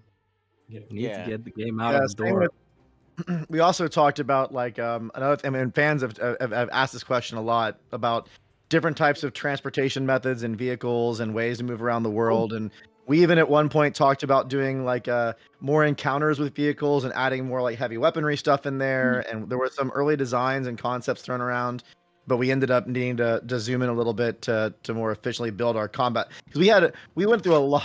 We went through a lot of iterations on the combat system, like a ton, and we still didn't feel, even like a year and a half ago or 2 years ago, that we had really gotten everything in to make the range that we wanted.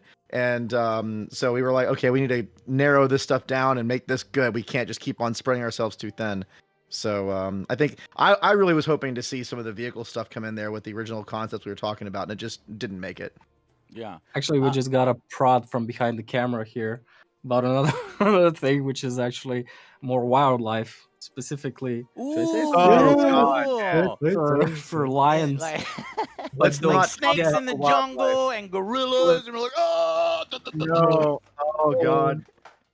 Let's just say, Angry Joe, I'll tell you, like there was a conversation many years ago where I don't even remember which one of you guys are the ones that brought up, like, oh no, we're gonna add this this alligator into the game, and it's gonna be really cool. We're gonna do all this stuff, and I'm like, all right, cool, that sounds fine. And then that alligator ended up being brought up on every single weekly sync for about a year and a half, and I'm like, why is the alligator taking so much damn time? Like, what in the world's going on? Like, it became, we wish now we kind of hadn't done it. Like, it's taking way more effort than we thought, and it's still not quite working. It's in there and it's fun, but man, the alligator was a nightmare. Hey, he's in there. Tiles in the grid. That's why it's hard.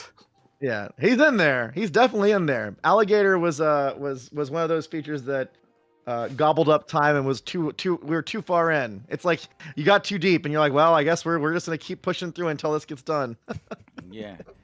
Oh, that'd be awesome.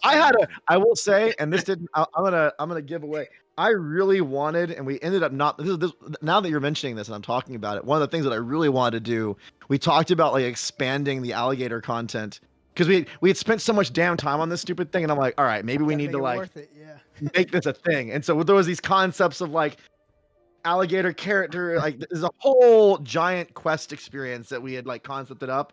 And it was just like, no, we don't have time to do this. What did you say? Alligator character? What are you talking about? Does he become a there was- mercenary? Got the little there was- alligator arms? There was a whole like there was an idea of like having an alligator like it's honestly kind of a tip of hat to the whole what what was the Netflix craze The back. Tiger King.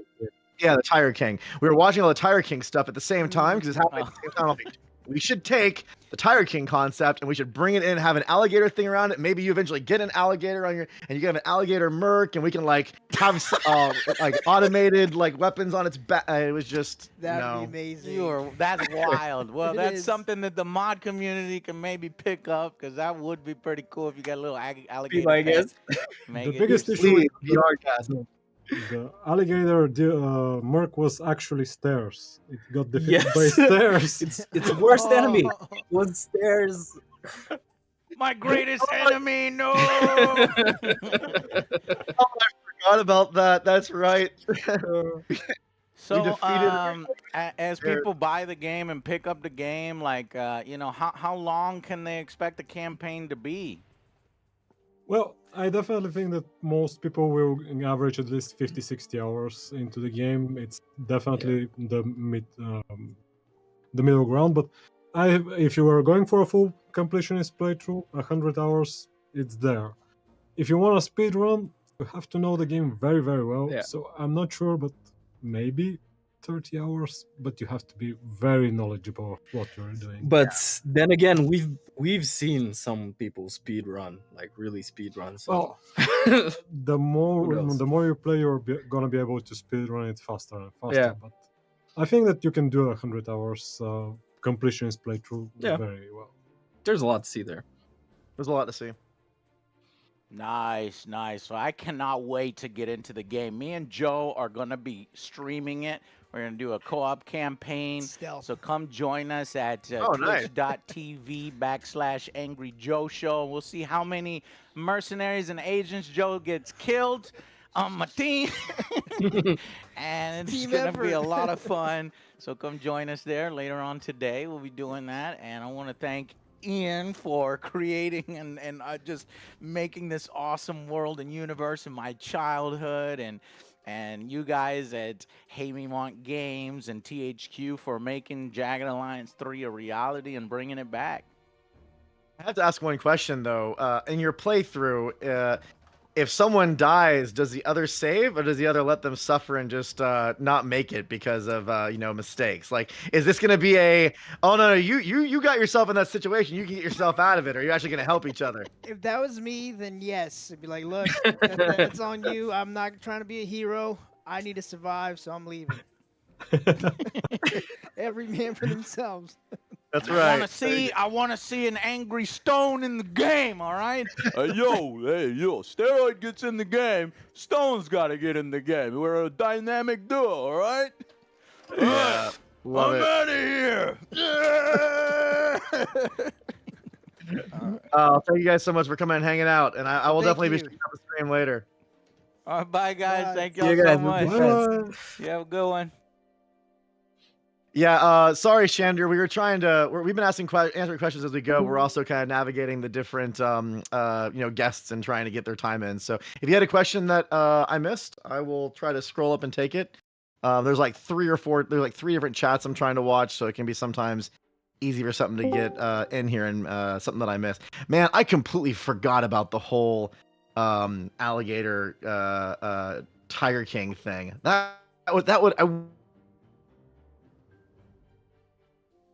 I really wish I had a Yeah, chance to there's- do that. That would have been so much fun.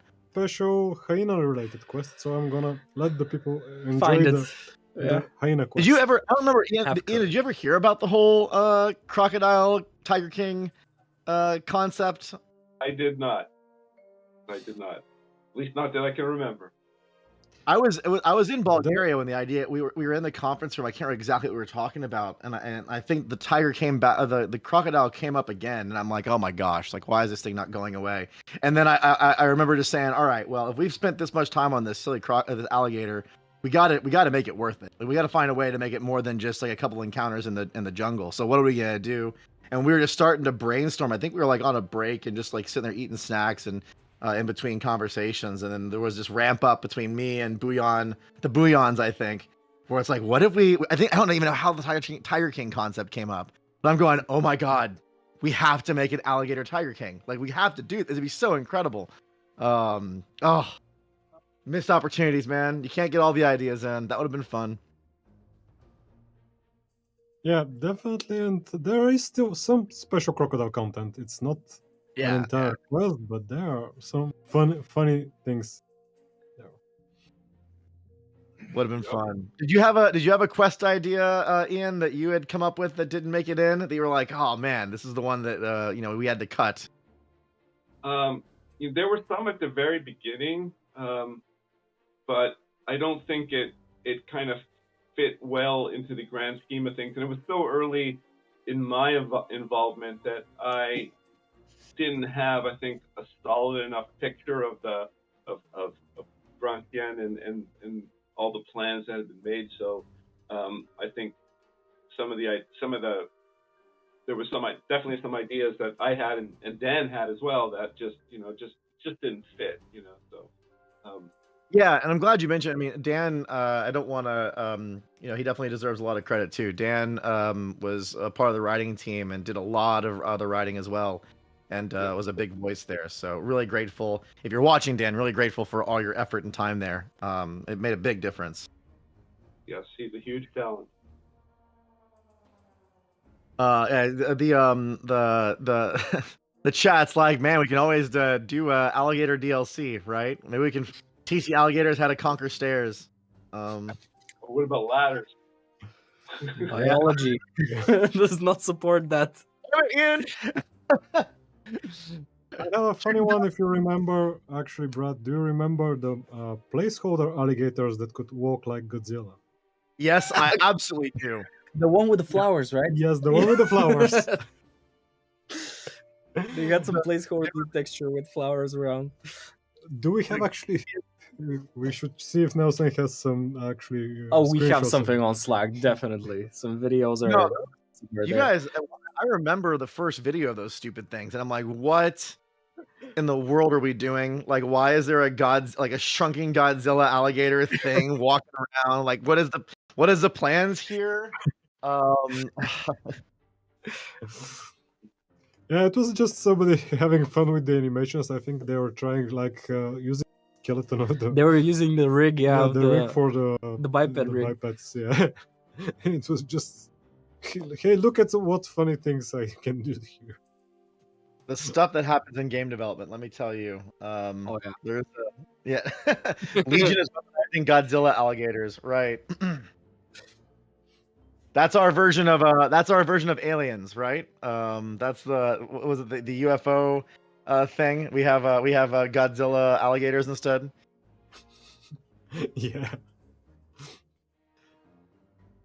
Let's see. There's a couple of questions on YouTube chat that I think will be good while Ian's still here, because I know you're probably gonna be heading out sometime soon. It's a tough question to answer, but I'm gonna go ahead and throw it. So, Dear Man asks, how did you approach the humor, keeping the old school edgy stuff but bringing it into modern times? I've seen that question asked a couple times, and it's such a multifactorial question. It's tough to maybe broach it, but I'll throw it out there. What do you think on that, Ian? How is that approach? I think it's an interesting question because there was a lot of discussion about how serious we should make the game versus how much humor. And then when it came to the humor, how much of the humor of previous titles. I think Jagged Alliance 1 was a little too silly. Jagged Alliance 2 kind of struck a better balance, but that was so many years ago. So what is fitting now? And at the same time, the Jagged Alliance 3 takes place just after the time of Jagged Alliance 2. So I think that had to be considered too. And if you're bringing back some of the characters who have a certain kind of quirky personality, you don't really want to change them too much. But so it's a big balancing act that we did, and I think some of it really works well, and maybe some of it I might be like, okay, we probably could have done better here, done better there, but I don't know. What do you guys think?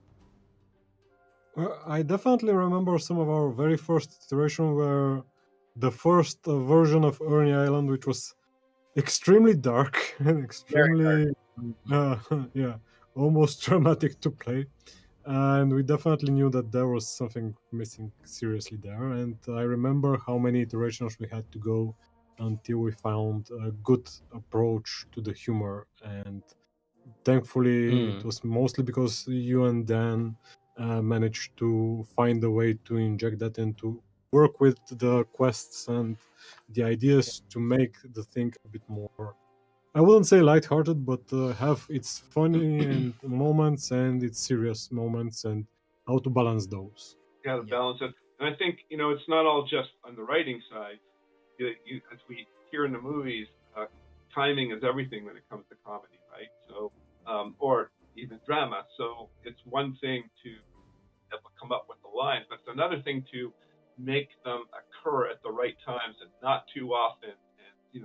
And, to get sort of that balance right is something that you guys had to work on. I remember giving lots of feedback, as did Dan, about certain things. Just, I don't think this works in this context.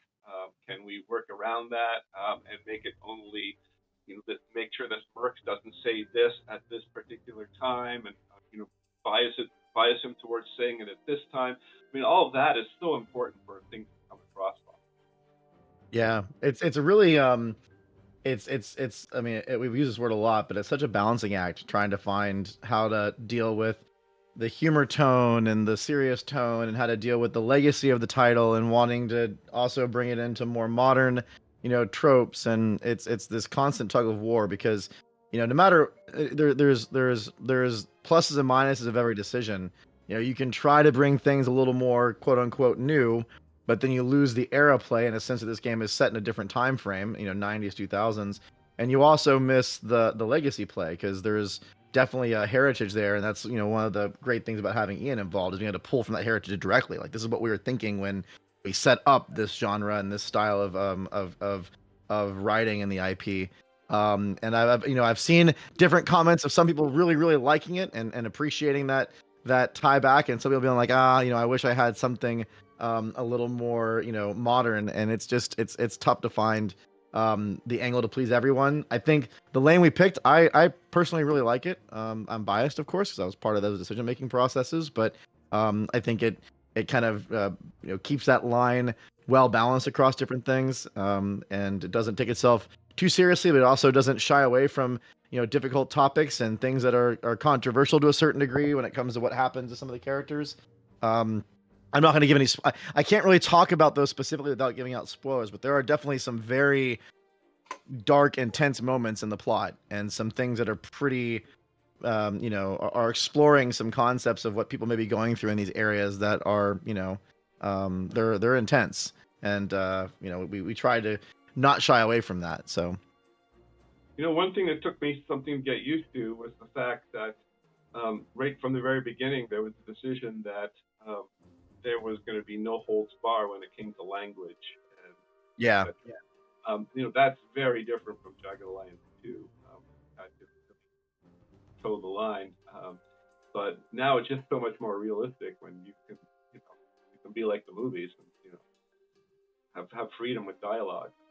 And of course that touches upon comedy as well, because you can't go see a comedy act without profane language. So yeah. And yeah, Beaten Clown over on Steam Chat. I haven't heard about that one before. That seems strange. So that there's always technical challenges sometimes, but I don't know of anyone at all that I've seen post anything about unable to start the game. Please restart on launch. So that I would definitely follow up with our support groups, and we'll see if we can figure out what's going on there. That sounds more of an edge case, and we definitely want to help you. So please post. Yeah, we'll follow. reach out.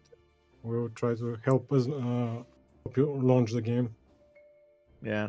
Another big decision that I want to we can talk about as part of that conversation was there was a very healthy debate on being able to shoot freely, and being able to shoot different NPCs, and that was a pretty intense conversation with strong opinions on all the different sides. And we ended up coming down on the side of allowing more freedom and allowing people to kind of make different decisions about what they want to do. Not absolute freedom. I know we have a couple restrictions on certain characters because of plot needs and other things, but you can almost pull out your weapon whenever you want and decide to shoot somebody. And we debated about it for a number of different reasons, and I'm not gonna, I don't want to rehash those arguments, but there were good reasons for all the different sides, and I think it was what we ended up, one of our pillars, one of our big beliefs was we wanted to make the game as open and as free as possible. That was in talking with Ian, that was part of the spirit of the franchise.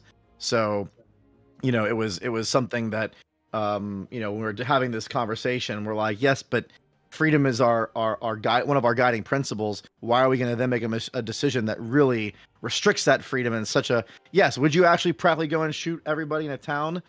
99% of the players aren't going to do that. You're right. So dealing with the ramifications technically and plot wise of that decision is going to add a whole bunch of work and time into it. But taking away that freedom is so anathema to what we're trying to accomplish. So we really need to, lean into what we care about and make sure that freedom is present wherever we can. And there was a lot of conversations like that. So I'd forgotten about that one. It's good that you bring it up. But I remember the dialogue, and it was spirited. Yeah, it was spirited. Right, it was definitely spirited. But it's that's part of game development, and why, as we were talking about before, you have people around to offer different decisions and figure out. I think looking back, you never know what's the right choice, but I'm pretty happy with how that all came together in the end. I think it made that sense of freedom and that that sandbox, Glock 22 sandbox elements. Those kind of that feeling that you want. So I'm pretty happy that we got there. Ordinary Man, you should be able to download on the Steam Deck right away. And I saw someone in chat that was saying they had tried it already on Steam Deck and were having fun with it. So I don't see a reason why it shouldn't work. It should just work. I saw a couple people throughout the day in chat talking about playing on Steam Deck, and it should work on Steam Deck. I think we have it listed under I can't remember the exact names. There's like 2 or 3 different categories of Steam Deck compatibility. I think in the middle. Verified, but it's not optimized. It's called playable. Yes. Playable, right? Yeah, verified. So playable. So it should be there. Yeah, I'm not sure, Ordinary Man. That's really weird. I definitely saw some people were playing it. So maybe go into chat and we can try to, or just go into the forums or whatever, and we'll try to get you some support there. On Discord as well. All right, ClayPL, thank you so much for all your support and joining. You've been a persistent participant in all of our dev streams and everything, and it's been great having you around here for today. So awesome. Cutman, don't get in. Cutman's like, I'm having a blast, y'all. I played through my work meetings. Don't get in trouble at work. Don't. Hopefully, no one at your job is watching the stream. Yeah, your boss knocking on your door saying like, "Why are you watching the stream of Jagged Alliance instead of working?" That's awesome. Oh man, I think we're gonna have some of the media guys join us in a little bit. We're gonna talk about trailer stuff. Who else is still around there, Pavel? Is it just you two? I know it's getting late over there in Bulgaria. Nelson less is people around here, but there are some few people. Yeah. Awesome. Ian, by the way, I know you've already been on for quite a bit of time. You want to head out or you want to hang out? I mean, you can stay as long as you want, or I kind of need to get going, but no worries, my friend. Thank you so much for joining the stream and hanging out with us for a little while. It was a lot of fun having you around. And again, thanks for all your work to help bring this thing to life. All right. See you guys.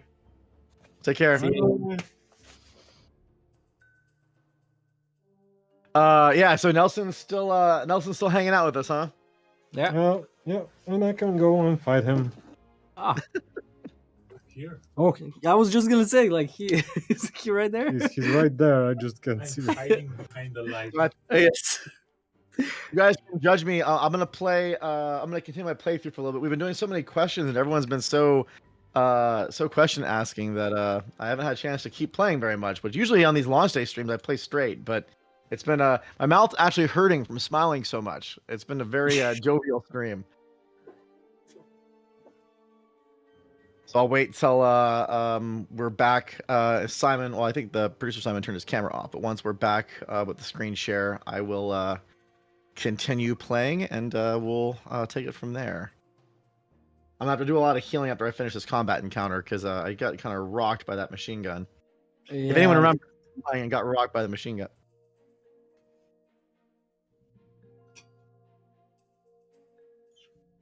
Pablo, you have like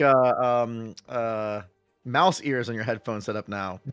Yeah, it's just that when you use these too long, kind of gets sweated up.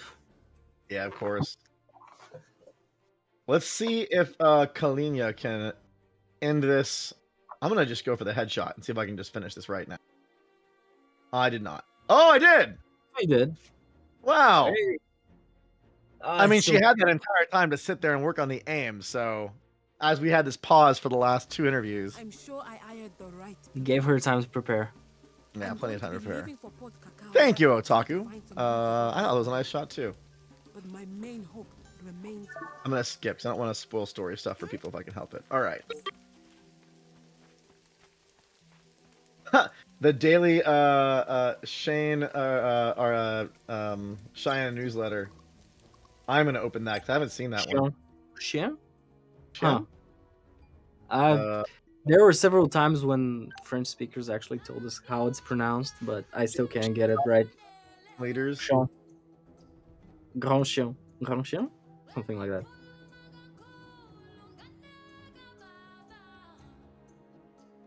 Love Carrie. Wait, I can click here to unsubscribe. Beautiful. All right, let's do some looting and pillaging. Moving out. Wow. Yes, cool, for sure. Jagged Alliance. As you wish. Let's get. I also love how the villagers come up. Oh, I love how see the thing because I'm not trying to do spoilers. I'm just trying to play a game experience. I'm not going to talk to everybody, but I really love all the Billy Boy stuff. Calbert, this is one of the. Which one is this? Oh crap! I may have just messed up the stream. Let me see if I can find out what song that is. I think it's no, it's not Yukafina. It's not Sinzina. I'm looking through the OST track list.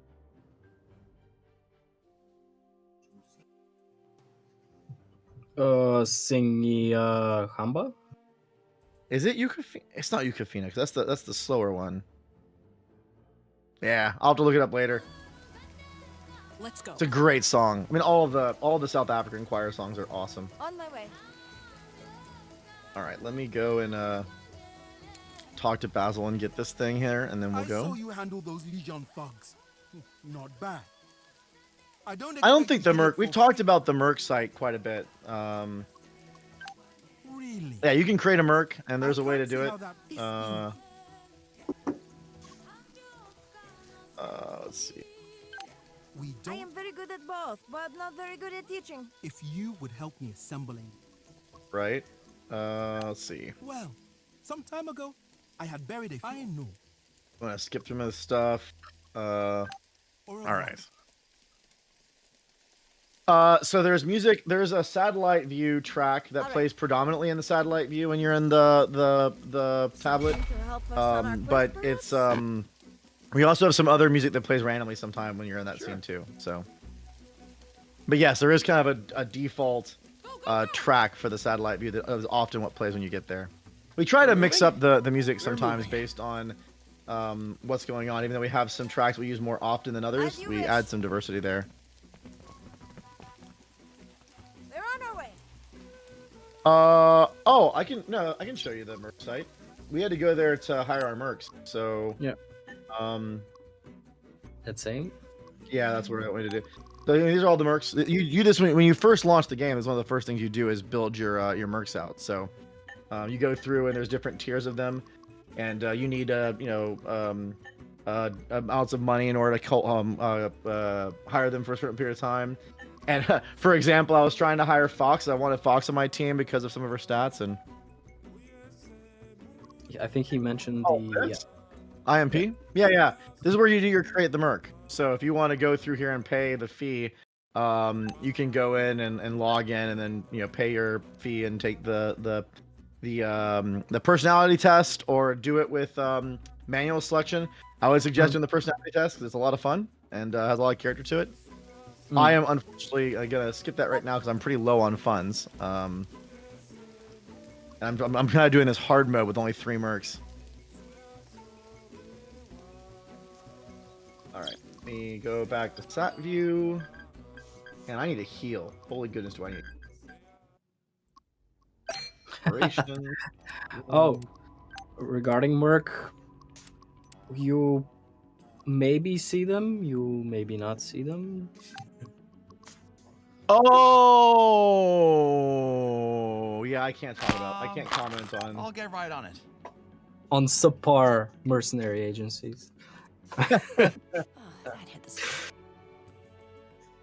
Can't spoil things. They don't have the certificates for, I don't know. What are the certificates called for mercenary work? That was kind of easier than I thought. DFIR, I personally always like to run with 4 at the very start because I try to get a couple more veteran people. So I try to, like, usually when I'm starting, my approach is often to grab like 1 or 2 people from this. I almost always grab Buns. I didn't this playthrough because Buns is really effective for marksman, and then I may grab someone else on the veteran level. I personally don't usually go with all recruits. I like to have one person. For this run, I took them for their longest time frame, so that's why I only have 3. But I think 4 is a really good starting point. And you'll be pretty good with 4. And as we were talking about before, every time you launch the game and start, you have different mercs that are going to be available at the start and different ones that aren't, and then they're going to become available or not become available as you go. And you have some mercs that don't want to work with each other and blah blah blah. So there's some randomness in there that helps you, have a different playthrough experience as you go. All mercs will be available to you eventually, especially as you're building multiple squads. If you want to do it that way, you can't hire all of them at the same time, but you can have. I think. Do you remember what the number is, Pavel? Is it 16? What works total? The max, because I never get that far because it just costs so much money to get that many. No, you won't ever be able to afford those, like that much marks in one time. I don't remember. Can you make mercs like each other? I mean, yeah, you have. So some mercs you definitely can influence their the way they interact with each other. How do I want to go? That's actually a good question. I've never tried the maximum amount of mercs because of their relationships and all of the conditions. Investigate this sector further. But yeah, weird about it. Yeah, but to answer Glock's question, I mean, there's mercs relationships do change with each other with your decisions based on where you have them or what kind of decisions you're making. Like like as an example, Fidel really is very aggressive. So if you're always being passive, Fidel will get frustrated. He may leave. He likes being with people that are also aggressive. If he sees someone being aggressive, et cetera, et cetera. So there's different dynamics there, but there are some mercs that will just not work together. That's I believe there are some that will not work together no matter what you do. I don't know. There may be like special circumstances in the plot where you can get two that don't like each other to work together. So there's different elements there. Oh, it's heavy rain. Of course, it's heavy. Ready to do stuff. Of course, it's raining. All right. The game is installing. Congratulations, Morris. Hope you have fun. Sure, we'll get there. Right. Do you have a favorite? I know you were saying Fidel. What do you have a default merc you often have in your playthroughs, Pavel? All right. Most commonly MD, because sometimes there's a lack of quality medics in the beginning. I would say cheap medics in the beginning. So yeah, normally I end up taking MD, which is kind of good.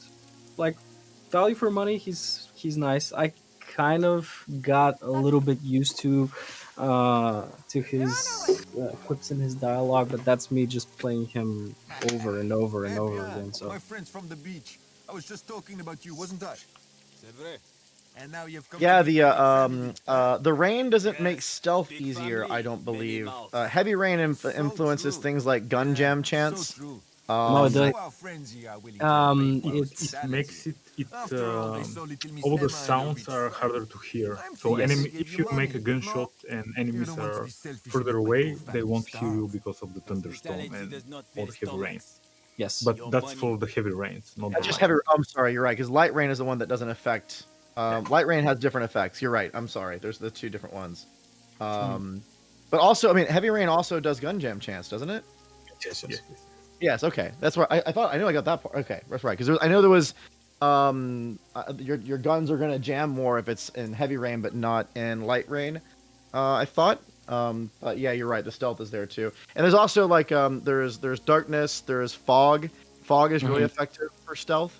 So if you have a map that has fog on there, it influences a lot. There's also a dust storm in some of the desert maps you can have. So there's different. We added a lot of different elements in the different weather and night and day effects. So sometimes it's easy to get them mixed up for me. Yeah, and all of them are dynamic. You can enter a sector during nighttime, and it could have rain in it, or it may be just a normal night.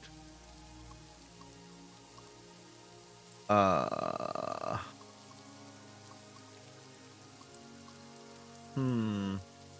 don't want to pay. Yeah, we're doing this. I don't know if it's such a And good... yet, somehow, I'll go grab something to drink. Easy now. Take it easy. what's this? All right. Junk? And I'm just blowing through the dialogue because I'm trying not to do spoilers. I'm trying to do more just like walk through the game and play different stuff. So I'm not doing that See what we found. We could always bother use you more guys. meth. Just want to make more so that we don't we minimize the spoiler opportunities while we're playing on launch day. Ooh, the MP40 would be a nice use. I do really want to repair some of these weapons down the road, but I wonder. I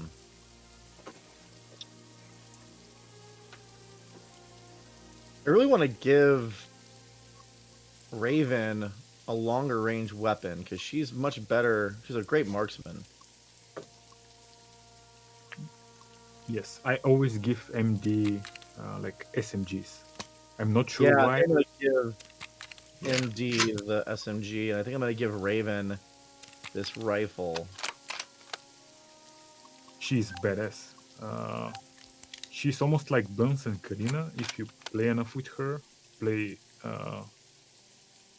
her marksman skills increase with gameplay, and you can find different items that can help you out with this. And at a certain point, she makes headshots right and left, like it's walk in the park. Yeah, Ordinary Man, Nelson's not watching chat. I am. And sorry, I'm playing right now, so I didn't look up. Sorry. Oh, Ordinary Man had a technical question for you, Nelson. Do you intentionally not use texture, height, normal blending? It's visible on rocks connecting to ground, etc. That's an interesting question. Nope. It's something that we discussed, but ultimately decided not to use. But yeah. Michael here. Let's see. Sure, we'll get there.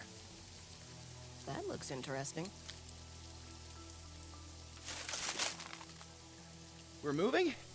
We're moving. I love the difference in light here. I actually haven't seen this map in heavy rain.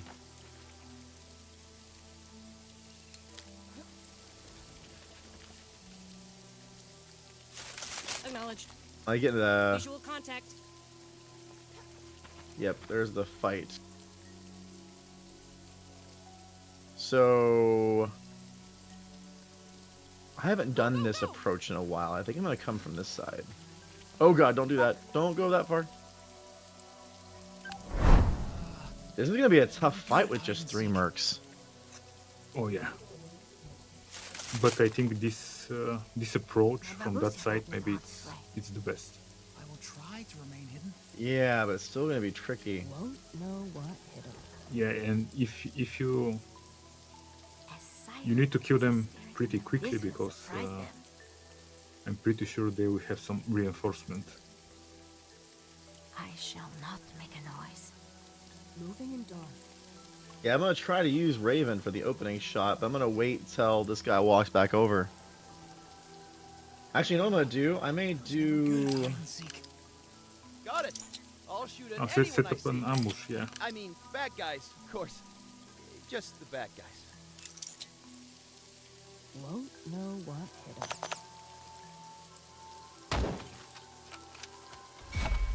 All right, let's see if they run towards me. Take Yes, it is possible to set up traps. And, Hey, look at that ambush. Sweet. yeah, that's a very good That worked example. really well. Hey! Look how efficient that was. I was didn't even trigger the other enemies. That's probably because of the rain. They usually would have reacted to that. Let's see. Advancing. I'm gonna have to end the turn. Let the major see our courage.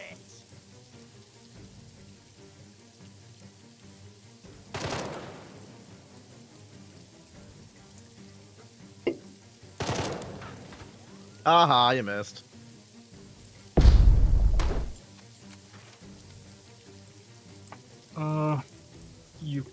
You can't lure enemies, but what sometimes on some maps enemies will go on patrol, and if you're good enough, you can try and interrupt their patrol, and they will just stop at locations trying to find you. And if, for example, if two guys are walking on patrol and you kind of manage to get the attention of one guy, he will stop and you can separate the two of them, so you can easily kill him. Won't know what hit him. Also, there is. I mean, I'm not sure. Pure OOG, if this is the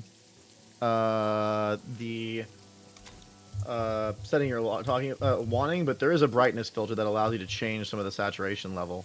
So depending on what you're going for, there's also different ranges of brightness based on the environment. So at night things are darker. Obviously, there's hot time, which things are really bright and a little more oversaturated in bloom. So it just kind of depends on the time of day and the environment you're in.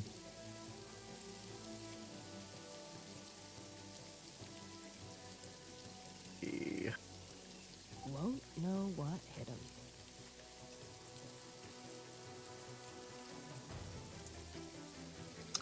We have a whole sector, a whole section of the world. Yes? I don't want to give any spoilers, but it's a part of the forest where the locals avoid they try not to go there. And one of the characteristics of that area is that it's a little bit darker and it's almost constantly foggy, the weather. So we have like dark and moody sections of the world as well. Fatty steaks. Well, there is maps that are designed to kind of look hot. Like we have there's even like firestorms on some maps that can happen, which are crazy, and they have their own little gameplay implications. But there is we had this whole concept of wet and dry and heat and all these different elements that we're trying to push those directions. So there's maps that are designed to feel hot during the day. But yeah, you can quote that too. You can call sunny daytime hot time. I think right now with the heat wave, it feels like hot time every sunny day. Ready. Yeah. I live in Texas, and my family still lives in California, and they were complaining at me. They're like, "I think you gave us your heat wave," and I'm like, "I don't know if that's how it works, but yeah, I know it's like 120 out there right now." Good shots. Going to need more bullets. Dang it! Really? Oh, Kalina. I was never good at hide and seek. I don't know if he can take this shot. Chance given they don't see me. Yeah, the range is a bit hard. You can still hit it. You could try to get cover. Yeah, because I want to see if I can kill him this turn. I think I can, get him. You can do it, MD, or you can shoot the tree. Cozy Como, yes, you can use multiple squads, up to 2 in combat, right? Isn't that right, Buon? I think it's Buon, it's up to 2. There is no limit to the number of squads. Oh, it's the number of mercs, isn't it? I'm sorry, that's right. Number of mercs is limited to 18, but there are some. It's a soft cap, so could get a bit more. But No. In a single sector. You can get them in a single sector. Is it wise to do that? No, but you can. I thought there was a limit to how many mercs you could put in one sector. you can get everybody in a single sector. Oh It's god. gonna take a long time to go through all of them. Just to take your turn. Yeah, cut man. It's been triple digits here where I live in Texas for a while. It's super, super hot. Oh, hey, that hurt. Yeah, I that's not good. Let's see. I really wish I had a grenade thrower. It'd be really useful. Yeah. But I do not. When you liberate Ernie Village, you get some more money, so you could try to hire someone better than me should take a few this more shot. marks.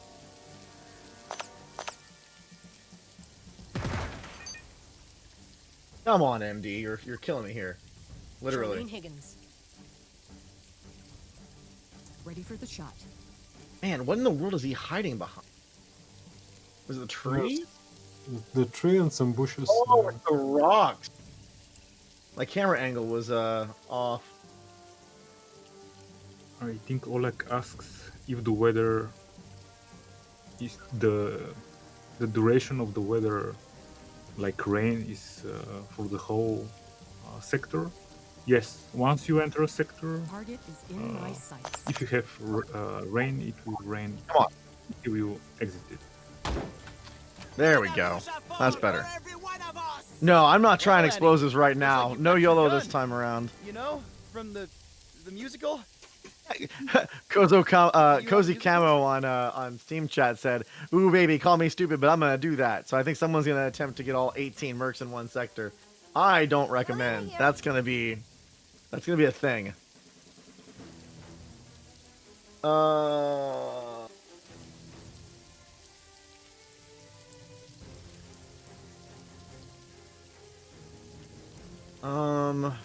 Dang it. Yeah, she's not in a very good position there. No, she's not. I may move her back a step. Yeah, that could work, yeah. I have the villain in my sights. Oh, do I try for the second headshot in a row? With Kalina, she can deliver. All right. No, okay. Chat. Rocket Master says no. Try explosive. I'm not. My guys are incompetent at explosives. I only have one person with grenades on them, and they shouldn't do it. MD will probably throw it into his legs. Yeah, that's what I'm worried about. We're already having enough problems right now. I don't need to blow myself up with a hand grenade. All right, here we go. Nelson YOLO. Hey! Oh, it's trust Kalina. Sweet. Kalina is very good with the rifle.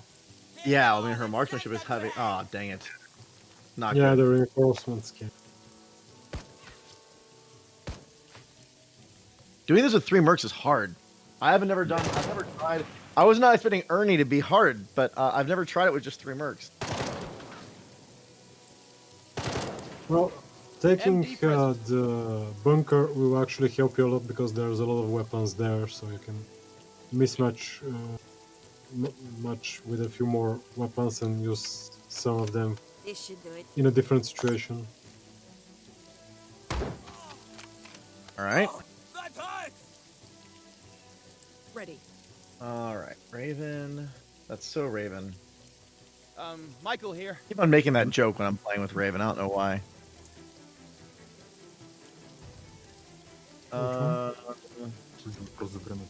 Good chance of me not missing. I don't. Yeah, weather stays the same the entire duration of the sector. You have to go to satellite. Yes, but Yeah. Purple Chest, thank you very much for the raid. You were playing earlier, I think. I think Purple Chest was on chat earlier on and then went to go play. So I'm curious if you're here, what you thought. Locked. All right, I'm gonna just kill this guy. I hope. Yeah. All right. Yeah, Raven is very good. Raven's special is actually centered around using Overwatch to set up Yeah. for our friends, but it works best in a party of 6. Oh, Ordinary Man wanted to ask. I'm not sure All right, Nelson, up to you on whether to answer or not. He's asking, he or she is asking if we use speed tree for the foliage. MD present. I think some of the trees you. I think Ready to tried do in the stuff. beginning. Yes, we used. I don't But, know. Do we actually? I know we're not using speed tree in the game. I don't believe. Yes. I think we tried in the beginning. Yeah, I think it was one of the initial outsource attempts, and actually after that we started. We decided, we're produce going. our own. Yeah.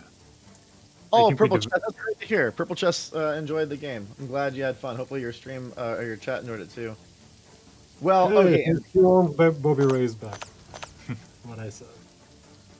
MD has missed every shot so far this combat encounter, so I need him to YOLO hit this headshot just to make up for it. And of course. That's MD. Yeah. He needs a bit of training, and he is actually a great. You can spec him to do quite good things with handguns. Yes. You could also try to do, I think, a melee build with him. But I've never done melee build with him. I usually melee build with MD?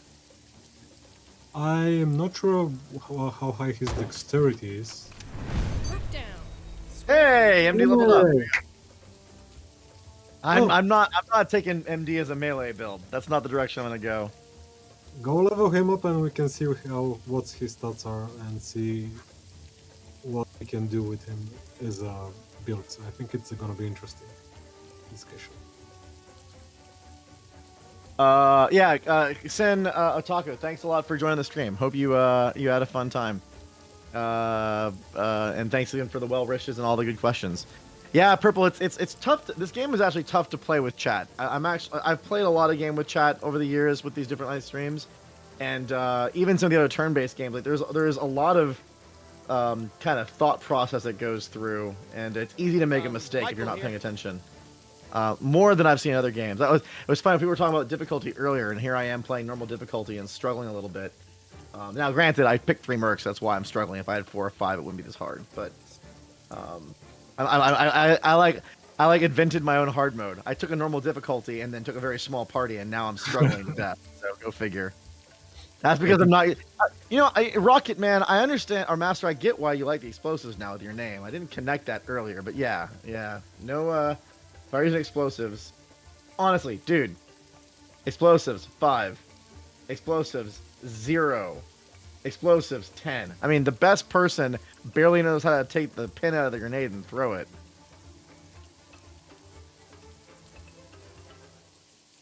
Yeah, I get you, Purple.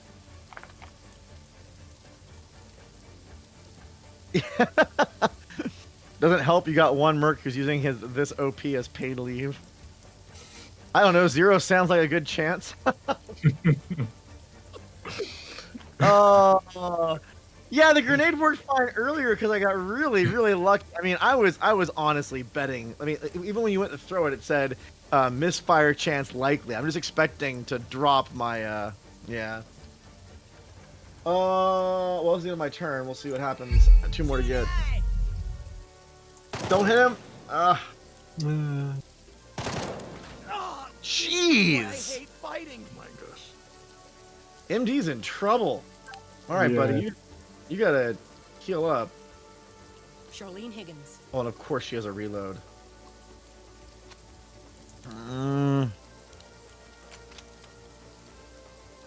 Target is in my sights.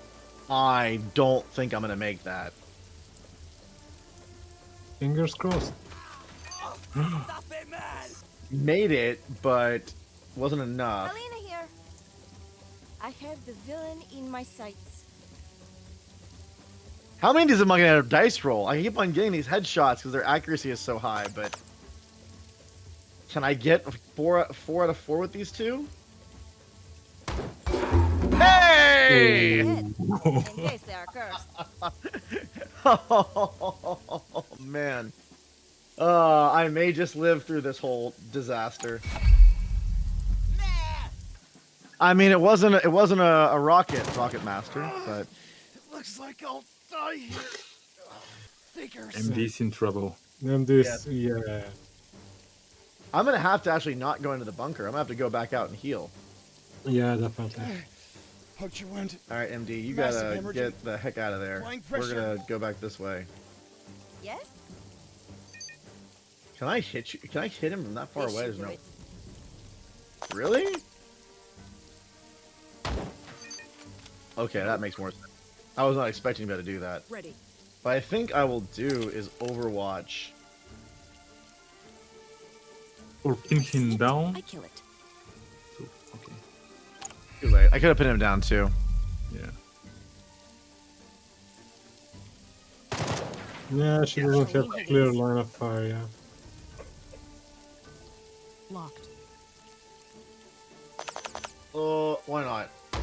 Damn yeah. it. Same thing keeps happening to me. Yes, we know, MD.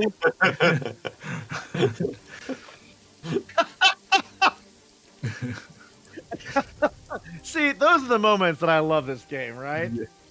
Oh, MD, you piece of worthlessness. MD present. I cannot believe. I mean, of course I can believe that.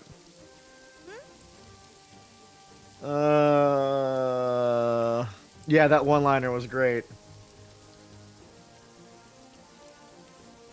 You have a good shot. Oh, but just the head? Yeah, because he's obscure. Before me. We'll forget it. We'll see what happens. At this... Oh, holy goodness! There we go. Yeah. Oh my goodness. Now is the time for singing and dancing. How much health does he have left? 3 hit points left? Good lord! He's covered in blood. MD, bro, you had a bad day. Bad day. I guess. Ready Well, to, I guess we are going back to the sat map, and we're gonna have to spend some time and some resources healing, because that buddy is not gonna live if I don't do something. All right. I'll get right on it. Yeah, you do that, MD. And then we actually had a so Raven. Oh wait, hold on, pause. No, mechanical skill is bad. I was gonna say if I have some, like if I go to my inventory, I'm kind of tempted to scrap some of these lower quality weapons. I have a lower. I don't think I need both AKs. I'm kind of tempted to scrap one. Yeah, you'll find a lot of AKs. You can go and scrap one, for sure. I don't know if I want to keep all these pistols. You can also leave some in just in the sector and if you're wondering. Somebody will be able to pick them up later. Yeah. Yes. I think the SCAD team was sitting around, the trailer team. I don't know if they're still in the back. Simon's, I don't know if your camera just went down or what. I don't see anymore, so I'm not sure if if they're still around. They want to join us for a little bit while I'm playing.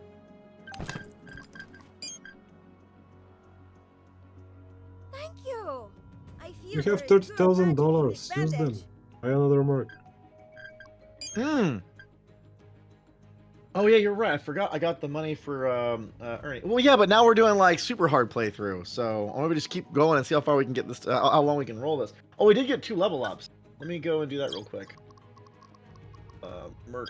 Oh. And you're gonna see one of the issues with Kalina. What? Raven didn't get it was Kalina and MD. Yeah. Oh shoot. Sorry. MD, level up. What are we thinking here? This is quite good. For That's a him. good. Yeah, I think. Okay, yeah, if they want to come and join, sounds good. You can have them jump in. You can start the melee build with MD and go for something. Okay. Oh, you're right. So Kalina is a very interesting character because she has quite a lot of high stats at certain things, but not enough of a high enough stats to actually have a lot of unlocked skills. Interesting. You can definitely get something, or you can keep her perk points and train her up a bit. In dexterity, for example, it's a good idea to raise dexterity because that will help aiming. Mm-hmm. And I usually go that way, but there are other possibilities as well. The flanker actually is a good way, but you have to combine it with another mark. Yeah, but she's kind of my distance shooter. Well, mid-range it looks like. All right, we're gonna do flanker and see how that goes. I also really wanted to repair my Alex is asking how many perks can a merc allocate. There's a total of 10 perks that you get if you go to max level. But it depends on your playthrough if you're gonna be able to get all mercs to level 10. Okay, we were at the bunker. I do want to go into the bunker before I move forward, so we're gonna go back. Now it's nighttime. Oh no, It's actually it's gonna be a bit easier actually because the reinforcements came out, so you're gonna have fewer yeah. enemies in the bunker. Yeah, there should be just the back fight. We're moving? We're moving. What's this? Junk? Wait, you're not still. Alina here. Oh, you're still. Yes? More money. More money is always good. And more money. Oh, Knock, thank you. My cup is a little empty now. I had the beer earlier, but I started drinking energy drinks because being on stream for 5.5 hours straight, it's if I were drinking that early in the morning for too long, I would start talking Something gibberish. to help us on our quest, perhaps?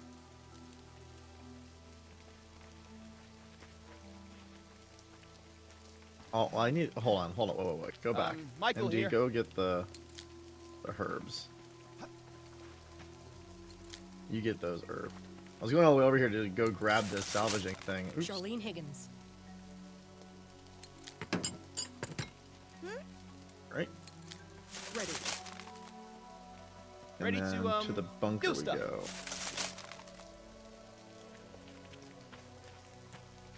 I'm doing okay so far, gentlemen. I'm making it. No one's died yet. MD was close. Yes. Now we get to see one of the underground maps. No, Weird over in Steam chat was asking if you can see what the mercs are wearing. We made a decision. We actually originally started with a system kind of like that, and one of the challenges with those really early experiments and the pre-production phase was that the mercs all started looking like each other. You lost identification of who they were, so we decided to go with more complex outfits for each merc. There's a lot of detail into them with what they're wearing and how it kind of reflects their personality. But they don't have any cosmetic updates. So that was just I don't know, Nelson, you want to talk about that more, but that was an artistic decision that we made pretty early on. Yes. And when it comes to your loadout, to your guns, everything that you add to your gun, all the mods, they will show inside the game. And of course, because the characters are so integral, so important for the game, we really wanted to push the idea that they are characters and they have specific outfits, and we didn't want to make them looking all the same. Which I think here, like messing with them, you'll see these. I mean, this is the preview. You can see the preview popping up on all the weapons. So we put a lot of there's a lot of details in how the weapon mod works and how it looks, and you'll even see there's a whole bunch of different components for all of them, and they all reflect. That's for Rocket Master. We have the grenade launcher down there, so there's that. And every small detail that you put on your weapon will show inside the game. If you put a flashlight when you aim with your gun, you'll see a light cone, and the red dot is the same.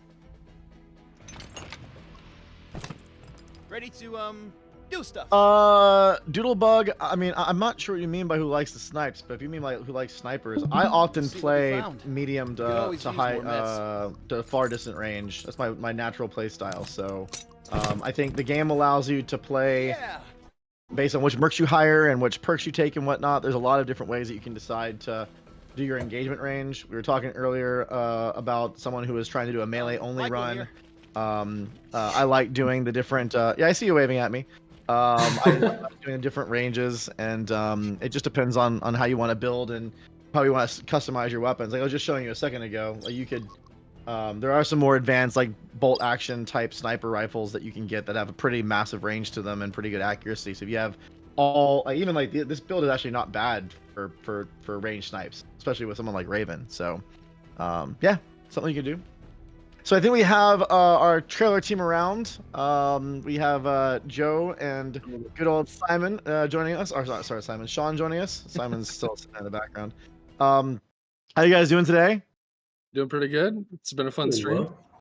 Yeah, it has. It's good to see you guys again too, Nelson and Boyle. Boyle. Good. I think this is my first time meeting them. Hello. Shit. There's an Hey. enemy over there. Fatty Stacks asked, does an attachment like flashlight or laser alert enemies on night maps? So I'll let you take that one because I know we've asked that one before. So I'll let you do stuff. The laser sight will not alert them to your presence, but the flashlight basically works that both you and the enemy you are targeting are gonna get revealed. So it does light up the enemy, but it also exposes your position as well. Raven here. I think I'm gonna go here and see if I can just pot shot this dude. So yeah, Joe and Sean are part of the trailer team. So all of the cool gameplay trailers you've been seeing, most of them, I'd say like 90% of them, except for one, were put together by these guys. They've played, weirdly enough, they've probably clocked more hours than almost anybody, including some of the developers, because there's a lot of video capture. Like, how many hours of video capture do you think we've actually done? My log on the game says 150 hours. I've got some of that's for fun, some of that's not as fun. I've got 334. I've got I mean, to be fair, sometimes I leave it open just in case I need it during the workday. But a lot of it is recording and playing and testing out stuff. No. Hi, Toshi. I was the one that was working on the technical edition contents with some people at the TH Nordic team. So that was yeah, Scad Media. They're the wanted to give them a chance to come on for a little while. They're the people that worked on all the trailers. So they're then the trailers. I think it's sometimes not just as obvious about how much work it goes into making some of those things look good, especially with, you know, trying to get these shots to look right when you have a game that's pretty chaotic and a lot of randomness, and you know, you sit there and have to the professional save scummers, like they're the save scummers of save scummers for sure. There's a shot in the Arsenal trailer. You have no idea. Which one, Omrin? Oh no, that was the Merc trailer. Oh yeah. The Arsenal trailer, the area control. Oh yeah. Getting everybody from the prison to chase you without dying is very hard. Yeah. Yeah, it's I mean, we have we have cheat codes, but sometimes the cheat codes, they can't help you that much. Well, like if you go too far away, the enemies are like, "No, I'm not stepping on the open. You can't make me." Yeah, they're a little smarter than you would expect. Yeah. That's great. By the way, someone asked how many the max mercs is earlier. I think it's around 16 to 20, because for some of the shots, we cheated in every merc available, and then it doesn't let you rehire because you're over the max. So surprising. We did reach that point. I think it's 18. Yeah, it's 18. The idea is that you get 3 full squads, Michael and here. there's a way to go around that a bit, but it's a bit soft way. That'd be how would you even get there though? Like playing. Oh, you can get a lot of money on the easier difficulties just playing, and at some point you will be able to hire as many mercs. Oh, nice. Why would you do that? I'm not sure. To say that you hit the max, of course. Yeah. To get an achievement. I know. I played on the lower difficulties for a little bit with my playthrough when I was learning the game, and I got to like 200k, and then the next week I was broke as hell. I was like, oh no. Yeah, the Hitoshi, the voice for the release trailer was the guy you're talking about. So yeah, we We're all actually very were excited about that. A really fun trailer concept. We wanted to make because we were talking about the style of Jagged Alliance and some of the things we were doing with it, and our goal was to make like a movie trailer. Trying to get that kind of movie trailer feel. We were looking at Under Siege, that actual trailer. We kind of like originally kind of plotted it out with that as a concept, and then went and tried to find the right voice, and we had a number of people that submitted casting for it, and we were lucky enough to work with them. And I may be in trouble here, by the way. I may have to try. Rocket Master wanted me to do a grenade throw. I may do a grenade throw this thing. Oh, not good. Don't worry, you have the high ground. I don't think they can see that, unfortunately. Wait, where is he wow. going? He's flanking you. No. Holy goodness. That should have killed me. Oh, I am black, he like actually my flanked you. sister. Can't afford to take this many hits. All right, I may have to try a whole different strategy. I think I need to pull back and let them come to me because, like, with 3 mercs, this is really hard. Budan, you may have been right. I probably should have hired another merc. This is way harder than I was expecting it to be. You can try to get them, to come to you, and use the columns for cover. But it's gonna be tough in this situation when you're even flanked by. Well, but I think I can kill this dude pretty easy. Oh no, he's uninjured. Now you have to move around quite a bit, yeah. She won't be able to shoot him from there. Mm-hmm. Acknowledged. Yeah, Olak, that was just an oversight. Ready for That was. I'll take that one. This is how accidents happen. It's all right. You can't get everything right. Oh my god, look at all those lines. This dude is in trouble. I wonder if I should move back here. Well, don't go into the light, so Oh, yes. that place is okay, but don't go into lighted areas because you're gonna be easier to shoot. He's in the dark now, so that's good. I think I'm gonna do take cover. My castle. And then the question here is, do I just overwatch the door? Yeah, right. It could work well, yeah. Yeah, I like that. All right. I think overwatching the door works really well because I think the enemies have a hard time seeing over the steps, so they have to come up to meet you. Yeah, and they will be in the light. So Earthworm Jim was asking, yeah, we the game. I mean, unfortunately, Windows 7 is deprecated, and a lot of that technology is just old. So we had to make some decisions on what we could support in order to get the visuals and everything and the optimizations that we wanted. So, yeah, you can't. The game's not going to run on Windows 7.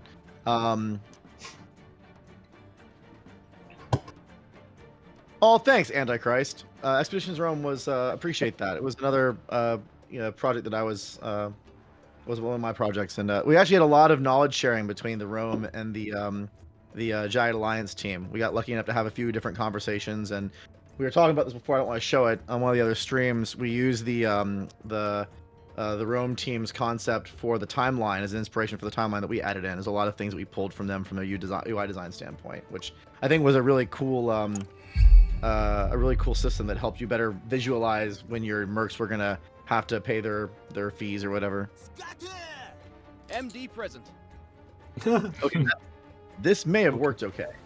Raven here. Locked. Heads up. Dang Running it! out I of thought I life. could just do a cheap shot. Just take cover with her so you This can should do transfer some action points. I definitely want to kill this person, so I'm gonna just shoot it all there. Perfect. And we're gonna stay back, and we're gonna just slow roll this for a minute because we're in trouble.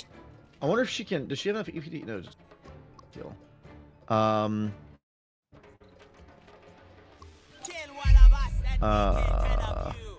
No, there's not any like super high fidelity cutscenes. Everything's kind of in game and everything. Just grazed them. Well, at least he hit.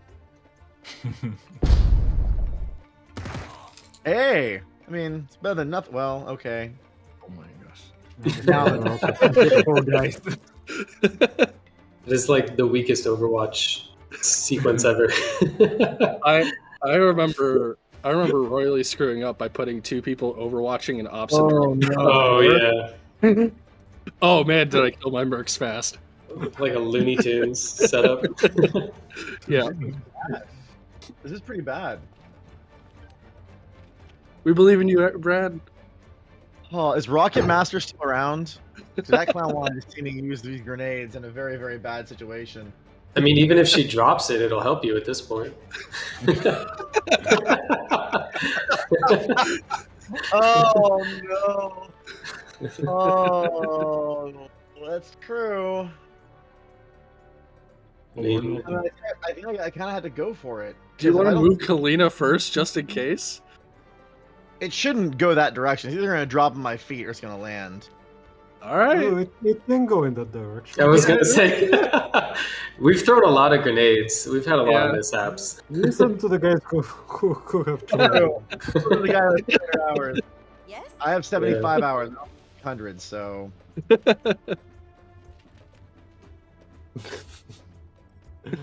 Yeah, you can try from this position to shoot both of them because I think they're in a line. I wonder if I should do this. It should penetrate, so try shooting the first guy. So can we answer about the new trailers? Going to need more bullets. You got it. You got it.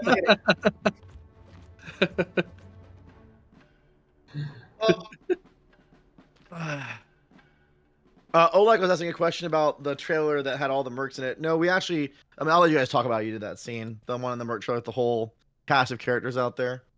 Well, I mean, do we want to hold our breath and see if this works?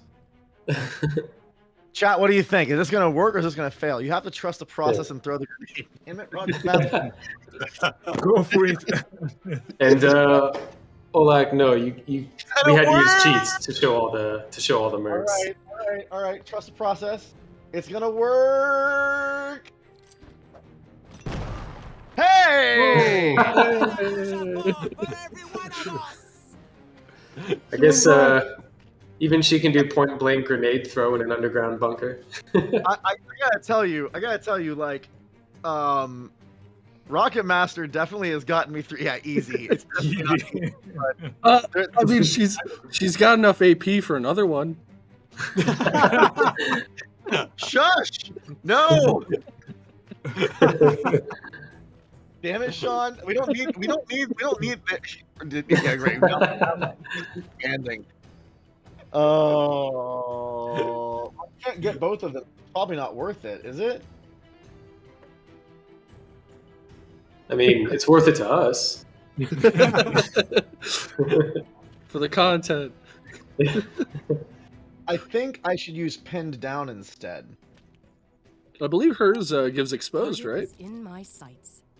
Wait, not on that character though. Got this perp pinned in place. Because that way I have a chance. No, you can't. Down with the grenade. Michael here. Maybe that's a feature we need to add. Add pin down with grenade. It's like we added sneak attack with the grenades, you know. Good chance of me. So I was very adamant about that. Do we have sneak attack with grenades? I think you can sneak attack with grenades, yes. You gotta be kidding me! Was it MD also? It's amazing, yeah. Moments like this are the reason why we did why we put MD in that situation at the end of the Merc trailer. Yes, Seriously. yes, exactly. The end of the work show with MD being like, guys, right here. It's happening in real time. I don't know why he got punished in most of like a lot of the trailers. We just were like, oh yeah, who's gonna get hit by mortars? Okay, MD. Yeah, I mean, punching bag. Ordinary Man, thank you so much for all your questions. And you have a great night too. It was a lot of fun hanging out with you. And thanks for getting me over to the Steam chat so I could respond to them. Yeah, you're right, Rocket Master. Grenades don't jam. They instead fall at your feet and blow you up. MD does not need a raise. MD needs a for MD at this point. Gosh, man. I saved up 15 AP with this clown, and I'm gonna get 3 shots to this guy, and I only have 2 left. Instead, I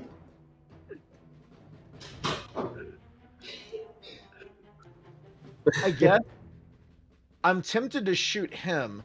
He's in the light, I think. Yeah. Well, not just that, but if I shoot him, then I may also get the kill if the pin down goes off. Yeah, he's exposed, so Pretty good odds, I think. he thinks there's a good odds. Hey, MD finally hit thing. Freaking broadside of a barn. All right, well, let's Kalina dies this turn. I may have a Merc death this turn. Like, she may not make it. You almost got hits off of that ricochet. Come on. Oh, shoot. Oh, no. Oh, no. Oh, okay, that's good. Oh. All right. Channel your inner MD. No! Oh my gosh, that was the opposite. Unfortunately, I think you have to put all your trust in MD to kill some people now. Misplaced trust, perhaps, but... Oh my gosh. And you ever reload? Now you have to throw the grenade to end the suffering. I mean, with how this is going right now. Death chance moderate, man. Oh. Such a sad thing to hear. MD can't get to her. Raven here. Dude, there's no way she can throw 3 in a row, is there? I mean, there's only one way to find that. Right? Yeah. I don't need Rocket Master's opinion right now on what I should try. All I know is Rocket Master's opinion is trust the process. Oh. Can you retreat from a sector when things are bad? I think there is a way to back out, but at this point, in most cases you can. There are some special conflicts where you are locked in. You have to get to like a special point, though. Even though MD's incompetent, I kind of wish I'd given him a grenade too. All right, Rocket Master. What? Nice. Wow. Nice. Wow. Ready to do stuff. You can use running gun to try to get closer to Kalina. MD present. It's still gonna take you some. But she's not gonna bleed out in the very first turn, right? She might. No, she might. She might get shot as well. They usually don't shoot when someone's down. They are bad guys. The only bad guy here is MD. Well, he can shoot her too, as well. I mean, here's the thing, right? If I do this, I'll get 1 shot off. If I just focus fire him, I get 2 shots and I could kill him. No, but if you do the mobile shot, he shoots 3 times. Yeah. With the machine gun, he will shoot 3 times straight. Yeah. I only ever use mobile shot with MD. Everything else just... What I'm saying though is, I think if I sit still, I can shoot him twice, 3 times each. So I get 6 shots to attempt to kill him. If I run and gun, I don't kill him. The mobile shot also uses the burst fire, so it's 3 shots 3 times, or even 4 shots with MP40. So the dilemma is, should you stay in place and miss, and or should move and miss. Yeah, 3 times 4. I think I can, you know, get him. But this is 2 times. This is 3 times 7 twice. So this would be 6 times 7. It's better damage, yeah. I think doing the double burst fire, sitting still, has a better chance to kill him. I don't think I can kill him with the with the running gun, and I can only do that. I can only shoot him once. That's gonna be 7 AP. We'll give it a try. See what. Okay, that's some good damage. Fingers crossed. See? Yeah. All right. And they got a kill. Look at that. All you guys. See, here's the thing. All of you guys with all your hundreds of hours of playing, telling me, and you know what? I think I did all right. We're still in the game. I mean, we're not doing great, but we're still in the game. Oh, shit. Oh. Don't you dare shoot that body. Seriously, right? Shoot! Drive those foreigners backwards. Oh my god. Oh. That'd be a good time for that mobile shot, just to run away.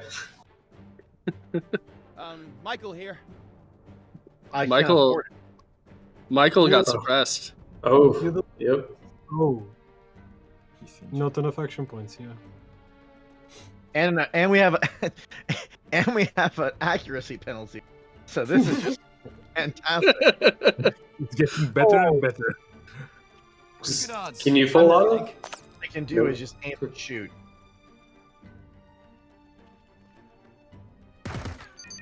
I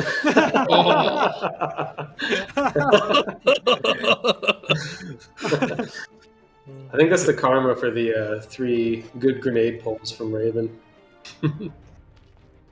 You have another grenade. How's Kalina doing?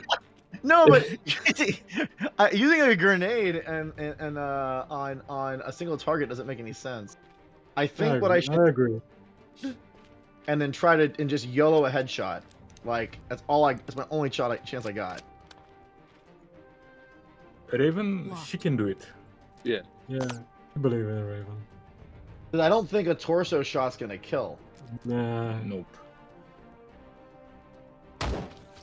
Oh, jeez. Oh my god. This is stressful.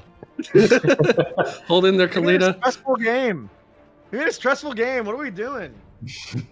It seriously is. All right. See, this is also so. I'm gonna. This is why I like not having hit chance, because you would not make these decisions if you had hit chance in the same way. But since you don't, you kind of are like using their position and their weapon skill and all the different information to make that choice. And whenever I played the hit chance build for like a year, way back when we first did it, like you would never make these choices. And we had it just wasn't the same feeling. You didn't get this tension, this stress. This is what I think. I've seen some comments about people saying this plays like XCOM. I don't think, to me, the decision-making process is not the same as I would do when I play XCOMs. I do really find myself min-maxing a lot more. And here, you do take those chances. You're like, oh, well, here we go. I don't know what's going to happen. I like that. Yeah. Oh, If thanks, it was- Barbar. Thank you. Appreciate it. Yeah, if it was the chance to hit version, you would actually take out a pen and start calculating which is the most optimal chance to survive. And But just now try I to do the can't- math. Shoot, she's going to die. I'm not going to get there fast. Use the rolling gun. It's gonna give you a bit more. Use the what? Running gun. Is she at... She's at very critical high. level? So I need to get close to her so I can heal her next turn. Yeah, use the running gun. It's gonna give you a bit more movement.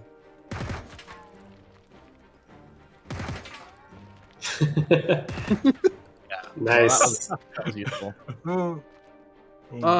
He got close. Can Raven take his med pack In my sights. from his inventory? Should be able to. I mean, this is really the But only if you chance. can headshot him, yeah. Yeah, But he's try. in the dark. It's worth it, yeah.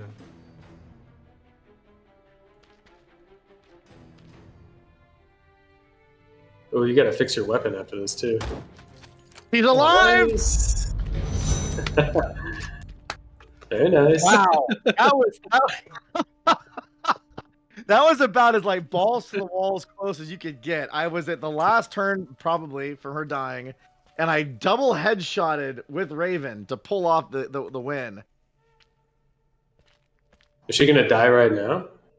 No, She Okay. stabilized at end of combat. Yeah. You see all the tension because you didn't want to use explosives. I did use explosives. What are you talking about, Rocket? I trusted the process.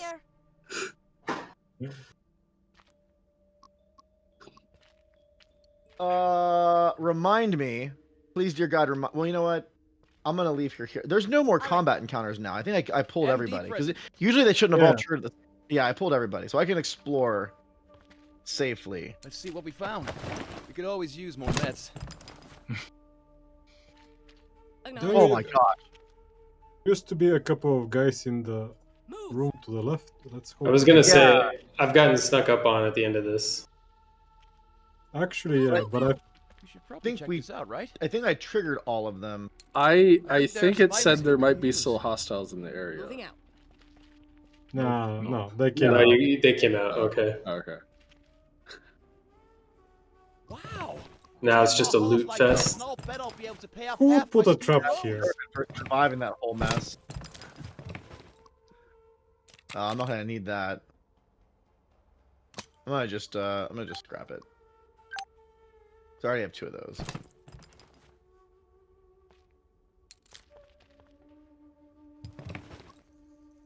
Ooh, all right. You don't need to aim to use that.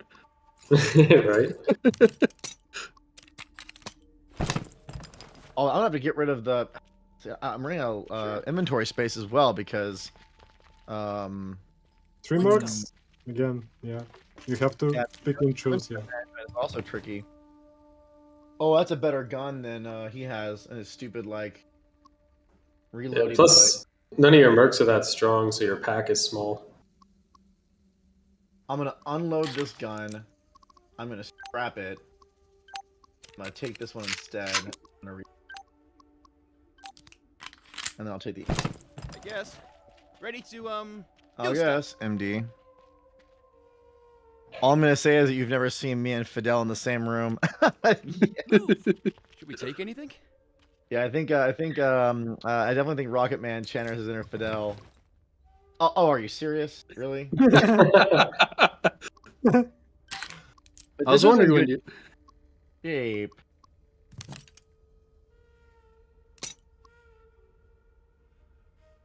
I think I'm gonna scrap. I don't ever use wire cutters. I think I'm gonna scrap. If you give one of your pistols to MD, could dual wield, right?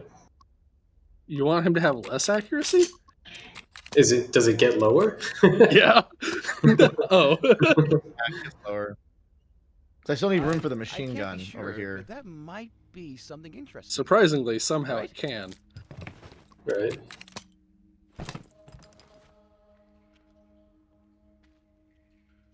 Boys, we somehow survived this. I was not expecting this to be as hard, but man alive, 3 mercs is not what I would recommend for your playthroughs. Don't do it. This is not. Someone was saying, like, what would you suggest for playing? And it's like, I would not suggest this. Charlene Higgins. Just grab Barry. Raven here. Or just use unarmed mouse and win the entire game like that. Have you done a Boy, have you done a playthrough yet since it's been finished? Almost an entire playthrough for the lighter builds, but not the final encounters. Acknowledged. Do you think you're gonna do it this weekend, or are you guys gonna be working on? No, we're not gonna be working on it. Hopefully, I have an old save I think could be salvaged to work, though I'm taking a risk there, where I'm using Dr. Q for a single playthrough. Single playthrough. Using stunning attack, yeah. Yeah. Huh. When you do that, do you like switch weapons after you stun them? No, I use only the normal attacks. So you go stun them, choke them in the neck, and run away. and they die. Yeah, because you Dr. Q brings them down to almost dead immediately, right? Yeah. It's almost like playing Arkham Asylum. You go only at night. You get all the free move, so you can go and jump between enemies. Easier than I thought it would be. And hopefully you hide well enough for all the rockets and Overwatch areas. I do have to say, I think Mouse is my favorite merc. When I beat the game, she was my sniper because at the end of the game she had like 80, 85 marksmanship and then 100 dexterity, 100 agility. She was just so good. Yeah, she's amazing. She's so much fun. Love playing with her. She's so much fun. And also, sometimes you play stupid and suddenly your entire team is being pinned down by Overwatch by a machine gun. Yeah. I think my favorite's got to be Blood so far. Oh, he's just fun. He's fun. I maybe not in the later levels, but at the beginning, like his just running around with the knives and his marksmanship's pretty solid too. So I still think Buns is my favorite starting character. I really like using Buns, and Fidel is great. I'm guessing now Rocket Master. Wish I take Fidel. I stopped taking Fidel because for the first like 2 years in the project, I always had Fidel, and I realized I was only ever seeing and reading the Fidel VO, and I'm like, man, I need to look a little more than just seeing Fidel all the time, because I just like his jokes are funny and he's really really immersive and responsive. So I enjoyed that, and I remember I think Bouillon, you and I were talking about this, after a little while of that, it's like we got to stop writing Fidel lines because he's so easy to write. Like he's just so entertaining. So we were, I think the writing team was even leaning too much into Fidel as like an easy win, and it's like, yes, it's funny, but we may need to, bring a few more characters up to the same level. Yeah, and I think you're going to enjoy Kalina actually, especially in some of the haunted forest locations. She has some killer lines there. She's quite amazing. Speaking of lines, I know that the first time I heard Fox's VO, I was like, "Dear Lord, girl, you need to calm down just a little bit." I love taking Tex and some of the, for example, Tex and Wolf. There's one banter that always cracks me up. It's like Tex saying to Wolf, like, "Hey Wolf, let's do a movie together. It is gonna be called Tex and Wolf. You're gonna have me in your movie?" Like, no, I want your wolf. I don't have a wolf. Why are they calling you Wolf then? I figure Jaber is easier to show than answer. So yeah, Shadow's in the game. Oh. So let's go ahead and go back to full screen. I'm gonna wrap up the playthrough. We're gonna probably wrap up the stream here in the next 5 or 10 minutes.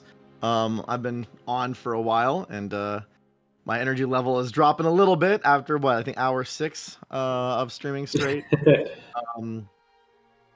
Really hope you guys have had a lot of fun hanging out with us today. If you want to ask some final questions, we're still here for a little bit longer. I'm not going to cut it in the middle of nowhere, but yeah, thank you very much, Sir Magnetron. I hope you're having fun playing the game. There's a lot of people out there streaming it right now, so if you want to keep on watching, there's more stuff to happen. I don't know if we're going to do a stream next Thursday or not. There's still some conversations going on when we're going to do our next stream. So we have a lot of, obviously reaction stuff and bug fixing and whatnot to do, and we want to make sure we jump right on that as well as we can. Bouillon and Nelson, you guys are also, what time is it there now? Like 9 o'clock, 10 o'clock? It's pretty late. 9 o'clock. It's 9, yeah. It's a good launch day, right? Good long celebration. Yeah. Amazing day, yeah. Yeah, it was so much fun interacting with you guys. It's awesome. And Sean and Simon and Joe, I know Simon is still saying in the background there. He's smiling at me and doing a thumbs up. Someone else at Sky was like, Simon should turn his camera on. And I think he's good being in the background. But yeah. Thank you for all your work and support, Simon. He's been here the whole time with me. He's been sitting at that desk since what 5:30? Oh, 6 o'clock this morning, 6:15. When you got in, the sun was just coming up and it was still dark here. So it's been a long time doing this, and I appreciate your endurance and everything done. Anyone else have any last minute questions before we call it? Speak now or forever hold your peace. I'll check Steam chat real quick too. No, Steam chat's quiet. Everyone's playing. Yeah, well, there was one guy on Steam chat that was like really actively talking, because most of the time you don't get a lot of comments on Steam chat.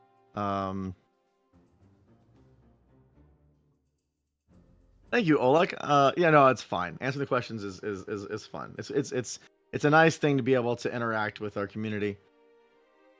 Yeah, Sir Magnetron, you should be able to implement your own voice lines when the mod tools come out. That should be relatively straightforward to do. We're going to expose all those tools for both VO and for text, so you should be able to add whatever you want. A lot of the developer tools that we use to make the game are all going to be exposed, and you'll be able to do quite a lot of stuff. So there should be, for anyone that wants to change, voice or add their own characters or whatever they want to do, all those tools should be exposed to you. Leon, Nelson, any parting thoughts? It's been an amazing release day, and thanks everybody for making this day awesome. I second that. Well, you guys all take a good evening. Is Pavel coming around?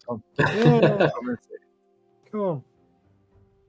Who else is Amazing ride. Hey, come on. He's the man behind the camera. Yeah. Yeah. Thank you for all the camera work. Awesome. Everyone, thank you so much for joining the stream and hanging out with us today. We hope you enjoy the game. And we will definitely see you guys again later. Appreciate all the love. Very kind. And you guys have a great evening, afternoon, whatever it is. Hi, Tosh. You've been here almost the whole time, so thank you. A couple of guys have been here for a long time, so there's a lot sticking around. Olak, you've been here for a long time. There's quite a few of you, so really appreciate that. Have a good one, everybody. Well, take care. And thanks again. Happy release day. Bye-bye. Bye-bye. See you. See you.